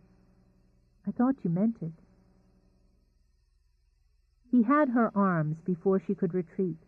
Her eyes were dry, but he could see just by looking her fractured pride. The burden he already felt grew heavier. What they had was still so tenuous. If he made a mistake, it might vanish completely. "I meant it, Laura. Started meaning it from the first day you were with me. It hasn't been easy being with you, needing you and not being able to touch." Gingerly she laid a hand on his chest and felt his muscles tighten. "There's no reason you can't now." He slid his hands up to her shoulders so that his fingers brushed over the thin straps of her gown. If it was a mistake, he had no choice but to make it. "No physical one any longer. When I take you to bed, there can only be the two of us. No ghosts, no memories." When she dropped her gaze, he drew her closer, challenging her to lift it again. "You won't think of anyone but me." Whether it was a threat or a promise, he lowered his mouth to hers. Her hands fluttered, then were trapped between their bodies. It was only the press of lips upon lips, but her blood began to pound. The stirring he could cause so easily started in her stomach and spread long before his hands moved over her, long before her lips parted. Her hands were imprisoned, but she didn't feel vulnerable. His mouth wasn't gentle, but she didn't feel afraid. As the kiss deepened, as the intimacy grew, she didn't think of anyone but him. She tasted as she had the very first time, ripe and fresh. With his tongue he plundered her mouth, greedy for the flavor of her. There would be no turning back now, not when she was caught close in his arms and the lights were dim. He could hear her shuddering breath and the steady ticking of the pendulum clock in the hallway. It was dark. It was quiet. They were alone. and tonight he would take a wife. Her heart thudded against his bare chest, adding excitement. He ran his hands over her, feeling the smoothness of her skin, the slickness of her gown, feeling every tremble and every sigh his touch incited. Greedy, he nipped his teeth into her lip as his hands moved lower. Passion sprung out, from him, from her, mixing together in a sudden, breath-stopping fury. Then he felt her body give against his in the ultimate gift of trust. The emotions that rose up in him tempered his desire. Tenderness, achingly sweet, more precious than diamonds, took its place. Her hands were free. The paper, still crumpled in her palm, fluttered to the floor as she slipped her arms around him. Tentatively still, her bones seemed to liquefy, degree by degree, until she wondered why she didn't simply slide out of his hands. Her mind, which had been swirling with needs, clouded with a pleasure that was softer, truer than any she had ever imagined. She stroked her hands over his back, feeling the muscle, the power. Wonder filled her at the discovery that anyone with such strength could be so gentle. His lips brushed over hers, testing, almost teasing, inviting her to set the pace. Or perhaps he was challenging her. Hunger leaped inside her until she was locked against him, her mouth seeking, avid, impatient. Then she was swept up into his arms. In the dim light she saw his eyes, only his eyes, their clear green darkened by need. Hers remained open and on his as he lowered her onto the bed. She expected speed, a frenzy of greed and a drive for gratification. She wouldn't have thought less of him for it. Her love wouldn't have diminished. Against hers, his body was taut and straining. Circling her arms around him, she prepared to give him whatever he required. But it wasn't speed he sought, and the greed was not only to take, but also to give. When he ranged kisses over her throat, lingering, nibbling, she too went taut. She could only whisper his name as he continued the slow journey over her shoulders and down to the curve of her breasts, then up again, in teasing circles. Instinctively, she turned her head, seeking his mouth, his jaw, his temple, as her body turned hot and cold with pleasure. He needed to take care, for her. At the first touch, he'd been terrified. She had been with another man, she had had a child, but he knew the extent of her innocence. He'd seen it, hour after hour, when he'd painted her. He'd felt it each and every time he'd drawn her against him. If he was going to take that innocence, he was going to give her beauty in return. She was so responsive. Her body seemed to ebb and flow at the touch of his hands. Wherever he tasted, her skin grew warm. Yet even as she gave and offered, there was a shyness about her, the slightest of hesitations. He wanted to take her beyond that. Slowly, with movements that were little more than a whisper along her skin, he drew the gown downward, following the trail of lace with his lips. At her first moan, his blood swam. He hadn't known that a sound, only a sound, could be so alluring. With light, open-mouthed kisses, he sensitized her skin until she began to shiver beneath him. In the lamplight she was exquisite, her skin like marble, her hair like silver. Her eyes were full of needs and uncertainties. As he had once used his skill, his insight, to draw her emotions on canvas, he used it now to set them free. She had never known there could be such sensitivity between a man and a woman. Even through the clouds of pleasure and the steadily rising tide of desire, she sensed his patience. She had never been so driven to touch a man before. With her fingertips and her palms, with her lips and her tongue, she discovered him. The urge came, strong, just to hold him, to wrap tight around him and hold on. Then, without warning, he was taking her up, making her arch and gasp in shock and indescribable delight. Her mind and body were drained of everything but sensation.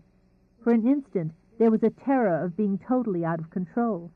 His name burst out of her as she was carried away by a climax so strong, so intense, that she was left limp and dazed in the aftermath. "Please, I can't. I've never—" "I know. Strangely humbled, he lowered his lips to hers. He had wanted to give, had been driven to, but he hadn't known that in giving so much would be returned to him. "Just relax. There's no hurry." "But you haven't—" He laughed against her throat. "I intend to. There's time. I want to touch you," he murmured, and began the slow, seductive journey again. It wasn't possible. She would have said it couldn't be possible for her body to leap back in response to so gentle, so light a touch. Yet within moments she was trembling again, aching again, wanting again. His tongue skimmed over her stomach, dipped to the curve of her thigh, until she was writhing, a victim now of her own desire and of the taste of heaven he'd already given her. Then, impossibly, incredibly, she was tossed up and over again. This time, when she gasped and faltered, he slid into her. Her moan merged with his.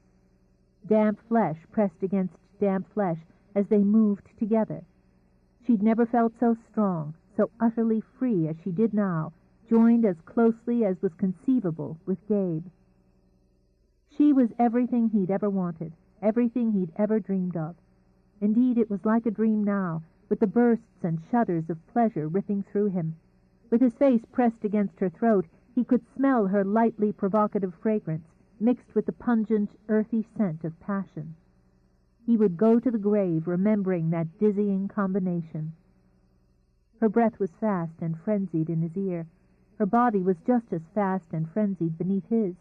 He could feel her nails as she dug heedlessly into his back. He would remember all of it. Then he remembered nothing, and he let himself go. Chapter 9. There had been a time, a brief time, when Laura had dressed in elegant clothes and gone to elegant parties. She had met people whose names were printed in slick magazines and flashed in bold headlines in tabloids. She danced with celebrities and dined with princes of fashion. However much it had seemed like a dream, it had been real. It was true enough that she had enjoyed her time modeling for Geoffrey. The work might have been hard, but she'd been young enough, untried enough, to have been dazzled by the glamour, even after 10 hours on her feet. He had taught her how to stand, how to walk, even how to look interested when fatigue was all but pouring out of her ears. He'd shown her how to use makeup to enhance subtly or strikingly, how to use her hair to express a mood. All the things he'd taught her had helped her maintain an image during public events with the Eagletons. She'd been able to appear sophisticated and untroubled. At times, appearances were a great comfort. She wasn't afraid she would embarrass herself or Gabe at the reception his parents were giving at their Nob Hill estate, but she wasn't certain she wanted to step back into that life again, either. How might things have been if Gabe had been an ordinary man, a man of ordinary means? They might have found a little house with a little backyard and been swallowed up by anonymity. A part of her yearned for that, for the simplicity of it. But that was wrong. Laura fastened the earrings she'd bought the week before, starbursts of blue stones. If Gabe had come from a different family and a different life, he wouldn't be the man she loved, the man she was almost ready to believe was beginning to love her.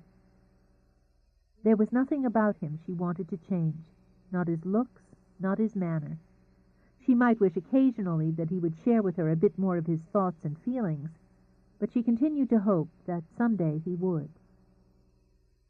She wanted to be a full part of his life, lover, wife, and partner. So far, she had come to be the first two. When the door opened, she turned. "If you're about ready, we'll—" And he stopped and stared. This was the woman she'd only told him about, the one who had graced the covers of magazines and modeled silks and sables. Long-limbed and slender, she stood in front of the beveled mirror in a dress of midnight blue. It was very simple, leaving her shoulders and throat bare, then caught like a wish at her breasts to fall ruler-straight to her feet. She'd wound her hair up, swept it back, so that only a few wheat-colored curls escaped to tease her temples. She was beautiful, gloriously so, Yet even as he was drawn to her, he felt as though he were looking at a stranger. "You look wonderful." But he kept his hand on the knob and the room between them. "I'll have to paint you like this." Beauty on ice, he thought, cool, aloof, and unapproachable. "I took your advice on the color." She picked up her purse, then clasped and unclasped it as she wondered why he was looking at her as though he'd never seen her before. "And I avoided bows." "So I see." She should have sapphires, a collar of them around her throat. "It's still a bit cool. Do you have a wrap?" "Yes." Irked by his tone, she walked to the bed and snatched up a wide silk scarf in a riot of jewel-like colors. It was then that he noticed that the back of the skirt was slit to the thigh. "I imagine you'll create quite a stir in that little number." She cringed inwardly, but, falling back on appearances, she managed to keep her face calm. "If you don't like the dress, why don't you just say so?" She swirled the scarf over her shoulders. "It's too late to change, but believe me, I won't wear it again."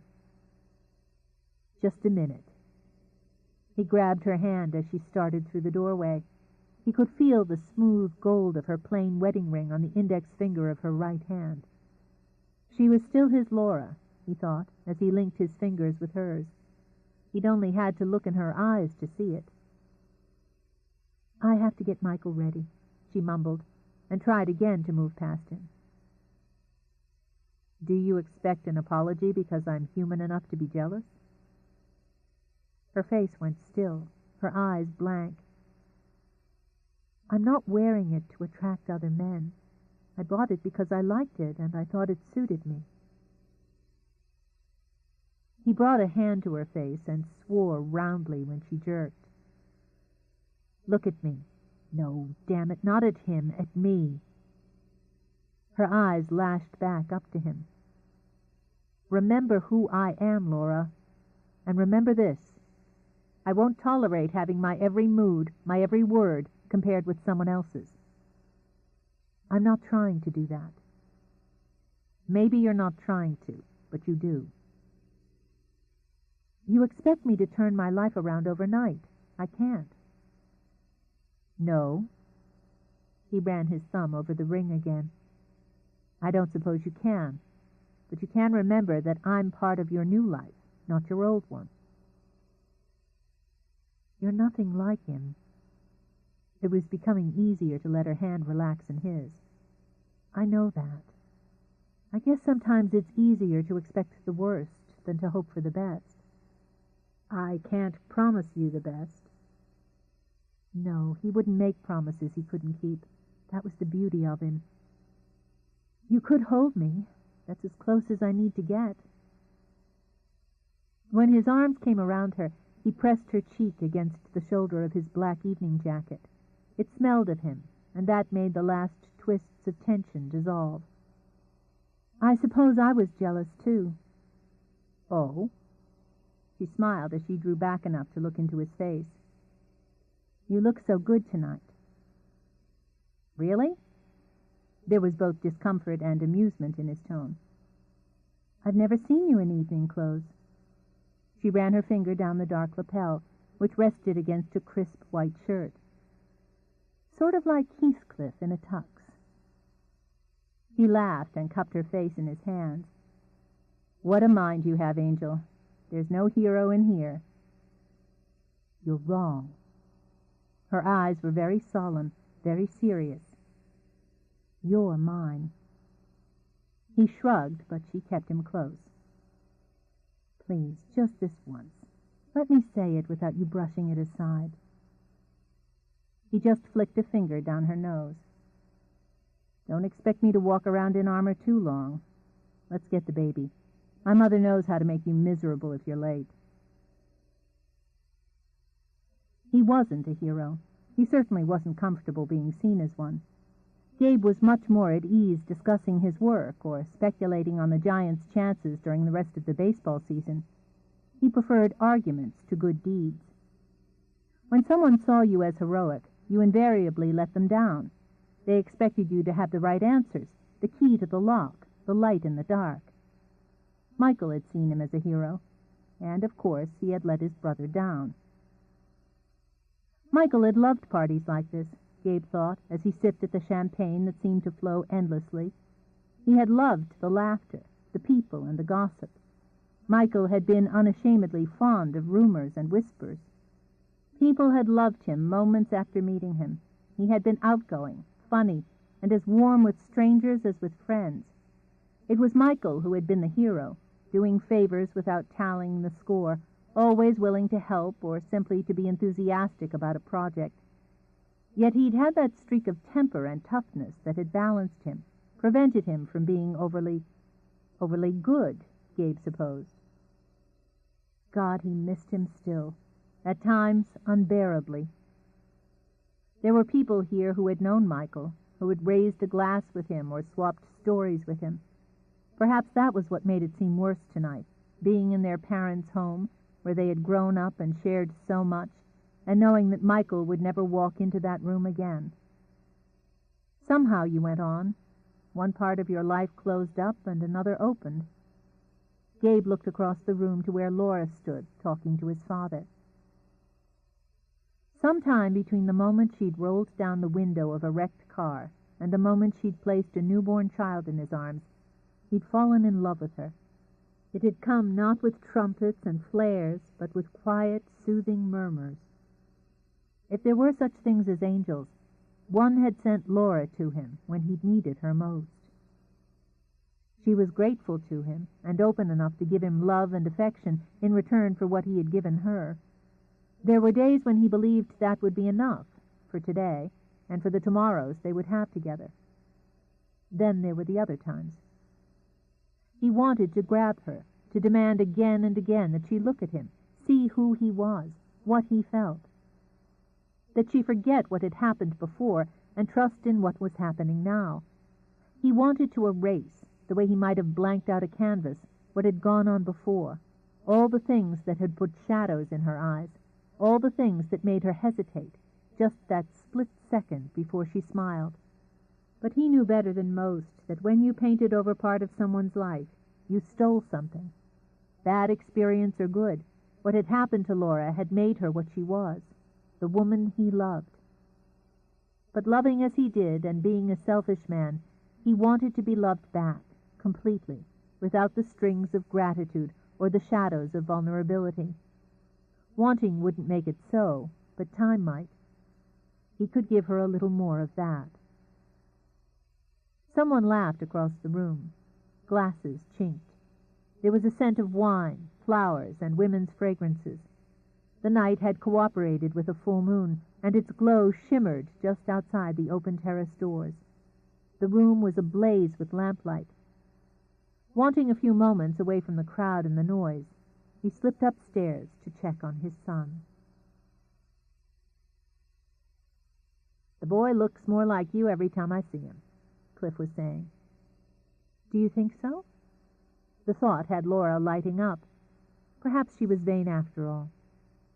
"Absolutely, though no one would believe you were a new mother the way you're looking tonight." He patted her cheek in the way that always made her feel shy and delighted. "My Gabe has excellent taste." "Shame on you, Cliff, flirting with a beautiful woman when your wife's not looking." "Marion." Cliff bent down from his rangy height to give the newcomer a kiss. "Late as always." "Amanda's already scolded me." She turned, sipping at her champagne, to give Laura a thorough study. "So this is the mysterious Laura." "My new daughter." Cliff gave Laura a quick squeeze around the shoulders. "An old friend, Marion Troussault. The Troussault Gallery handles Gabe's paintings." "Yes, I know. It's nice to meet you." She wasn't a beautiful woman, Laura thought, but she was oddly striking, with her sleek cap of black hair and her dark eyes. She wore a flowing, rainbow-colored sheath that managed to be both arty and sophisticated. "Yes, it is, since we have Gabe in common." Marion tapped a finger on the rim of her glass and smiled, but her eyes didn't warm. Laura recognized carefully polished disdain when she saw it. "You have his heart, and I his soul, you might say." "Then it would seem we both want the best for him." "Oh," Marion raised her glass. "Absolutely. Cliff, Amanda told me to remind you that hosts are supposed to mingle." He grimaced. "Slave driver. Laura, be sure to work your way over to the buffet. You're getting too thin already." With that, he went to do his duty. "Yes, you're amazingly slender for someone who had a child. What was it? A month ago?" "Almost 2. Laura shifted her glass of sparkling water to her other hand. She didn't deal well with subtle attacks. "Time flies." Marion touched her tongue to her upper lip. "It's odd that in all that time you haven't stirred yourself to come down to the gallery." "You're right. I'll have to come down and see Gabe's work in a proper setting." She steadied herself. Under no circumstances was she going to allow herself to be intimidated or to fall into the trap of reading between the lines. If Gabe had ever had any kind of romantic involvement with Marion, it had ended. "He relies on you, I know, and I hope you'll be able to persuade him to go through with a new showing." "I haven't decided that's really a good idea for the time being." Marion turned to smile at someone across the room who had called her name. "Why? The paintings are wonderful." "That isn't the only issue." She turned back to give Laura a quick, glittering look. She hadn't been Gabe's lover, nor had there ever been any urge on either side to make it so. Her feelings for Gabriel Bradley went far beyond the physical. Gabe was an artist, a great one, and she had been, and intended to go on being, the catalyst for his success. If he had married within his circle, or chosen someone who could have enhanced or furthered his career, she would have been pleased. But for him to have wasted himself, and her ambitions, on a beautiful face and a smeared reputation, was more than Marion could bear. "Did I mention that I knew your first husband?" If she had thrown her drink into Laura's face, she would have been no less shocked. The cocoon that she had been able to draw around herself and Michael suffered its first crack. "No, if you'll excuse me. A fascinating man, I always thought. Certainly young and a bit wild, but fascinating. A tragedy that he died so young, before he ever saw his child." She tilted her glass back until only a sheen of bubbles remained. "Michael," Laura said evenly, "is Gabe's child." "So I'm told." She smiled again. "There were the oddest rumors just before and just after Tony died. Some said that he was on the verge of divorcing you, that he'd already removed you from the family home because you were, well, indiscreet." With a shrug, Marion set her glass aside. "But that's all in the past now. Tell me, how are the Eagletons? I haven't spoken with Lorraine for ages." She was going to be ill, violently and humiliatingly ill, unless she succeeded in fighting back her rolling nausea. "Why are you doing this?" she whispered. "Why should you care?" "Oh, my dear, I care about anything that has to do with Gabe. I intend to see him reach the very top, and I don't intend to watch him be dragged down. That's a lovely dress," she added. Then she saw Amanda approaching and slipped away. "Laura, are you all right?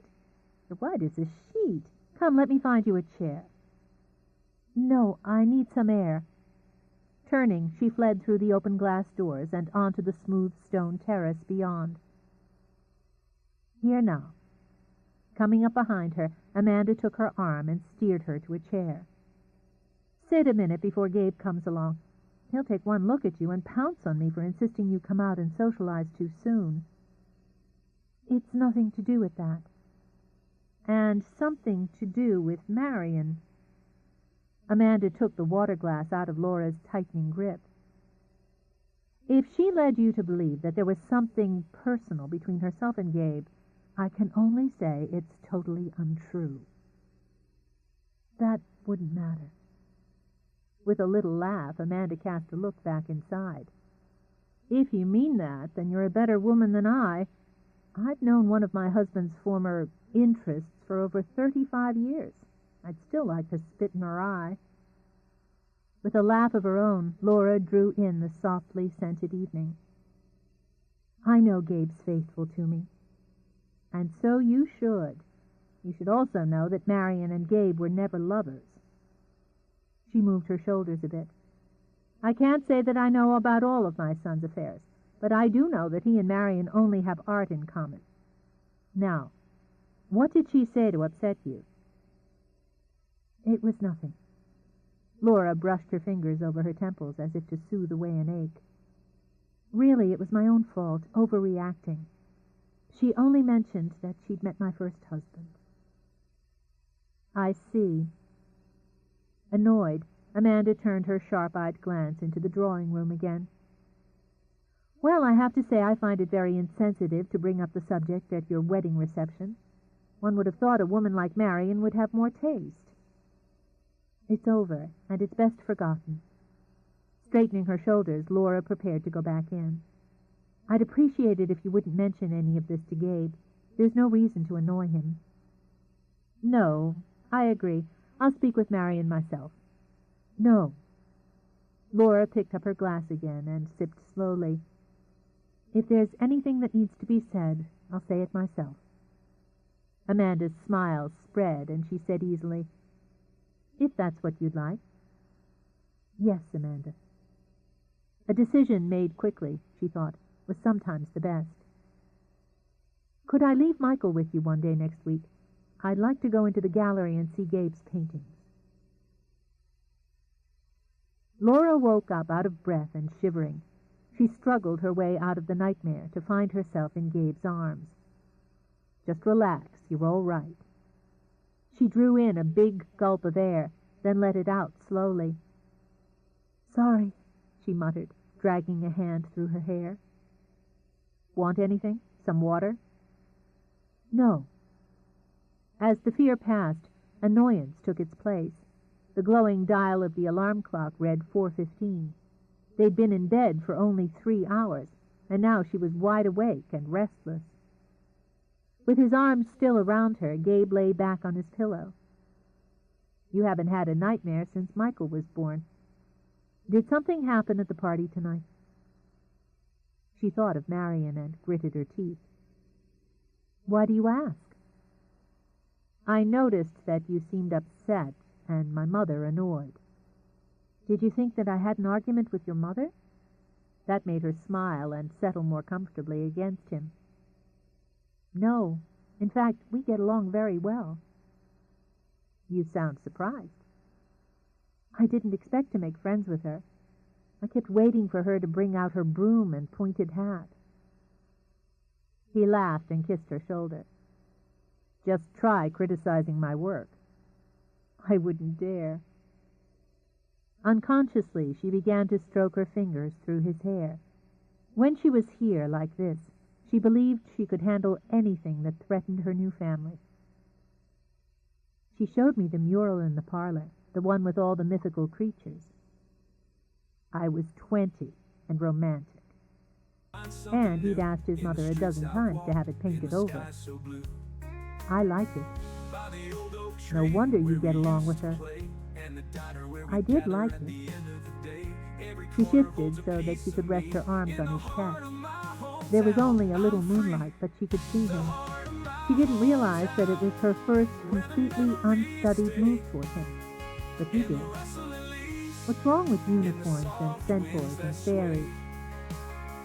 They have their place, I suppose. But all he was currently interested in was making love with her. Good.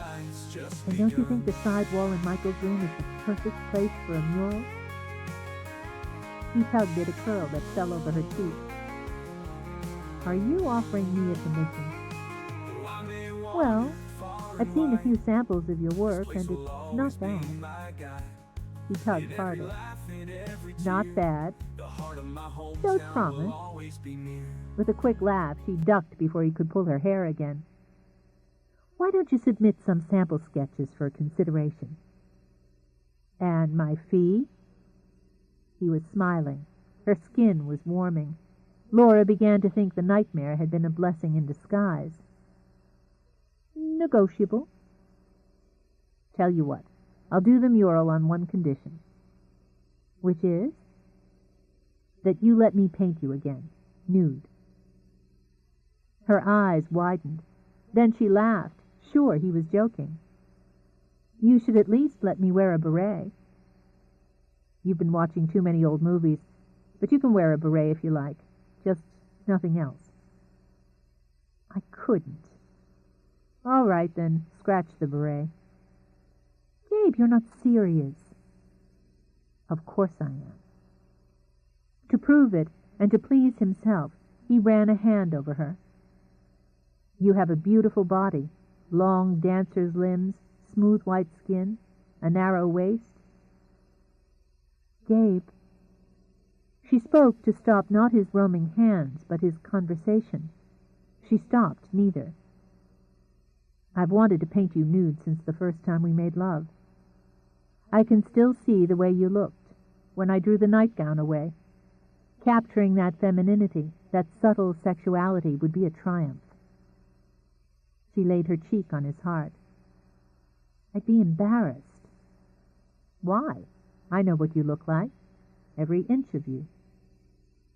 He cupped her breasts, scraping his thumbs lightly over her nipples. Her instant response rippled through him. No one else does. Her voice was husky now. Hardly realizing it, she began to run her hands over him. The journey was long, lazy, thorough. There was something incredibly exciting about the idea. No one else knew the secrets of her body, the dips and curves. No one else knew how a touch here, a stroke there, could make her shyness melt into passion. He did want to capture that on canvas, the beauty of her, the sweetness of her inhibitions, the fire of passion just discovered. But he could wait. I suppose I could just hire a model. Her head came up at that. You... The jealousy rose so swift and powerful that it left her momentarily speechless. It's art, Angel, he said, amused and not at all displeased. Not a centerfold. You're trying to blackmail me. You're very sharp. Her eyes narrowed. In deliberate seduction that surprised them both, she shifted so that her body rubbed tantalizingly over his. Only if I get to choose the model. His pulse was thudding. As she lowered her head to brush kisses over his chest, he closed his eyes. Laura. No, Mrs. Drumberry. I met her tonight. He opened his eyes, but when she used her teeth to tug on his nipple, he arched beneath her. Mabel Drumberry is 105. Exactly. She chuckled, but continued her explorations with a growing sense of power and discovery. I wouldn't trust you closed up in your studio with some sexy young redhead with lush curves. He started to laugh, but the sound became a moan as her hand ranged lower. Don't you think I can resist a sexy young redhead? Of course, but she wouldn't be able to resist you. She rubbed her cheek along his jawline, which was already roughened with morning stubble. You're so beautiful, Gabe. If I could paint, I'd show you. What you're doing is driving me crazy. I hope so, she murmured, and lowered her mouth to his. She'd never had the confidence to take charge, had never been sure enough of her skill or her appeal. Now it seemed right and wonderfully fulfilling to tease and taunt her man in passion. His hands were in her hair, his fingers tangled and tense as she dipped her tongue into his mouth and explored.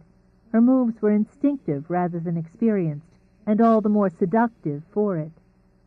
The power came to her not in a wild burst, but with quiet certainty. She could be his partner here, his full partner. It was easy to show love, almost as easy as it was to feel it. As she discovered him, she discovered herself. She wasn't as patient as he, not here. Strangely, in the daylight, the opposite was true. She saw him as a man who needed to move quickly, decisively, and if mistakes were made because of hurry, they could be corrected or just as easily ignored. She was more cautious, more prone to think through alternatives before acting. But in bed, in the role of the seductress, she found little patience in herself. She was wild and wanton.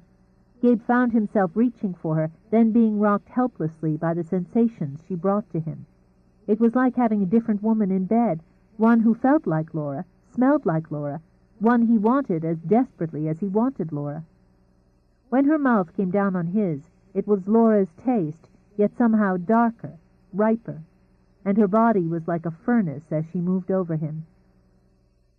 He tried to remember that this was his wife, his shy and still innocent wife, who required infinite care and gentleness.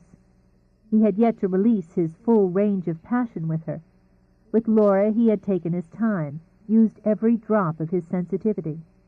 Now she was stripping him down to the nerve ends. She could feel the power, and it was glorious. Despite her excitement, her mind was clear as a bell. She could make him weak. She could make him desperate. She could make him tremble. Breathlessly she pressed her lips to pulse points that she found by instinct. His heart was racing. For her. She could feel his body shudder at her touch. When he groaned, it was her own name she heard. She heard herself laugh, and there was something sultry in the sound, a feminine triumph. The clock in the hallway struck 5, and the echo went on and on in her head. Then his arms were locked around her, and the sound that was coming from his throat was long and primitive. His control snapped like a rubber band stretched too far. Needs only half satisfied, so long held in check, flooded free. His mouth covered hers bruisingly. But it wasn't a skip of fear she felt. It was a leap of victory. Trapped in madness, they rolled across the bed, seeking, taking, demanding, with a kind of greed that made the mouth go dry and the soul shudder. The modest gown she wore was torn aside, seams ripping, lace shredding. His hands were everywhere, and they were far from gentle. There was no shame, there was no shyness. This was freedom, a different kind from what he had already shown her. As desperate as he, she opened for him. When he plunged into her, the shock vibrated, wave after wave. Fast and furious, they locked into their own rhythm, each driving the other. Endless pleasure, sharp and edgy, insatiable need spreading like wildfire. As she gave herself to him, as she asked and received more, Laura realized that, for the lucky, time could, indeed, stop. Chapter 10. When the sky darkened, Laura was in the garden. It had become her habit to spend her mornings there while the baby slept or sat rocking in his swing in the sunlight. Since her arrival in Gabe's home, she'd found little to do indoors. The house almost took care of itself, and, as she had once told him, Gabe was only sloppy when he painted. More than that, there were too many rooms, too much space that she didn't yet feel a part of. In the nursery, which she decorated herself, and where, through necessity, she spent many hours during the day and night, she felt at home. The rest of the house, with its heirlooms and its beautiful old rugs, its polished wood and its faded wallpaper, remained aloof to her. But as spring had taken hold, she had discovered an affinity and a talent for gardening, as well as a need for space and air. She liked the sunlight and the smells and the feel of the earth under her hands. She devoured books on plants, much as she had on childbirth, so that she could become familiar with flowers and shrubs and the care they required. The tulips were beginning to bloom, and the azaleas were already ripe with blossoms. Someone else had planted them, but Laura had no trouble taking them to heart as her own. They flowered afresh every year. Nor did she feel awkward adding her own touches with moss roses and snapdragons. Already she was planning to plant new bulbs in the fall, daylilies, windflowers, poppies. Then, over the winter, she would root her own spring flowers from seed, starting them in little peat pots that she would set in the sunroom on the east side of the house. "I'll teach you how to plant them next year," she told Michael. She could already imagine him toddling around the garden on short, sturdy legs, patting at the dirt, trying to snatch butterflies off blossoms. He would laugh. There would be so much for him to laugh about. She would be able to catch him up in her arms and swing him around so that his eyes, which were still as stubbornly blue as hers, glowed, and his laughter bounced on the air. Then Gabe would stick his head out of his studio window and demand to know what all the ruckus was about. But he wouldn't really be annoyed. He'd come down, saying that if there was going to be so much noise, he might as well forget about working for the morning. He'd sit on the ground with Michael in his lap, and they'd laugh together about nothing anyone else would understand. Sitting back on her heels, Laura wiped her brow at the back of a gloved hand. Dreaming had always been her escape, her defense, her survival. Now it didn't seem like any of those things, because she was beginning to believe dreams could come true. "I love your daddy," she told Michael, as she told him at least once every day. "I love him so much that it makes me believe in happy endings." When the shadow fell over her, Laura glanced up and saw the first dark clouds roll over the sun. She was tempted to ignore them, and she might have if she hadn't known it took more than a quick minute to gather up all her gardening tools, Michael's supplies, and the baby himself. "Well, the rain's good for the flowers, isn't it, sweetie?" She stored the tools and bags of peat moss and fertilizers in the small shed near the back door, then drew Michael out of the swing. With the acquired coordination of motherhood, she carried the baby, his little cache of toys, and the folded swing indoors. She'd barely started upstairs when the first crack of thunder had both her and Michael jumping. As he began to wail, she fought back her own long-standing fear of storms and soothed him. He calmed down much more quickly than she, as she walked and murmured reassurances.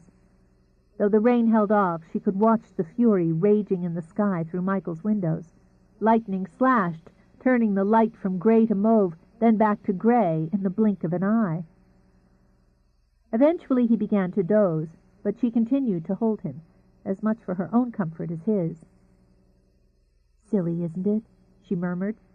"A grown woman more afraid of thunder than a tiny baby."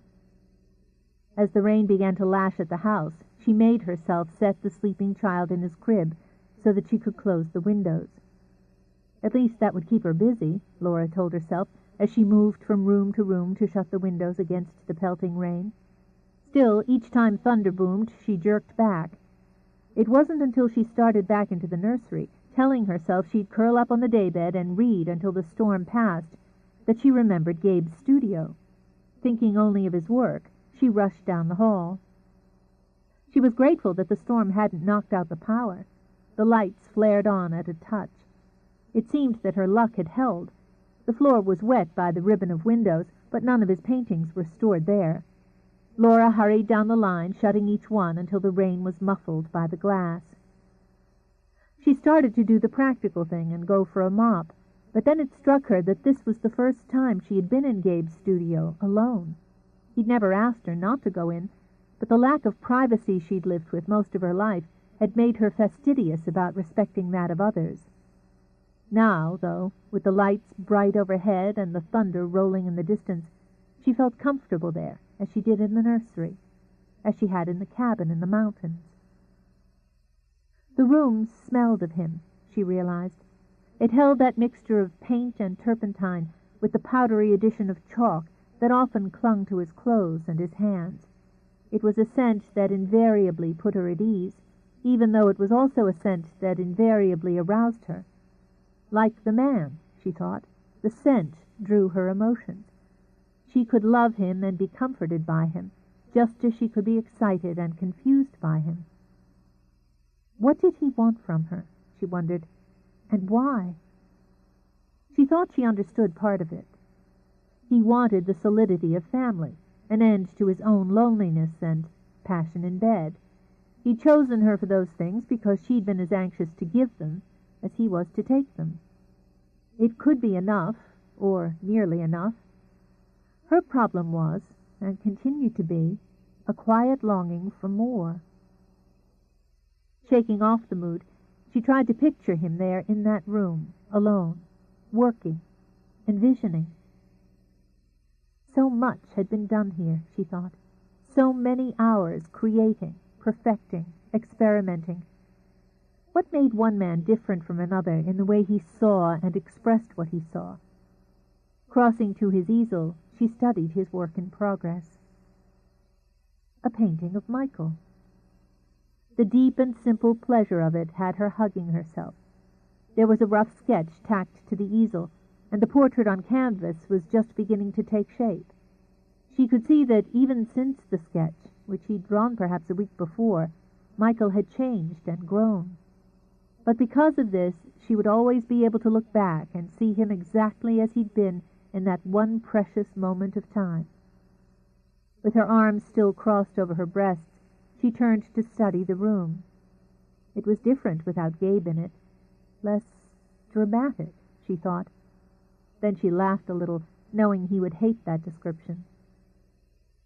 Without him, it was a wide, airy room, largely empty. On the floor were dried drops and smears of paint that could have been there for a week or a year.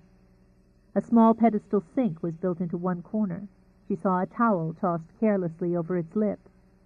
There were shelves and a work table with equipment scattered on them. Paints and bottles, jars crammed with brushes, palette knives, hunks of charcoal and balled-up rags. Unframed canvases were stacked against the walls, much as they had been in Colorado. He hadn't hung anything here. She wondered why she hadn't thought before to ask Gabe if he had anything she might hang in Michael's room. The posters she'd chosen were colorful, but one of Gabe's paintings would mean more. With that in mind, she knelt down and began to go through canvases. How easily he drew out emotion.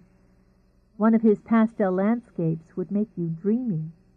Next, an edgy, too realistic view of a slum would make you shudder. There were portraits, too.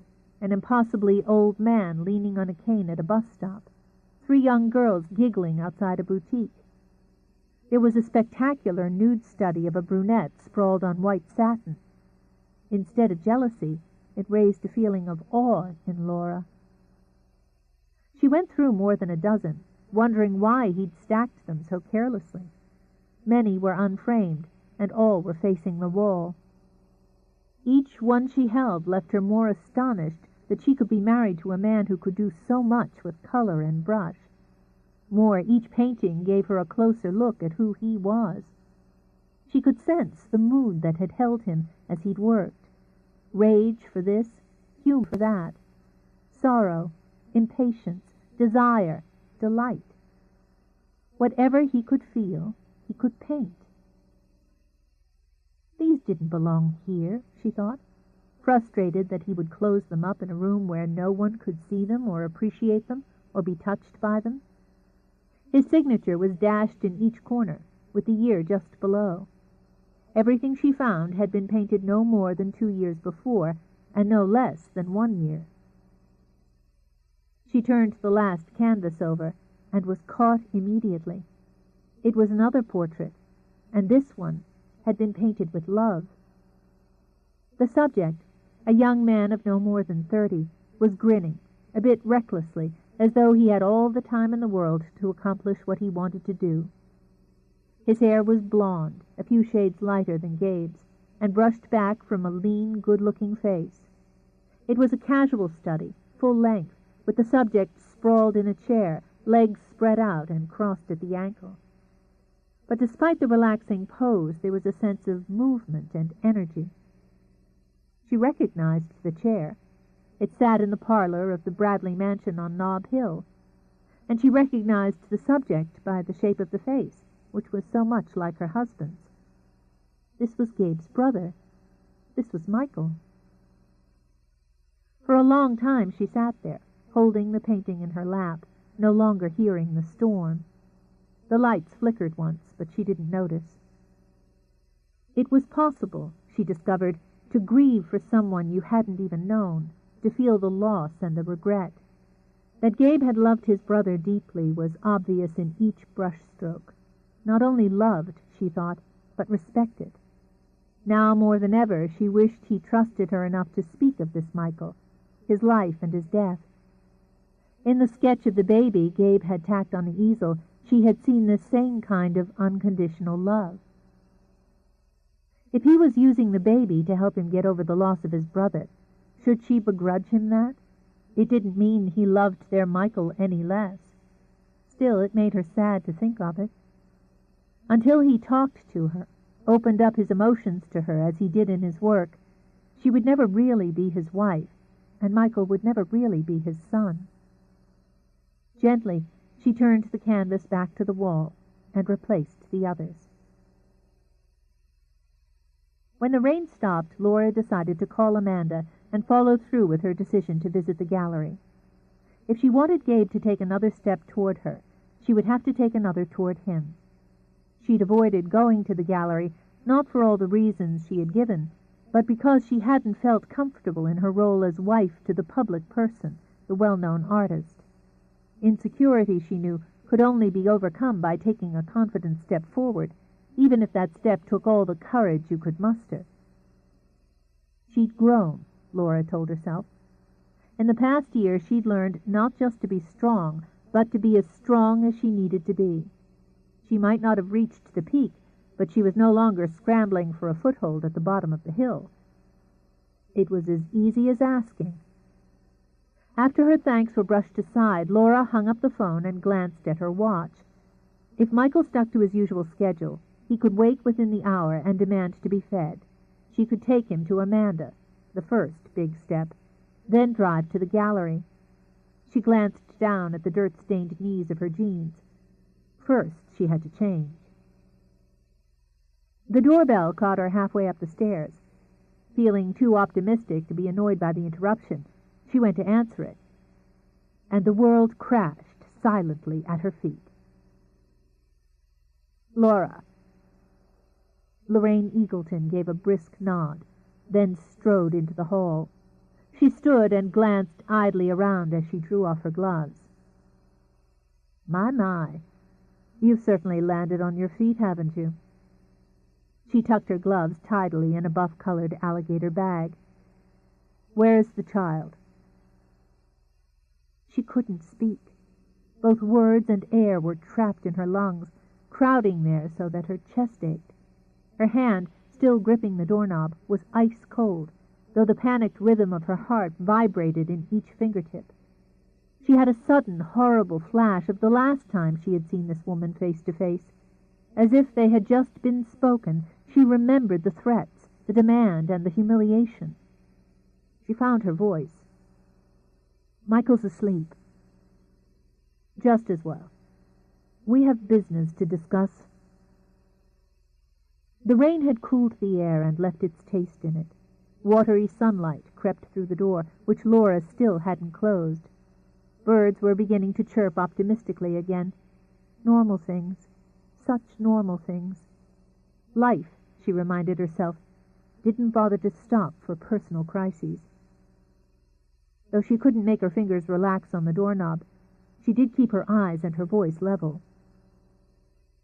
You're in my home now, Mrs. Eagleton. Women like you always manage to find rich, gullible husbands. She arched a brow, pleased that Laura was still standing by the door, tense and pale. That doesn't change who you are, what you are. Nor will your being clever enough to get Gabriel Bradley to marry you stop me from taking what's mine. I have nothing that belongs to you. I'd like you to leave. I'm sure you would, Lorraine said, smiling. She was a tall, striking woman with dark, sculpted hair and an unlined face. Believe me, I have neither the desire nor the intention to stay long. I intend to have the child. Laura had a vision of herself standing in the mist, holding an empty blanket. No. Lorraine brushed the refusal aside, as she might have brushed a speck of lint from her lapel. I'll simply get a court order. The cold fear was replaced by heat, and she managed to move then, though it was only to stiffen. Then do it. Until you do, leave us alone. Still the same, Lorraine thought as she watched Laura's face. She spit a bit now when she was backed into a corner, but she was still easily maneuvered. It infuriated her now, as it always had, that her son had settled for so little when he could have had so much. Even in fury she never raised her voice. Lorraine had always considered derision a better weapon than volume. "You should have taken the offer my husband and I made to you. It was generous, and it won't be made again." "You can't buy my baby, any more than you can buy back Tony." Pain flashed across Lorraine's face, pain that was real enough, sharp enough, to make Laura form words of sympathy. They could talk, had to be able to talk now, as one mother to another. "Mrs. Eagleton." "I won't speak of my son with you," Lorraine said, and the pain vanished into bitterness. "If you had been what he needed, he'd still be alive. I'll never forgive you for that." There had been a time when she would have crumbled at those words, ready to take the blame. But Lorraine had been wrong. Laura was no longer the same. "Do you want to take my baby to punish me, or to bind your wounds? Neither reason is wrong. You have to know that." "I know I can and will prove that you're unfit to care for the child. I'll produce documentation that you made yourself available to other men before and after your marriage to my son." "You know that's not true." Lorraine continued as if Laura hadn't spoken. "Added to that will be the record of your unstable family background. If the child proves to be Tony's, there'll be a custody hearing, and the outcome is without question."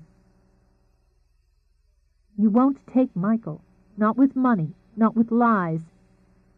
Her voice rose, and she fought to bring it back down. Losing her temper would get her nowhere.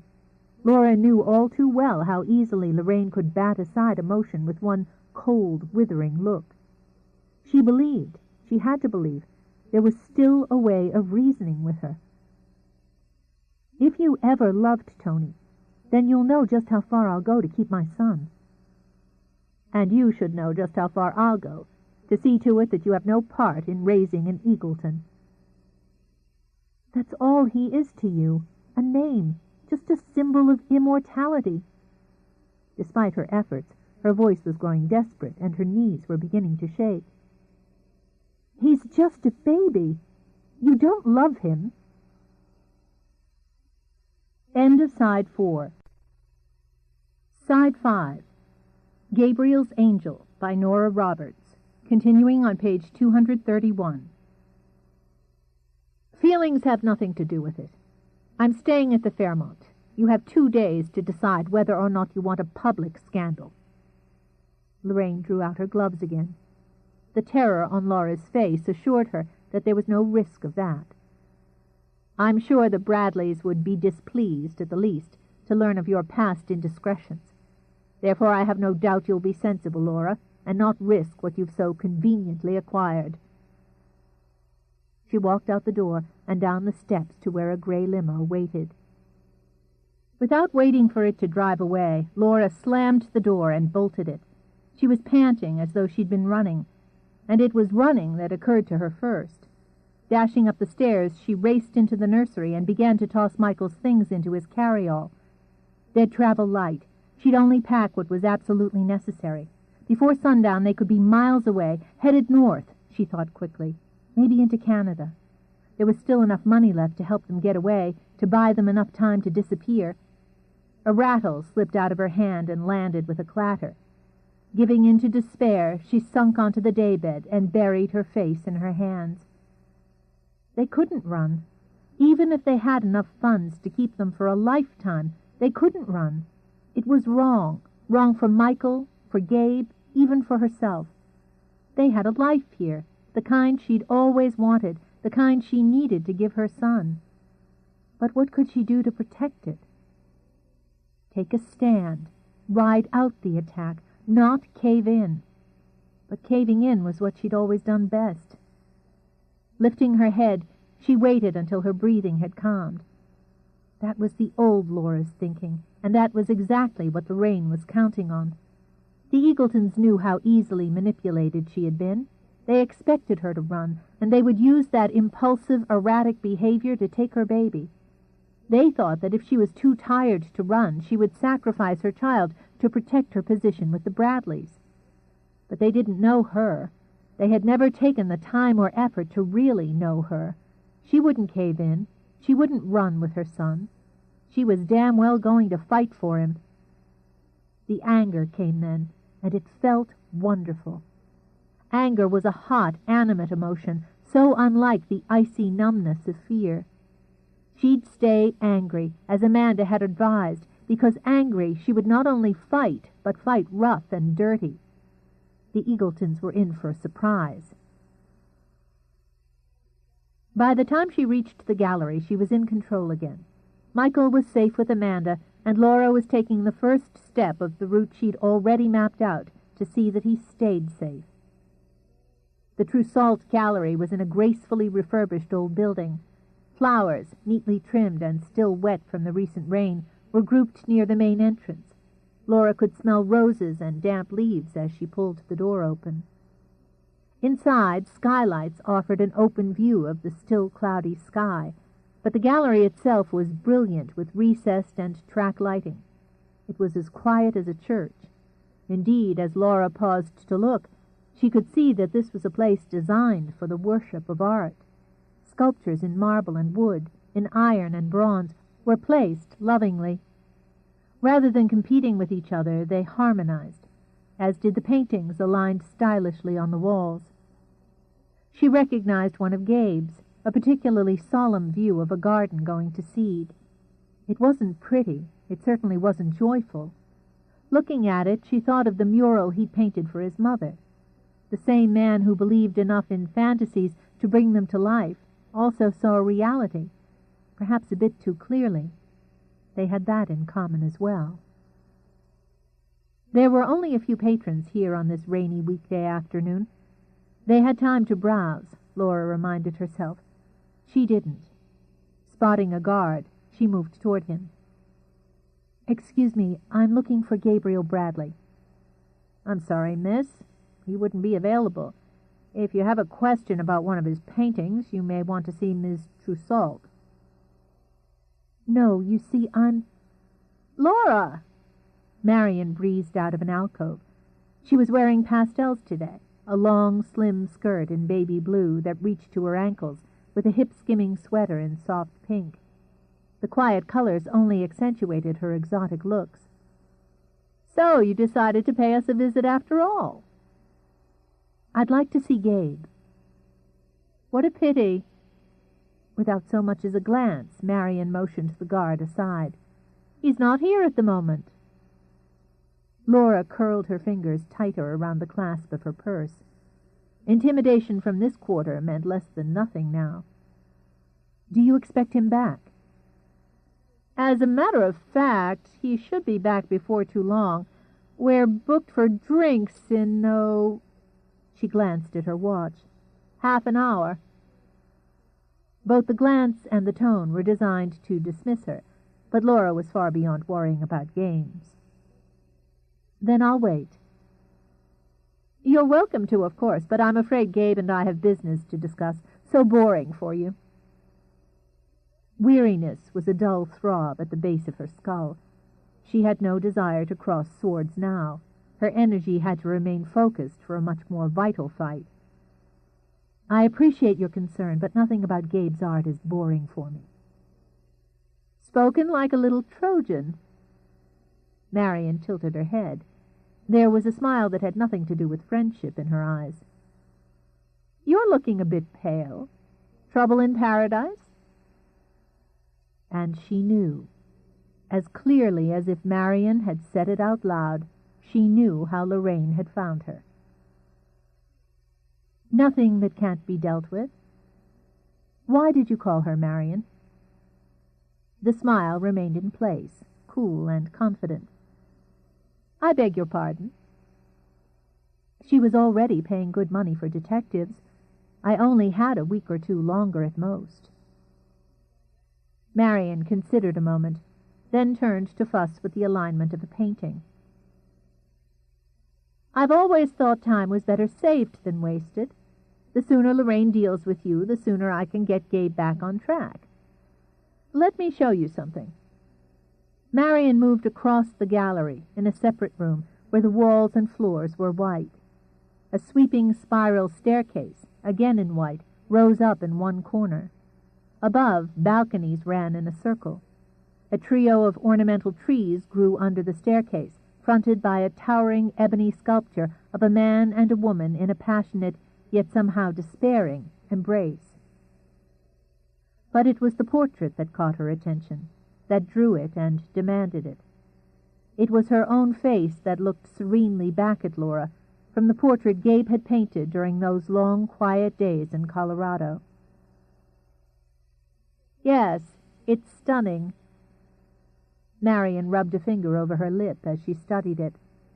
She'd been tempted to take a knife to the canvas when Gabe had first unpacked it, but the temptation had faded quickly. She was too much a patron of the arts to let personal feelings interfere. "It's one of his best and most romantic pieces. It's been hanging only 3 weeks, and I've already had 6 serious offers for it." "I've already seen the painting, Marion." "Yes, but I doubt you understand it. He calls it Gabriel's Angel. That should tell you something." "Gabriel's Angel," Laura repeated in a murmur. The warmth spread through her as she took a step closer. "What should that tell me?"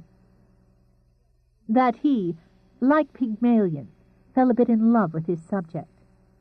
That's expected now and again, even encouraged, as it often inspires great work such as this." She tapped a finger against the frame. "But Gabe's much too practical a man to string out the fantasy for long. The portrait's finished, Laura. He doesn't need you any longer." Laura turned her head so that she could look directly at Marion. What was being said had run through her mind countless times. She told Marion what she had already told herself. "Then he'll have to tell me that." "He's an honorable man. That's part of his charm. But once things come to a head, once he realizes his mistake, he'll cut his losses. A man only believes in an image," she said, with a gesture toward the portrait, "as long as the image is unsmeared.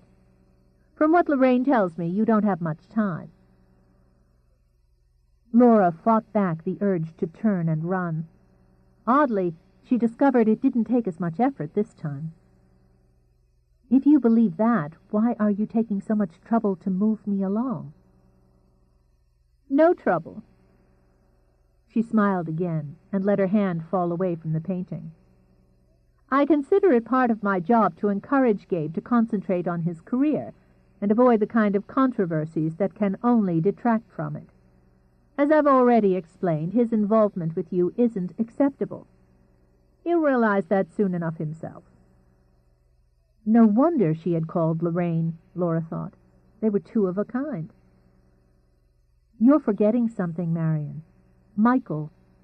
No matter what Gabe feels or doesn't feel for me, he loves Michael." "It takes a particularly pitiful woman to use a child."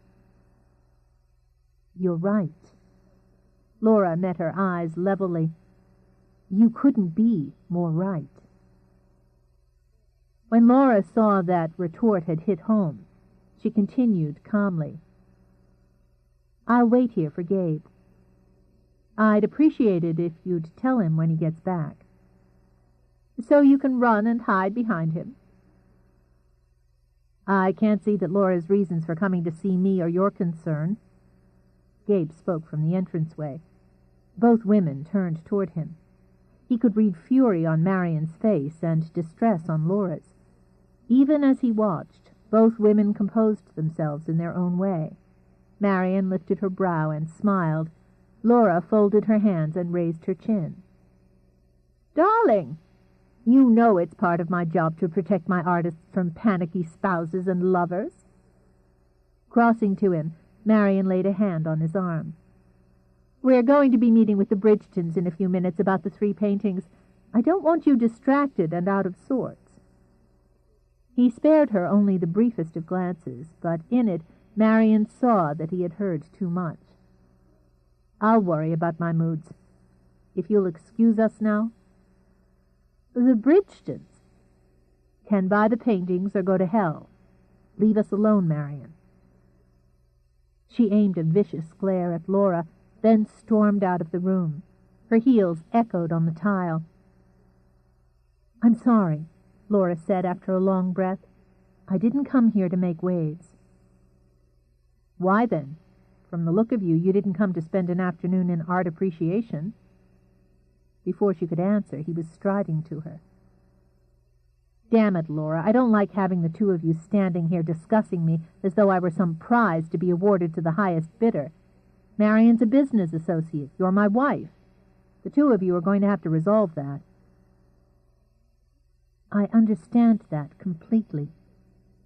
Her voice had changed, hardened to match his. "And you should understand that if I believed you were involved with her in any way, I would already have left you." Whatever he'd been about to say slipped completely away from him, because he recognized the unshakable resolve in the statement. He could only stare at her. "Just like that?" "Just like that. I've already lived through one marriage where fidelity meant nothing. I won't live through another." "I see." Comparisons again, he thought. He wanted to shout at her. Instead, he spoke softly, too softly. "Then I've been warned." She turned away so that she could close her eyes for a moment. Her head was pounding ruthlessly. If she didn't take the time to draw herself in, she would throw herself into his arms and beg for help. "I didn't come here to discuss the terms of our marriage." "Maybe you should have. It might be time for us to go back to square one and spell it out." She shook her head and made herself turn to face him again. "I wanted to tell you that I'm going to see a lawyer in the morning." He felt the life drain out of him in one swift flood. She wanted a divorce. Then, as quickly as he'd been left limp, the fury came. Unlike Laura, he had never had to prime himself for a fight. "What the hell are you talking about?" "It can't be put off any longer. I can't keep pretending it's not necessary." Again she wanted to step into his arms, to feel them close around her, make her safe. She kept an arm's length away and stood on her own. "I didn't want to start what will be a difficult and ugly period without letting you know." "That's big of you." Spinning away, he dragged a hand through his hair. Above him, her portrait smiled gently down. As he stood between them, he felt as though he were caught between two women, between two needs. "What in the hell brought this on? Do you think you can kiss me goodbye at the door, then talk about lawyers a few hours later? If you haven't been happy, why haven't you said so?" "I don't know what you're talking about, Gabe. We knew this would probably happen eventually. You were the one who told me there'd come a time when I'd have to face it. Now I'm ready to. I just want to give you the option of backing off before it's too late to turn back." He started to snap at her, then stopped himself. It occurred to him that what he had thought they were talking about, and what was actually being discussed, were two different things. "Why do you need to see a lawyer in the morning?" "Lorraine Eagleton came to the house this afternoon. She wants Michael." No relief came at the realization that they weren't speaking of divorce. There was no room for it. He recognized a flash of panic before fury replaced it. "She may as well want the moon, because she won't have that either." He reached out to touch a hand to her cheek. "Are you all right?" She nodded. "I wasn't, but I am now. She's threatening a custody suit." "On what grounds?" She pressed her lips together, but her gaze didn't waver. "On the grounds that I'm not fit to care for him. She told me she'll prove that there were other men before and during my marriage to Tony." "How can she prove what isn't true?" So he believed in her. It was just that easy. Laura reached for his hand. You can get people to do or say a great many things if you pay them enough. I've seen the Eagletons do that kind of thing before. Did she tell you where she was staying? Yes. Then it's time I talked with her. No. She had his hand before he could stride from the room. Please, I don't want you to see her yet. I need to talk with a lawyer first, make certain what can and can't be done. We can't afford the luxury of making a mistake in anger.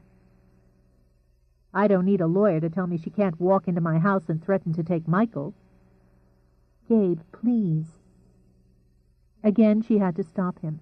When her fingers curled around his arms, she felt the fury vibrating in him. Listen to me. You're angry. So was I, and frightened, too. My first impulse was to run again. I'd even started to pack. He thought of what it would have done to him to have come home to find the house empty. The score he had to settle with the Eagletons was getting bigger. Why didn't you? Because it wouldn't have been right, not for Michael, not for you or for me. Because I love both of you too much. He stopped and cupped her face in his hands, trying to read what was behind her eyes.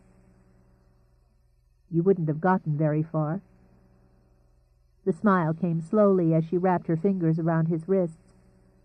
I hope not. Gabe, I know what I have to do, and I also know that I can do it. He paused, taking it in. She spoke of love one moment, then of what she would do, not of what they would do. Alone? If necessary. I know you've taken Michael as your own, but I want you to understand that if she pursues the suit, it's going to get ugly, and what's said about me will affect you and your family. There was a moment's hesitation as she worked up the courage to give him a choice. If you'd rather not be involved in what's going to happen now, I understand. His choices had narrowed from the moment he'd seen her. They'd disappeared completely when she'd first put Michael in his arms. Because he didn't know how to explain, he cut through to the bottom line. Where's Michael? Relief made her giddy. He's with your mother. Then let's pick him up and take him home. Chapter 11. She couldn't sleep. Both memory and imagination worked against Laura as her mind insisted on racing over what had happened and what might happen the next day. It was almost a year since she had fled Boston. Now, thousands of miles away, she had chosen to take her stand. But she was no longer alone. Gabe hadn't waited to make an appointment with his lawyer during regular business hours. He had made a phone call and demanded, a meeting that evening. Her life, her child, her marriage, and her future had been discussed over coffee and crumb cake in the parlor, while a low, wispy fog had rolled in from the bay. Her initial embarrassment about speaking with a stranger about her life, her first marriage, and her mistakes had sharpened painfully, then vanished. It had seemed as though they were talking about someone else's experiences. The more openly it was discussed, with details meticulously examined and noted, the less shame she'd felt. Matthew Quartermain had been the Bradleys' attorney for 40 years. He was crusty and shrewd and, despite his stuffy exterior, not easily shocked. He'd nodded and made notes and asked questions until Laura's mouth had dried up from answering. Because he hadn't sympathized or condemned, it had become easier to talk plainly. The truth, spoken in simple, unemotional terms, had been easier to face than it had to keep hidden. In the end, she hadn't spared herself or Tony, and in the end, she'd felt a powerful sense of having been cleansed.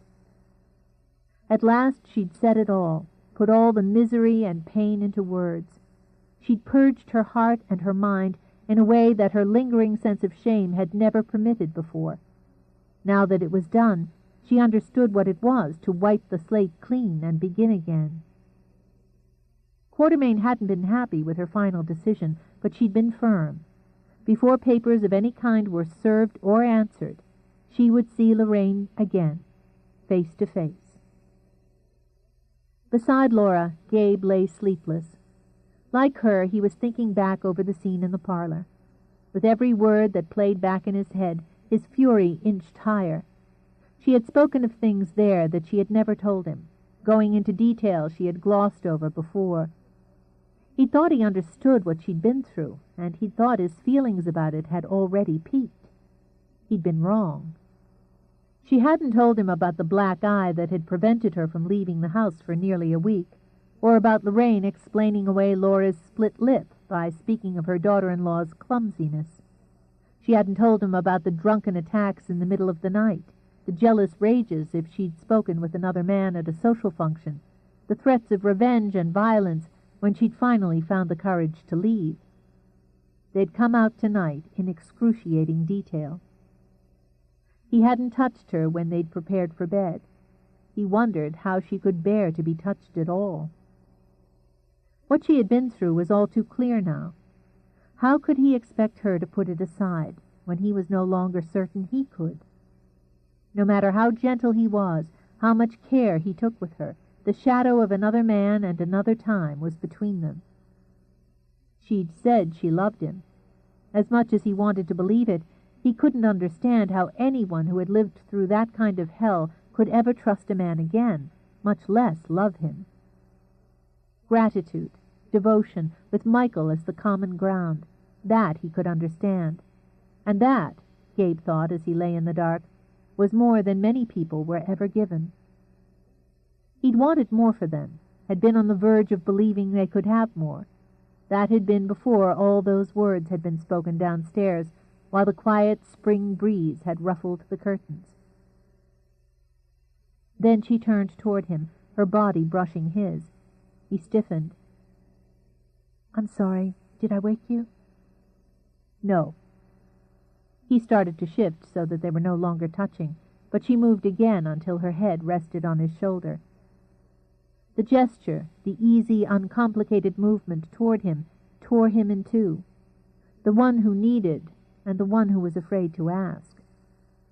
"I can't sleep either. I feel as though I've run an obstacle course and my body's exhausted from it, but my mind keeps circling." "You should stop thinking about tomorrow." "I know." Laura brushed her hair aside, then settled more comfortably. She felt the slight drawing away, the pulling back. With her eyes shut tight, she wondered if he thought less of her now that he knew everything. "There's no need for you to worry. It's going to be all right." Was it? Taking a chance, she reached through the dark for his hand. "The trouble is, different scenes keep popping into my head. What I'll say, what she'll say. If I don't—" Her words trailed off when the baby started crying. "Sounds like someone else is restless." "I'll get him." Though she'd already tossed the covers aside, Laura nodded. "All right. I'll nurse him in here if he's hungry." She sat up and hugged her knees to her chest as Gabe tossed on a robe and strode to the nursery. A moment later the crying stopped, then started again. Under it she could hear Gabe's voice, murmuring and soothing. It was so easy for him, so natural. Sensitivity, tenderness, were as much a part of him as temper and arrogance. Wasn't that why she'd finally been able to admit that she loved him? There would be no cycle of despair, submission, and terror with Gabe, as there had been with Tony. She could love him without giving up the pieces of herself that she'd so recently discovered. No, he didn't think less of her. She couldn't be sure of all of his feelings, but she could be sure of that. It was just that he was as worried as she and felt obligated to pretend otherwise. The light from the nursery slanted into the hallway. In it she could see Gabe's shadow as he moved. The crying became muffled, then rose in a wail. Recognizing the tone of the crying, Laura leaned back and shut her eyes. It was going to be a long night. "Teething," she murmured, when Gabe brought a sobbing Michael into the bedroom. Switching on the bedside lamp, she smiled at him. All of them needed support tonight. "I'll nurse him and see if that helps any." "There you go, old man. Best seat in the house." Gabe settled him in Laura's arms. The crying faded to a whimper, then disappeared completely as he suckled. "I'm going down for a brandy. Do you want anything?" "No. Yes, some juice. Whatever's in there." Alone, she held Michael with one arm and arranged her pillows behind her back with the other. It seemed so normal, so usual, just like any other night. Though there were nights when Michael was restless, when her body craved sleep, there were others when she prized these hours in the middle of the night. These were the times she and Gabe would remember years down the road, when Michael took his first steps, when he started school, when he rode a two-wheeler for the first time. They'd look back and remember how they'd walked the floor, half dozing themselves. Nothing could change that. They needed this, needed the normalcy of it. And, if only for a few hours, they would have it. When Gabe came back in, he set her glass on the table beside her. Smiling, she lifted a hand to his arm. "Can I smell your brandy?" Amused, he tilted the snifter for her and let her draw in the scent. "Enough?" "Thanks. I always loved the taste of brandy late at night." Lifting her juice glass, she clinked it against his snifter. "Cheers." He didn't join her in bed, as she'd hoped he would, but turned to stand by the window. "Gabe?" "Yes?" "I'd like to make a deal with you. You tell me what's on your mind. Ask any question you need to ask, and I'll tell you the absolute truth. Then in return, I'll ask you, and you'll do the same." "Haven't you answered enough questions for one night?" So that was it. Laura set her glass aside before she gently shifted Michael to her other breast. "You're upset because of the things I told Mr. Quartermain." "Did you expect I would take them with a shrug?" When he whirled, the brandy sloshed dangerously close to the lip of the snifter. Laura said nothing as he tossed back half the contents and began to pace. "I'm sorry it had to be brought up. I'd have preferred another way myself." "It's not a matter of its being brought up." The words lashed out. He drank more brandy, but it did nothing to soothe him. "My God, it's killing me to think of it, to imagine it. I'm afraid to touch you because it might bring it back." "Gabe, you've been telling me all along that it's over, that things are different now. I know they are. You were right when you said I compared you with Tony, but maybe you don't understand that by doing that, I helped myself realize that things could change." He looked at her then, only for a moment, but long enough for her to see that her words weren't enough, not yet. "Things are different now, but I wonder why you don't hate any man who puts his hands on you." "There was a time when I wouldn't have let any man within 10 feet of me, but I was able to start putting things in perspective through therapy, listening to other women who'd pulled themselves out of the spin." She watched him as he stood in the shadow, his hands thrust in the pockets of his robe and clenched into fists. "When you touch me, when you hold me, it doesn't bring any of that back. It makes me feel the way I've always wanted to feel about myself, about my husband." "If he were alive," Gabe said evenly, "I'd want to kill him. I find myself resenting the fact that he's already dead." "Don't do that to yourself." She reached out a hand to him, but he shook his head and walked back to the window. "He was ill. I didn't know that then, not really. And I prolonged it all by not walking away." "You were afraid. You had nowhere to go." "That's not enough. I could have gone to Jeffrey. I knew he would have helped me, but I didn't go, because I was pinned there by my own shame and insecurities. When I finally did leave, it was because of the baby. That's when I began to get well myself. Finding you was the best medicine of all, because you made me feel like a woman again." He remained silent while she searched for the right words. "Gabe, there's nothing either of us can do to change things that have already happened. Don't let it change what we have now." Calmer now, he swirled his brandy and continued to look out of the window. "When you talked of lawyers in the gallery today, I thought you wanted a divorce. It scared me to death." "But I wouldn't have. Did it?" "There you were, standing under the portrait, and I couldn't imagine what I would do if you walked away. I may have changed your life, Angel, but no more than you've changed mine." Pygmalion, she thought. If he loved the image, he might eventually love the woman. "I won't walk away. I love you, Gabe. You and Michael are my whole life." He came to her then, to sit on the edge of the bed and take her hand. "I won't let anyone hurt either one of you." Her fingers tightened on his. "I need to know that whatever we have to do, we'll do it together. We've been in this together right from the start." Leaning forward, he kissed her while the baby dozed between them. "I need you, Laura. Maybe too much." "It can't be too much." "Let me go put him down," Gabe murmured. "Then maybe we can continue that." He took the baby, but the moment he eased off the bed, Michael began to cry. They took turns walking, rocking, rubbing tender gums. Each time Michael was laid back in his crib, he woke with a wail. Dizzy with fatigue, Laura leaned over the rail, patting and rubbing his back. Each time she moved her hand away, he cried again. "I guess we're spoiling him," she murmured. Gabe sat heavy-eyed in the rocking chair and watched her.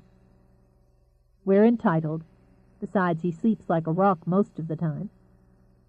"I know. This teething's got him down. Why don't you go to bed? There's no sense in both of us being up." "It's my shift." He rose and discovered that at 5 a.m. the body could feel decades older than it was. "You go on to bed." "No." Her own yawn cut her off. "We're in this together, remember?" "Or until one of us passes out." She would have laughed if she had had the energy. "Maybe I'll just sit down." "You know, I've been known to watch the sun come up after a night of drinking, card-playing, or other forms of entertainment." He began to pat Michael's back as Laura collapsed in the rocker. "And I can't remember ever feeling as though someone had run over me with a truck." "This is one of the joys of parenting," she told him, as she curled her legs under her and shut her eyes. "We're actually having the time of our lives." "I'm glad you let me know. I think he's giving in." "That's because you have such a wonderful touch," she murmured as she drifted off. "Such a wonderful touch." Inch by cautious inch, Gabe drew his hand away. A man backing away from a tiger couldn't have taken more care. When he was a full 2 feet from the crib, he nearly let out a breath of relief. Afraid to push his luck, he held it and turned to Laura. She was sound asleep, in an impossibly uncomfortable position. Hoping his energy held out for 5 minutes longer, Gabe walked over to pick her up. She shifted and cuddled against him instinctively. As he carried her from the room, she roused enough to murmur, "Michael?" Down for the count. He walked into their room, but rather than taking her to bed, he moved to the window. "Look, the sun's coming up." Laura stirred and opened her eyes. Through the window she could see the curve of the eastern sky. If she looked hard enough, she could see the water of the bay, like a mist in the distance. The sun seemed to vibrate as it rose, and the echoes brought colors, pinks, mauves, golds. Softly at first, with the darker night sky still dominating above, the colors spread, then deepened. Pinks became reds, vibrant and glowing. "Sometimes your paintings are like that," she thought aloud. "Changing, shifting angles, with the colors intensifying from the core to the edges. She nestled her head against his shoulder as they watched the new day dawn. I don't think I've ever seen a more beautiful sunrise. His skin was warm beneath her cheek, his arms strong, firm with muscle as they held her to him. She could feel the light, steady beating of his heart. She turned her face toward his as the first birds woke and began to sing. When love was so easily reached, only a fool questioned it. I want you, Gabe. She laid her hand on his cheek, her lips on his lips. I've never wanted anyone the way I want you. There was a moment's hesitation. She felt it, understood it, then coaxed him past it. This wasn't the time to think of yesterdays or tomorrows. Her lips softened and parted against his, and her hand slipped back to brush through his hair. You were right, she murmured. About what? I don't think of anyone but you when we make love. He hadn't meant to ask her for anything. He found there was nothing he couldn't ask. She was so beautifully open. It made it possible, even easy, to put that part of her life that left him angry and bitter aside. That had nothing to do with where they could take each other. With his mouth still on hers, he moved to the bed. She wrapped her arms around him as he lay beside her. For a moment, that was enough. Morning embraces, sunrise kisses, after a long, sleepless night. Her face was pale with fatigue, but still she trembled for him. The sigh that passed from her lips to his was soft and drowsy.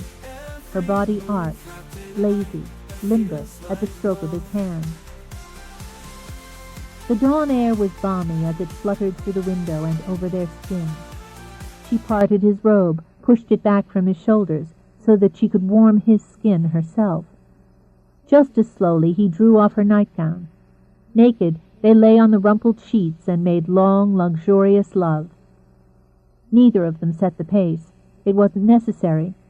Here they were in tune, without words or requests. Demands were for other moments, night moments, when passion was hot and urgent.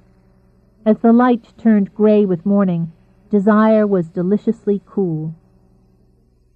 Perhaps the love she felt for him was best displayed this way, with ease and affection that lasted so much longer than the flare of a flame. She moved with him, and he with her, and they brought pleasure to each other that came in sighs and murmurs instead of gasps and shudders. She felt the roughness of his cheek when she stroked her hand there. This was real. Marriage was more than the band she wore on her finger, or the coming together full of need and excitement in the dark. Marriage was holding on at daybreak. He would have scaled mountains for her. Until now, somehow, the full extent of his feelings for her had escaped him. He'd recognized the need first, the love later, but now he understood the devotion. She was his in a way no other woman could ever be. For the first time in his life, he wanted to be a hero. When they came together, full light was pouring over the bed. Later, still entwined, they slept. I know I'm doing the right thing. Still, Laura hesitated when they stepped off the elevator in Lorraine's hotel. And no matter what happens, I'm not going to back down. She caught Gabe's hand in hers and held it tight. Lack of sleep had left her feeling lightheaded and primed for action. I'm awfully glad you're here. I told you before. I don't like the idea of you having to see her again, to deal with her on any level. I can easily handle this on my own. I know you could, but I told you I need to. Gabe? What? Please don't lose your temper. She laughed a little at the way his brows rose. The tension rising inside her eased. There's no need to look like that. I'm only trying to say that shouting at Lorraine won't accomplish anything. I never shout. I do occasionally raise my voice to get a point across. Since we've gotten that straightened out, I guess the only thing left to do is knock. She felt the familiar flutter of panic and fought it back as she knocked on the door. Lorraine answered, looking regal and poised in a navy suit. Laura. After the briefest of nods, she turned to Gabe. Mr. Bradley, it's nice to meet you. Laura didn't mention that you were coming with her this afternoon. Everything that concerns Laura and Michael concerns me, Mrs. Eagleton. He entered, as Laura could never have done, without an invitation. I'm sure that's very conscientious of you. Lorraine closed the door with a quick click. However, some of the things Laura and I may discuss are private family matters. I'm sure you understand. I understand perfectly. He met her level gaze with one of his own. My wife and son are my family. The war of wills was silent and unpleasant. Lorraine ended it with another nod. If you insist. Please sit. I'll order coffee. The service here is tolerable. Don't bother on our account. Laura spoke with only the slightest trace of nerves as she chose a seat. I don't think this should take very long. As you like. Lorraine sat across from them. My husband would have been here, but business prevented him from making the trip. I do, however, speak for both of us. That said, she laid her hands on the arms of her chair. I'll simply repeat what has already been discussed. I intend to take Tony's son back to Boston and raise him properly. And I'll repeat, you can't have him. She would try reason one last time, Laura thought, leaning forward. He's a baby, not an heirloom, Mrs. Eagleton. He has a good home and 2 parents who love him. He's a healthy, beautiful child. You should be grateful for that. If you want to discuss reasonable visitation rights— We'll discuss visitation rights, Lorraine said, interrupting her. Yours. And if I have anything to say about it, they will be short and spare. Mr. Bradley, she continued, turning away from Laura. Surely you don't want to raise another man's child as your own. He hasn't your blood, and he only has your name because, for whatever reason, you married his mother. Gabe drew out a cigarette and lit it slowly. Laura had asked him not to lose his temper. Though he wouldn't be able to accommodate her, it wouldn't do to let it snap so quickly. You're very wrong, was all he said. She sighed, almost indulgently. I understand you have feelings for Laura. My son had them too. The first chain on his temper broke clean in half. The rage could be seen in his eyes and heard in each precise, bitten-off word. Don't you ever compare my feelings for Laura with your son's. Lorraine paled a little, but went on evenly. I have no idea what she may have been telling you. I told him the truth. Before Gabe could speak or move, Laura put a hand on his arm. I told him what you know is the truth, that Tony was ill, emotionally unstable. Now it was Lorraine who moved, rising deliberately from her chair. Her face was flushed and pinched, but her voice was held at the same even pitch. I will not sit here and listen to you defame my son. You will listen. Laura's fingers dug hard into Gabe's arm, but she didn't give way. You'll listen now the way you never listened when I was desperate for help, the way you never listened when Tony was screaming for it in the only way he knew. He was an alcoholic, an emotional wreck who abused someone weaker than he. You knew he hurt me. You saw the marks and ignored them or made excuses. You knew there were other women. By your silence, you gave him approval. What was between you and Tony was none of my concern. That's for you to live with. But I warn you, Lorraine, if you open the lid, you won't be able to handle what comes out. Lorraine sat again, if for no other reason than the tone of Laura's voice, and the fact that for the first time Laura had called her by her first name. That one change made them equals. This wasn't the same frightened, easily pressured woman she had known only a year before. Threats from someone like you don't worry me. The courts will decide if some loose-moraled young tramp will have custody of an Eagleton, or if he'll be placed with those who can give him the proper upbringing. If you refer to my wife in that way again, you'll have more than threats to deal with. Gabe blew out a long, narrow stream of smoke. Mrs. Eagleton. It doesn't matter.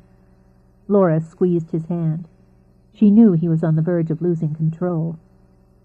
You can't make me cringe any more, Lorraine, and you won't make me beg. You know very well that I was faithful to Tony.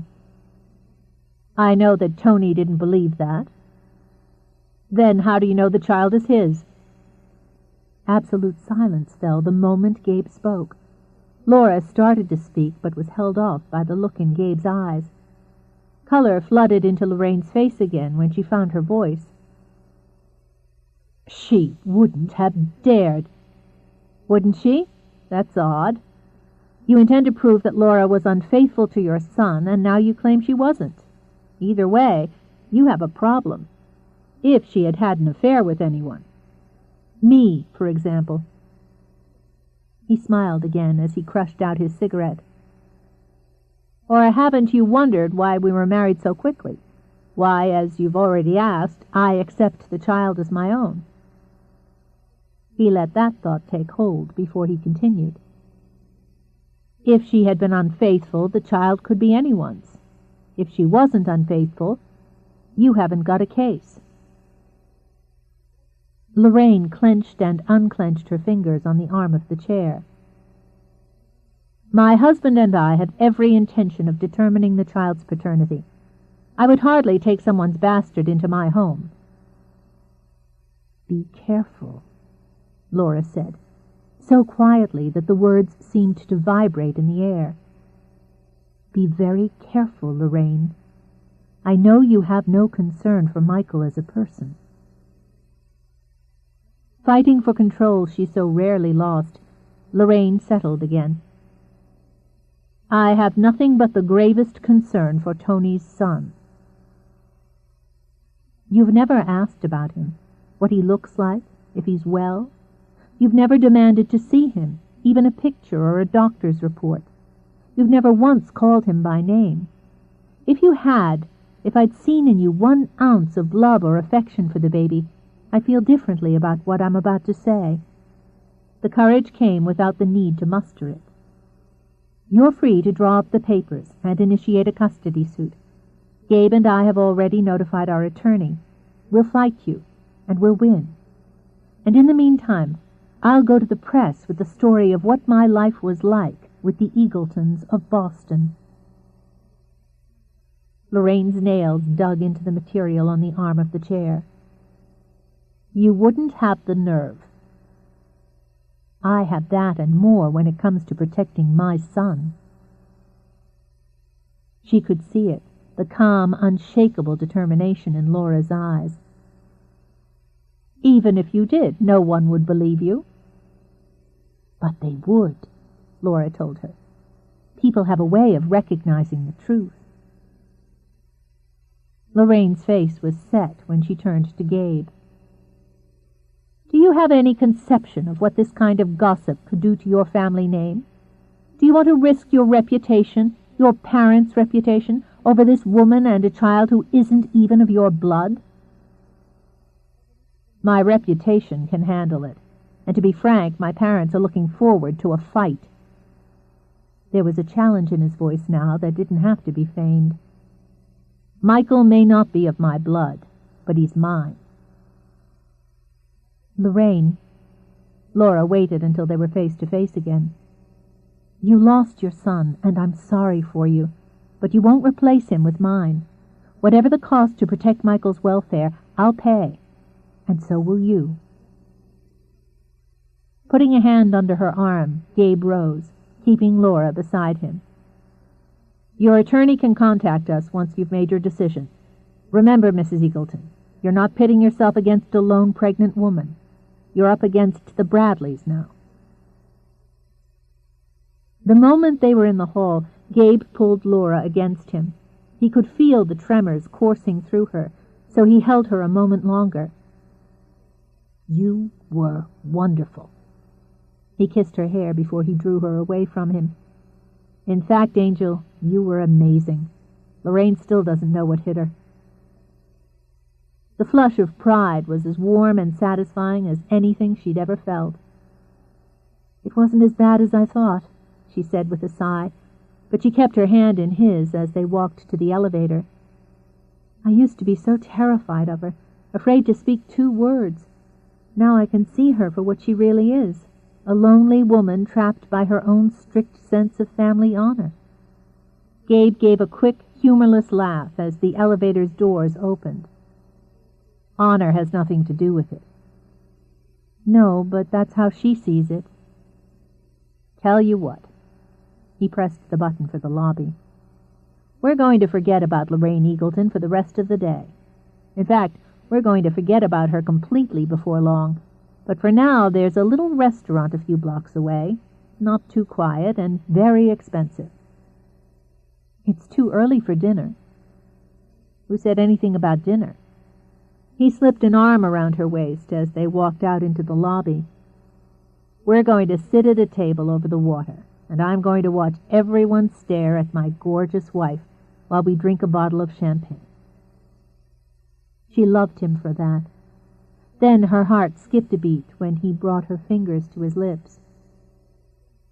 "Don't you think we should wait to celebrate until Lorraine gives us her decision?" "We'll celebrate then, too. Right now, I want to celebrate being witness to an angel breathing fire." She laughed and walked outside with him. "I could do it again. In fact—" "What?" She swept her gaze up to his. "I'd like to." "Sounds as though I'm going to have to watch my step." "Probably." She was giddy with success, but she was still practical. "I really shouldn't have champagne. Michael—" Gabe kissed her and signaled for his car. Chapter 12. "You look exhausted." Amanda gave a quick shake of her head as she stepped into the house. "Michael's teething." The excuse was valid enough, but more than a fretful baby was keeping Laura from sleeping at night. "He's been down all of 10 minutes. With luck, he might make an entire hour straight." "Then why aren't you napping?" Since Amanda was already stepping into the parlor, Laura followed her in. "Because you called and said you were coming over." "Oh." With a faint smile, Amanda took a seat, then tossed her purse on the table. "So I did. Well, I won't keep you long. Gabe's not home?" "No. He said he had something to see to." Laura sat in the chair facing her and let her head fall back. Sometimes small luxuries felt like heaven. "Can I get you some coffee or something cold?" "You don't look as though you can get yourself out of that chair.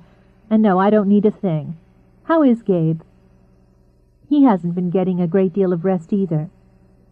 "I'm not surprised. No word from Lorraine Eagleton or her attorney?" "Nothing."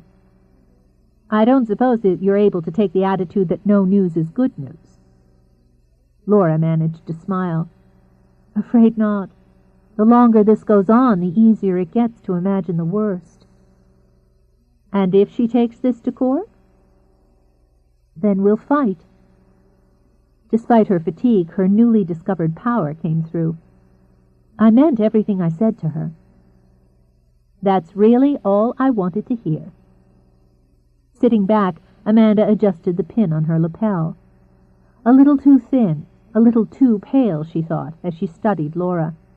But all in all, she thought her daughter-in-law was holding up well. "When this is over, you and Gabe should be able to tie up a few loose ends." Laura caught herself before she dozed off. "Loose ends?" "Yes, little things, such as what you intend to do with the rest of your lives." "I don't know what you mean." "Gabe has his art, and you both have Michael, and however many other children you choose to bring into the world." That was something that made Laura sit up straighter. More children. They'd never discussed the possibility of more. As she began to, she wondered if Gabe even wanted any. Did she? She passed a hand over her now flat stomach and imagined it filled with another child, Gabe's child this time, from the very first moment. Yes, she wanted that. Glancing over, she saw Amanda studying her quietly and with complete understanding. It's difficult to make decisions with so much hanging over us. Exactly. But it will pass. When it does, what are you going to look for? Since I spent more than 2 decades under the same roof as Gabe, I know that he can, when the muse is on him, lock himself in his studio for hours and days on end. I don't mind. How could I when I see what he can accomplish? A woman needs a solid sense of accomplishment as well. Children can be the best of that, but... She reached for her purse, opened it, and took out a business card. There's an abuse clinic downtown. It's rather small and unfortunately not well funded. Yet. She intended to correct that. They need volunteers, women who understand, who know there can be normal life after hell. I'm not a therapist. You don't need a degree to give support. No. She looked at the card on the table as the idea took root. I don't know. Just think about it. Amanda, did you go to the clinic? Yes. Cliff and I went there yesterday. We were very impressed. Why did you go? Amanda lifted a brow in a gesture Laura knew Gabe had inherited. Because there's someone we both care about, who we wanted to understand better. Don't get up, she said as she rose. I'll let myself out. Give Gabe my love and tell him his father wants to know if they're ever going to play poker again. The man thrives on losing money. Amanda. Laura pushed off her shoes before she curled her legs up in the chair. I never had a mother, and the one I always imagined for myself was nothing like you. She smiled as her eyes began to close. I'm not at all disappointed. You're coming along, Amanda said, and left Laura sleeping in the chair. She was still there when Gabe came in. He tilted the bulky package against the wall. When she didn't stir at the rattle of the paper, he walked over to the couch. He didn't even have the energy to wish for his sketch pad as he stretched out his legs and almost instantly fell asleep. The baby woke both of them. Gabe merely groaned and pulled a throw pillow over his face. Disoriented, Laura pulled herself up, blinked groggily at Gabe, then put one foot in front of the other to get upstairs. A short time later, he went up after her. My timing's good, he decided, when he saw that Laura was fastening a fresh diaper. I'm beginning to wonder about your timing. But she was smiling as she lifted Michael over her head to make him laugh. How long have you been home? Long enough to see that my wife has nothing better to do than lounge around all day. He plucked Michael from her while she pretended to glare at him. Do you think if we kept him awake and exhausted him with attention, he'd sleep tonight? I'm willing to try anything. At that, Gabe sat on the floor and began to play nonsense games, bouncing the baby, flying the baby, tickling the baby. You're so good with him. Finding her second wind, Laura sat on the floor with them. It's hard to believe you're new at this. I never thought about parenthood. It certainly has its compensations. He set Michael on his knee and jiggled him. Like walking the 10-minute mile at 2 a.m. That too. Gabe, your mother came by. Should I be surprised? She smiled a little as she leaned over to let Michael tug at her hair. She left a card from an abuse clinic. I see. He reached over himself to untangle her hair from Michael's grip. Do you want to go back into therapy? No, at least I don't think so. She looked over at him.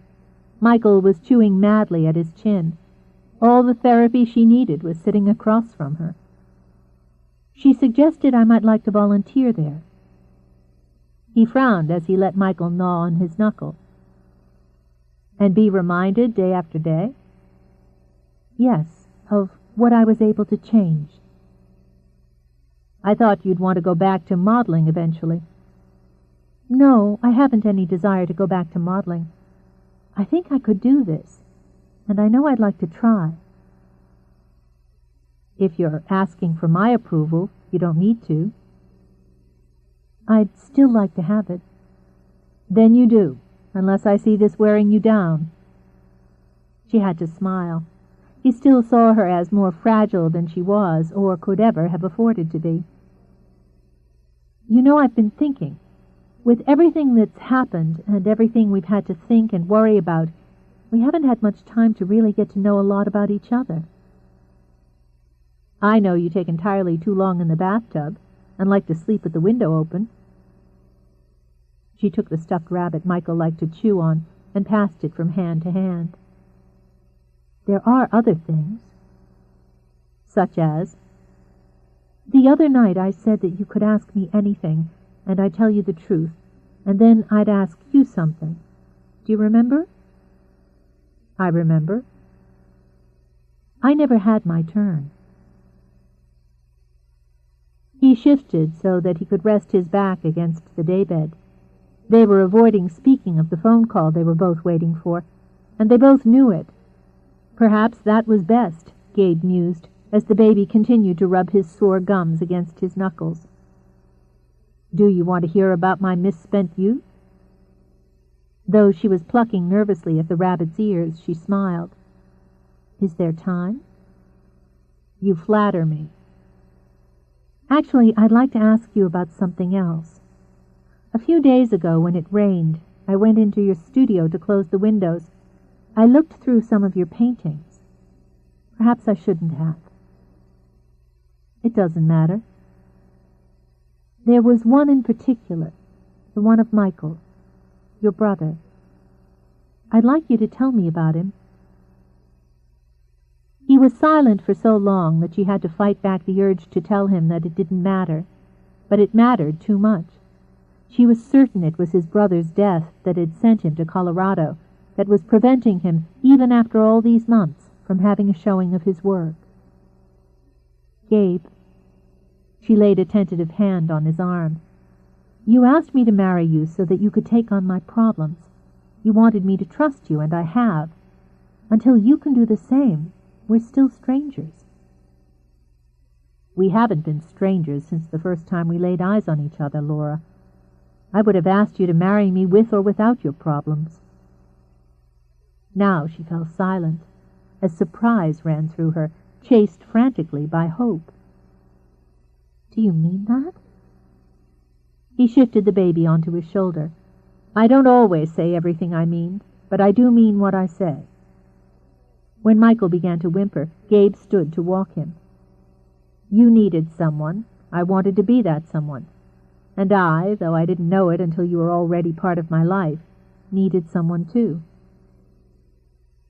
She wanted to ask him how he needed her, and why, and if love, the kind she'd always hoped for, was somehow mixed up with that need. But they needed to go back further than that if they were ever to move forward. Please tell me about him.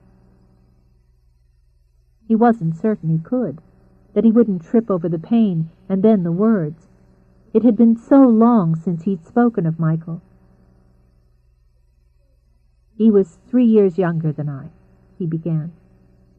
We got along fairly well growing up, because Michael tended to be even-tempered, unless backed into a corner. We didn't have many of the same interests. Baseball was about it. It used to infuriate me that I couldn't out-hit him. As we grew older, I turned to art and Michael to law. The law fascinated him. I remember, she murmured, as some vague recollection stirred. There was something about him in an article I read about you. He was working in Washington. As a public defender. He said a lot of tongues clucking over that decision. He wasn't interested in corporate law or big fees. Of course, a lot of people said he didn't need the money anyway. What they didn't understand was that he would have done the same thing with or without his stock portfolio behind him. He wasn't a saint. Gabe set Michael in the crib and wound up the mobile. But he was the best of us. The best and the brightest, my father used to say. She had risen, but she wasn't certain he wanted her to go to him. I could see that in the portrait. You must have loved him very much. It's not something you think about, one brother loving another. Either it's there or it isn't. It isn't something you say because you don't think it needs to be said. Then all you have is time to regret. He had to know you loved him. He only had to see the portrait. With his hands in his pockets, Gabe walked to the window. It was easier than he could have imagined to talk to her about it. I'd badgered him to sit for me off and on for years. It became a family joke.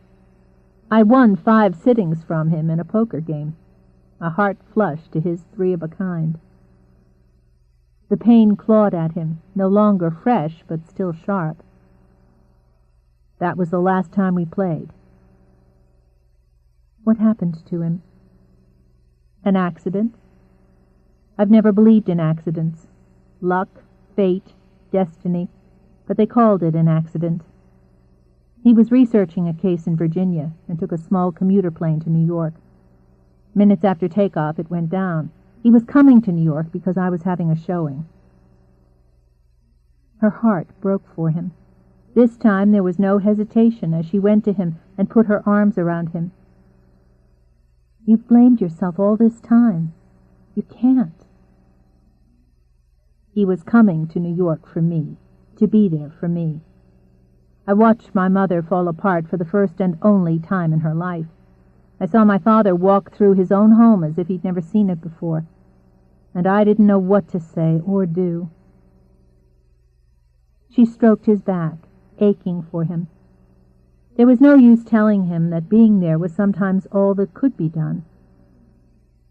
I've never lost anyone I've loved, but having you and Michael now, I can imagine how devastating it would be. Sometimes things happen and there's no one to blame. Whether that's an accident or fate, I don't know. He rested his cheek on her hair and looked out at the flowers she'd planted. I went to Colorado to get away for a while, to be alone and see if I could paint again. I hadn't been able to here. When I found you, I'd begun to pull myself back. I could work again. I could think about coming home and picking up my life. But there was still something missing. He drew back and cupped her face in his hand. You filled in those last pieces for me. She curled her fingers around his wrist. I'm glad. When he held her, she closed her eyes. They would make it, Laura told herself. Whatever happened, they would make it. Sometimes need was enough. Gabe? She slid her hands down until they gripped his.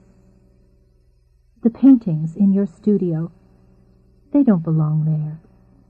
She squeezed his fingers with hers before he could speak or turn away. It's wrong to keep them there, facing the wall and pretending they don't exist. If your brother was proud enough of you to want to be there for one of your showings, it's time you had one. Dedicate it to him. Maybe you didn't say the words, but there can't be any better way to show that you loved him. He had started to brush it aside, to make excuses, but her last words hit home. He would have liked you. Her lips curved. Will you do it? Yes. He kissed her while she was still smiling. Yes, it's time. I've known that, but I haven't been able to take the last step. I'll have Marion start the arrangements. She stiffened, and though the change was only slight, he drew her away to study her face. Problem? No, of course not. You do a lot of things well, Angel. Lying isn't one of them. Gabe, nothing could please me more than you going ahead with this. That's the truth. But nothing. All of this has really put me behind schedule. I need to give Michael his bath. He'll hold a minute. He kept her with him by doing no more than running his hands down her arms. I know there's some tension between you and Marion. I've already told you there's nothing between us but business. I understand that. I told you what I would have done if I thought otherwise. Yes, you did. Amusement moved over his face. She would have packed her bags and headed for the door, but she would have gotten no more than 5 feet. So, what's the problem? There is no problem. I'd prefer not going to Marion with this. So would I. Her chin came up. Don't push this, Gabe, and don't push me. Well, well. He brought his hands to her shoulders as he nodded. It's a rare thing for you to get that look on your face. Whenever you do, I have this deep-seated urge to drag you down on the floor and let loose. When color flooded her face, he laughed and drew her closer. Don't laugh at me. She would have twisted away, but his hands were firm. Sorry, I wasn't really, more at the situation. He thought that perhaps delicacy was called for, but then he rejected the idea. Want to fight? Not at the moment. If you can't lie better than that, we'll have to keep you out of poker games, he murmured, and watched her eyes cool. I overheard your discussion with Marion at the gallery. Then you obviously don't need me to spell things out for you. She believes I'm going to hold you back, prevent you from reaching your full potential, and she took steps to stop it. I realized that the Eagletons would have found us, probably in a matter of days, but I won't forgive her for calling them. The fact that you're associated with her gallery means I have to be polite to her in public. But that's the extent of it. His hands had tightened on her shoulders, and all amusement had been wiped from his face. You're telling me that Marion called the Eagletons? You just said you'd heard us, so... I hadn't heard that much. Deliberately he relaxed his hands, then took a step back.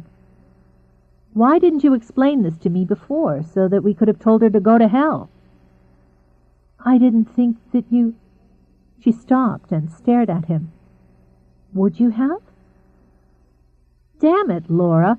What more do I have to do to convince you that I'm committed totally to you and Michael?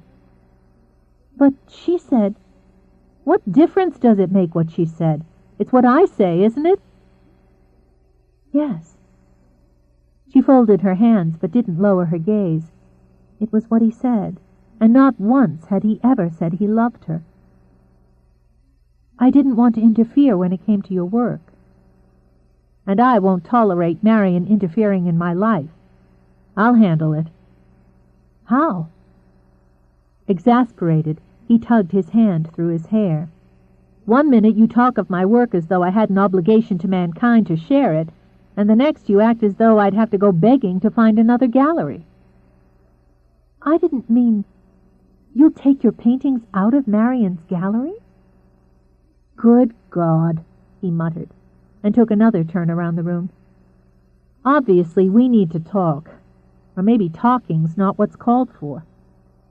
He took a step toward her, then swore when the phone rang. Stay here. With that, he turned on his heel and strode out. Laura let out a long breath. He'd said something about dragging her to the floor and letting loose. That was what had been in his eyes a moment before. And what would that have proved? She moved to the crib to hand a fretful Michael his favorite rabbit. It would only have proved that he wanted and needed her. She had no doubts about that. Why shouldn't she be surprised that he would cut himself off from Marion for her? But not for her, really, Laura thought, as she leaned over to nuzzle the baby. For himself. Marion had made the mistake of interfering. Reasons didn't matter, she told herself. Results did. A great deal had been accomplished here this afternoon. He'd finally trusted her with his feelings about his brother. She'd been able to say the right things to convince him to show his work, and Marion was out of their lives. "That should be enough for one day," she murmured to Michael, but there was still an ache in her heart. She wouldn't think about the Eagletons. "He needs us, Michael." That, too, should have been enough. Perhaps they were a replacement for someone he had loved and lost, but he had already given the baby unconditional love. He had given her a promise of his fidelity. That was more than she'd ever had, more than she had come to believe she would ever have. And yet it wasn't enough. "Laura." She turned, annoyed because she was feeling weepy and dejected. "What is it?" That was Quartermain on the phone.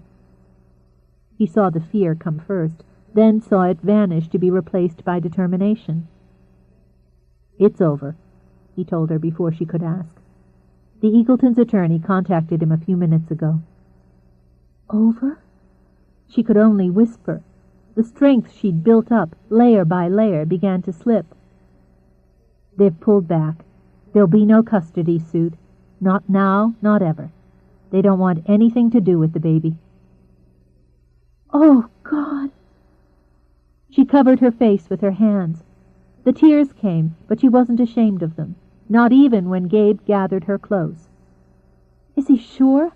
If they change their minds—" "He's sure. Listen to me." He drew her back, just a little. He wasn't entirely certain how she would feel about the rest. "They're going to file papers claiming that Tony wasn't Michael's biological father. They want him cut off legally from any future claim to the Eagleton estate." "But she doesn't believe that." "She wants to believe that." She closed her eyes while relief and regret poured through her. "I would have tried to be fair, to let them see Michael. At least I want to believe I would have tried." "He'll lose his heritage." "The money?" When she opened her eyes, they were dark and damp. "I don't think that will matter to him. It doesn't to me. As far as family goes, he already has one. Gabe, I don't know how to thank you." "Then don't. You were the one who stood up to her." "I did." She brushed the tears away, and then there was laughter as she threw her arms around him. "Yes, I did. No one's ever going to take him away from us. I want to celebrate, to go dancing, have a party." She laughed again and squeezed him hard. "After I sleep for a week." "It's a date." He found her lips with his, then held them there as she melted into him. Another beginning, he thought, and this time they'd take the first step properly. "I want to call my parents and let them know." "Yes, right away." She pressed against him for a moment longer. "I'll give Michael his bath and then we'll be down." It was nearly an hour before she came downstairs, bringing a more contented Michael with her. The baby, fresh from his bath, was awake and ready to be entertained. Because her jeans had gotten wet, she changed into a pale lavender shirt and slacks. Her hair was loose around her shoulders, and both she and Michael smelled of soap and soft talc. Gabe met her at the foot of the stairs. "Here, let me have him." He curled his arm around the baby and tickled his belly. "Looks like you're ready to go field a few grounders." "So do you." Envious Laura muffled a yawn. "You haven't had any more sleep than I have. How do you manage it?" 3 decades of clean living, and a body accustomed to all-night poker games. "Your father wants to play. Maybe Michael could sit in." "Maybe." He tipped her chin up with his finger. "You really are ready to drop, aren't you?" "I've never felt better in my life." "And you can barely keep your eyes open." "That's nothing 5 straight hours of sleep wouldn't fix." "I've got something to show you. Afterward, why don't you go up and take a nap? Michael and I can entertain ourselves." His thumb traced along her jawline. Until Laura, he hadn't known that the scent of soap and powder could be arousing. "Once you've rested, we can have our private celebration." "I'll go now." He laughed and caught her arm before she could start back up. "Come see first." "Okay, I'm too weak to argue." "I'll keep that in mind for later." With the baby in one arm and the other around Laura, he walked into the parlor. She'd seen the painting before, from the first brushstrokes to the last, yet it seemed different now, here, hung over the mantel. In the gallery she had seen it as a beautiful piece of work, something to be studied by art students and patrons, a thing to be commented on and discussed, dissected and critiqued. Here in the parlor, in the late afternoon, it was a personal statement, a part of all three of them. She hadn't realized just how much she'd resented seeing it in Marion's gallery, nor had she known that seeing it here would make her feel, as nothing else had, that she had finally come home. "It's beautiful," she murmured. He understood. It wasn't vanity or self-importance. "I've never done anything in my life that compares to this. I doubt I will again. Sit down, will you?" Something in his tone had her glancing over at him before she settled on the couch. "I didn't know you intended to bring it home. I know you've had offers." "I never had any intention of selling it. I always meant it for here." Resting the baby on his hip, he walked over to the portrait. "As long as I've lived here, I haven't done anything or found anything that I wanted to hang in that spot. It goes back to fate again. If I hadn't been in Colorado, if it hadn't been snowing, if you hadn't been running, it took what had happened to you and what had happened to me to bring us together and make this. When you were painting it, I wondered why you seemed so driven. I understand now." "Do you?" With a half smile, he turned back to her. "I wonder just what you understand, Angel. It wasn't until a little while ago that I realized you have no idea what I feel for you. I know you need me and Michael. Because of what happened to all of us, we're able to make things better." "And that's it?" He wondered if he was pushing too far, but he thought that if he didn't push now, it might be too late. "You said you loved me. I know gratitude's a big part of that, but I want to know if there's anything more." "I don't know what you want me to say." "I want you to look." He held out a hand. When she didn't move, he walked over to her and drew her to her feet. "Look at the portrait and tell me what you see." "Myself." It seemed to be the day for showdowns, Gabe thought. He quickly carried the sleeping Michael upstairs to the nursery and put him in the crib. Going back down to Laura, he took her by the shoulders and, holding her in front of him, made her face the portrait. "Tell me what you see." "I see myself as you saw me then." Why was her heart hammering? "I seem a little too vulnerable, a little too sad." Impatience had him giving her a quick shake. "You don't see enough." "I want to see strength," she blurted out. "I think I do. And I see a woman alone who's ready to protect what's hers."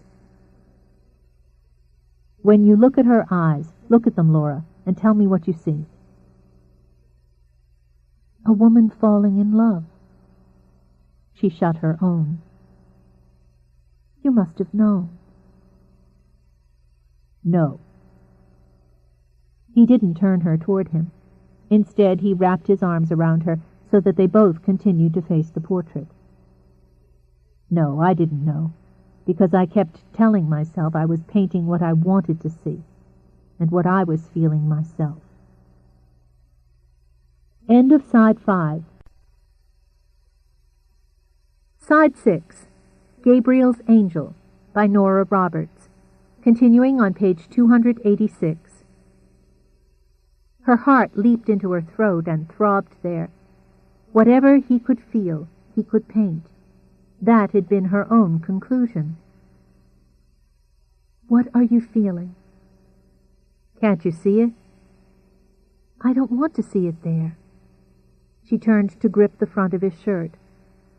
I want to hear it. He wasn't sure he had the words. Words came so much less easily than emotion. He could paint his moods and he could shout them, but it was difficult to speak them quietly when they mattered so much.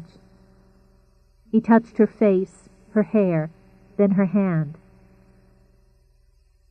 Almost from the first you pulled at me in a way no one ever had before, and no one ever will again. I thought I was crazy.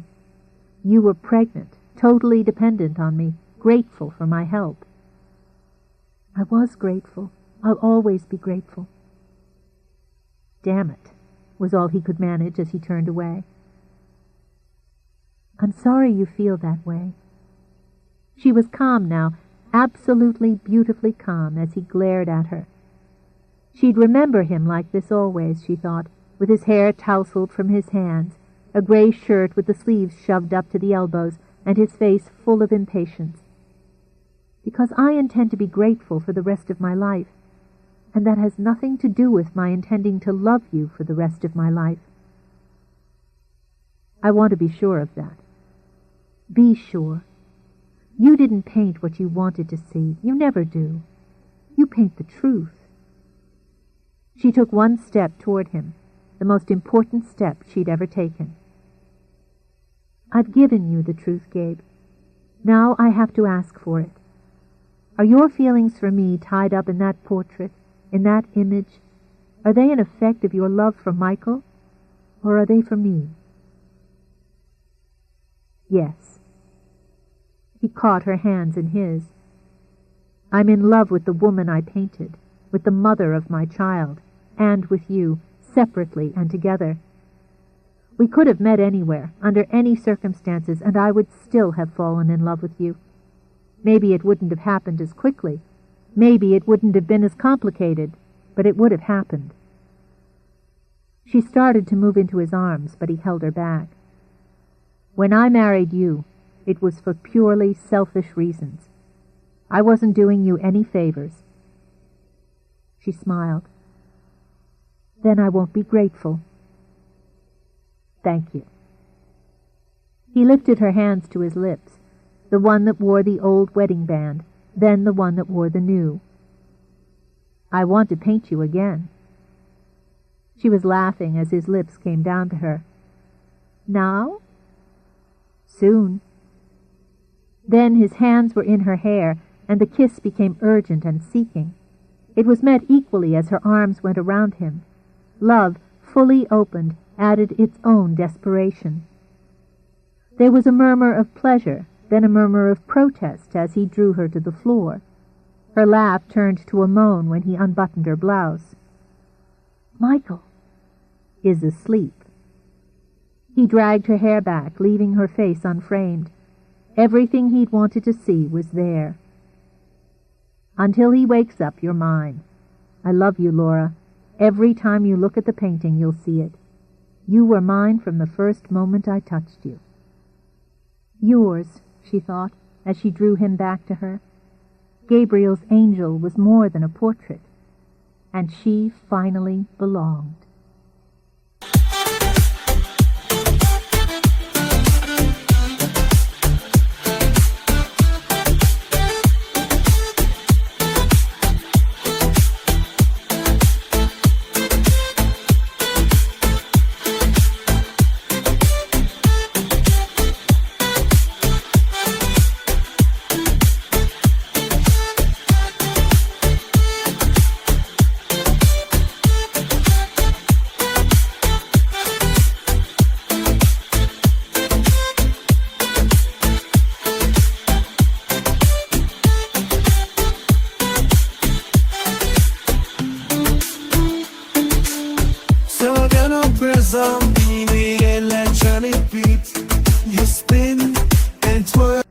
But not for her, really, Laura thought, as she leaned over to nuzzle the baby. For himself. Marion had made the mistake of interfering. Reasons didn't matter, she told herself. Results did. A great deal had been accomplished here this afternoon. He'd finally trusted her with his feelings about his brother, She'd been able to say the right things to convince him to show his work, and Marion was out of their lives. "That should be enough for one day," she murmured to Michael, but there was still an ache in her heart. She wouldn't think about the Eagletons. "He needs us, Michael." That, too, should have been enough. Perhaps they were a replacement for someone he had loved and lost, but he had already given the baby unconditional love. He had given her a promise of his fidelity.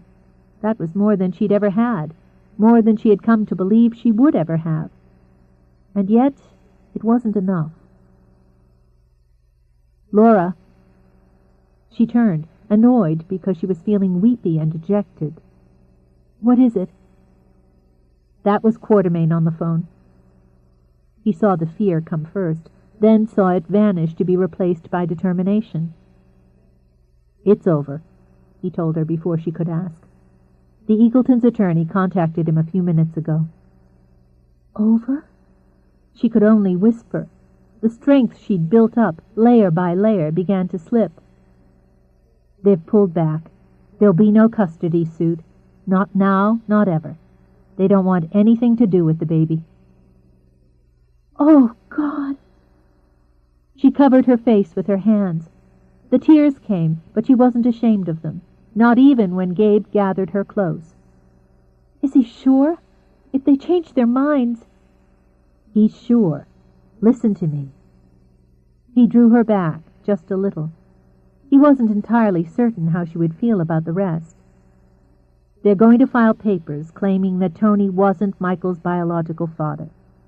They want him cut off legally from any future claim to the Eagleton estate." "But she doesn't believe that." "She wants to believe that." She closed her eyes while relief and regret poured through her. "I would have tried to be fair, to let them see Michael. At least I want to believe I would have tried." "He'll lose his heritage." "The money?"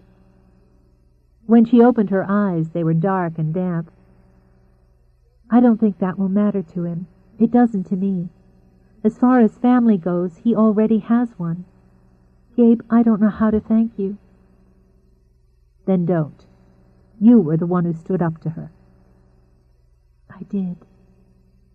She brushed the tears away, and then there was laughter as she threw her arms around him.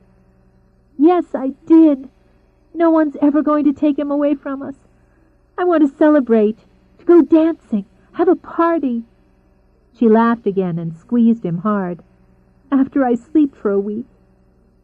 "It's a date." He found her lips with his, then held them there as she melted into him. Another beginning, he thought, and this time they'd take the first step properly.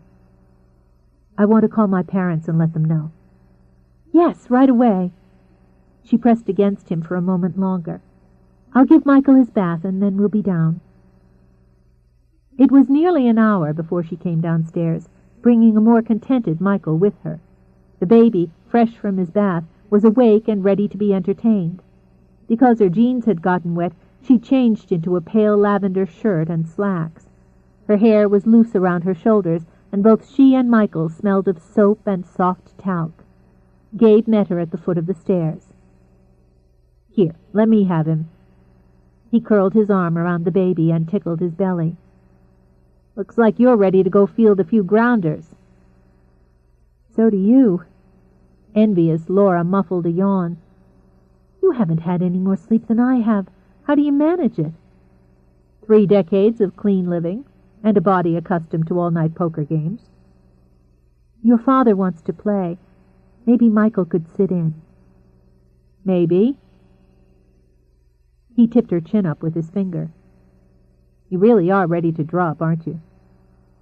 "I've never felt better in my life." "And you can barely keep your eyes open." "That's nothing 5 straight hours of sleep wouldn't fix." "I've got something to show you. Afterward, why don't you go up and take a nap? Michael and I can entertain ourselves." His thumb traced along her jawline. Until Laura, he hadn't known that the scent of soap and powder could be arousing. "Once you've rested, we can have our private celebration." "I'll go now." He laughed and caught her arm before she could start back up. "Come see first." "Okay, I'm too weak to argue." "I'll keep that in mind for later." With the baby in one arm and the other around Laura, he walked into the parlor. She'd seen the painting before, from the first brushstrokes to the last, yet it seemed different now, here, hung over the mantel. In the gallery she had seen it as a beautiful piece of work, something to be studied by art students and patrons, a thing to be commented on and discussed, dissected and critiqued. Here in the parlor, in the late afternoon, it was a personal statement, a part of all three of them. She hadn't realized just how much she'd resented seeing it in Marion's gallery, nor had she known that seeing it here would make her feel, as nothing else had, that she had finally come home. "It's beautiful," she murmured. He understood. It wasn't vanity or self-importance. "I've never done anything in my life that compares to this. I doubt I will again. Sit down, will you?" Something in his tone had her glancing over at him before she settled on the couch. "I didn't know you intended to bring it home. I know you've had offers." "I never had any intention of selling it. I always meant it for here." Resting the baby on his hip, he walked over to the portrait. "As long as I've lived here, I haven't done anything or found anything that I wanted to hang in that spot. It goes back to fate again. If I hadn't been in Colorado, if it hadn't been snowing, if you hadn't been running, it took what had happened to you and what had happened to me to bring us together and make this. When you were painting it, I wondered why you seemed so driven. I understand now." "Do you?" With a half smile, he turned back to her. "I wonder just what you understand, Angel. It wasn't until a little while ago that I realized you have no idea what I feel for you. I know you need me and Michael. Because of what happened to all of us, we're able to make things better." "And that's it?" He wondered if he was pushing too far, but he thought that if he didn't push now, it might be too late. "You said you loved me. I know gratitude's a big part of that, but I want to know if there's anything more." "I don't know what you want me to say." "I want you to look." He held out a hand. When she didn't move, he walked over to her and drew her to her feet. "Look at the portrait and tell me what you see." "Myself." It seemed to be the day for showdowns, Gabe thought. He quickly carried the sleeping Michael upstairs to the nursery and put him in the crib. Going back down to Laura, he took her by the shoulders and, holding her in front of him, made her face the portrait. "Tell me what you see." "I see myself as you saw me then." Why was her heart hammering? "I seem a little too vulnerable, a little too sad." Impatience had him giving her a quick shake. "You don't see enough." "I want to see strength," she blurted out. "I think I do. And I see a woman alone who's ready to protect what's hers." "When you look at her eyes, look at them, Laura, and tell me what you see." "A woman falling in love." She shut her own. "You must have known." "No." He didn't turn her toward him. Instead, he wrapped his arms around her so that they both continued to face the portrait. "No, I didn't know, because I kept telling myself I was painting what I wanted to see, and what I was feeling myself." End of Side 5.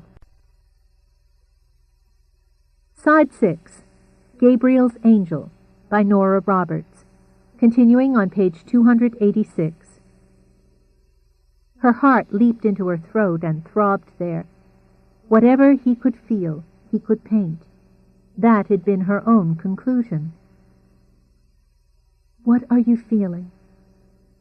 "Can't you see it? I don't want to see it there. She turned to grip the front of his shirt.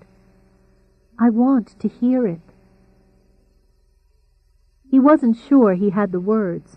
Words came so much less easily than emotion.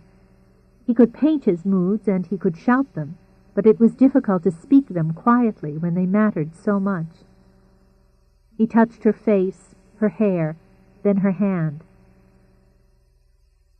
Almost from the first you pulled at me in a way no one ever had before, and no one ever will again. I thought I was crazy. You were pregnant, totally dependent on me, grateful for my help. I was grateful. I'll always be grateful. Damn it, was all he could manage as he turned away. I'm sorry you feel that way. She was calm now, absolutely beautifully calm as he glared at her. She'd remember him like this always, she thought, with his hair tousled from his hands, a gray shirt with the sleeves shoved up to the elbows, and his face full of impatience. Because I intend to be grateful for the rest of my life, and that has nothing to do with my intending to love you for the rest of my life. I want to be sure of that. Be sure. You didn't paint what you wanted to see. You never do. You paint the truth. She took one step toward him, the most important step she'd ever taken. I've given you the truth, Gabe. Now I have to ask for it. Are your feelings for me tied up in that portrait, in that image? Are they an effect of your love for Michael, or are they for me? Yes. He caught her hands in his. I'm in love with the woman I painted, with the mother of my child, and with you, separately and together. We could have met anywhere, under any circumstances, and I would still have fallen in love with you. Maybe it wouldn't have happened as quickly. Maybe it wouldn't have been as complicated, but it would have happened. She started to move into his arms, but he held her back. When I married you, it was for purely selfish reasons. I wasn't doing you any favors. She smiled. Then I won't be grateful. Thank you. He lifted her hands to his lips, the one that wore the old wedding band, then the one that wore the new. I want to paint you again. She was laughing as his lips came down to her. Now? Soon.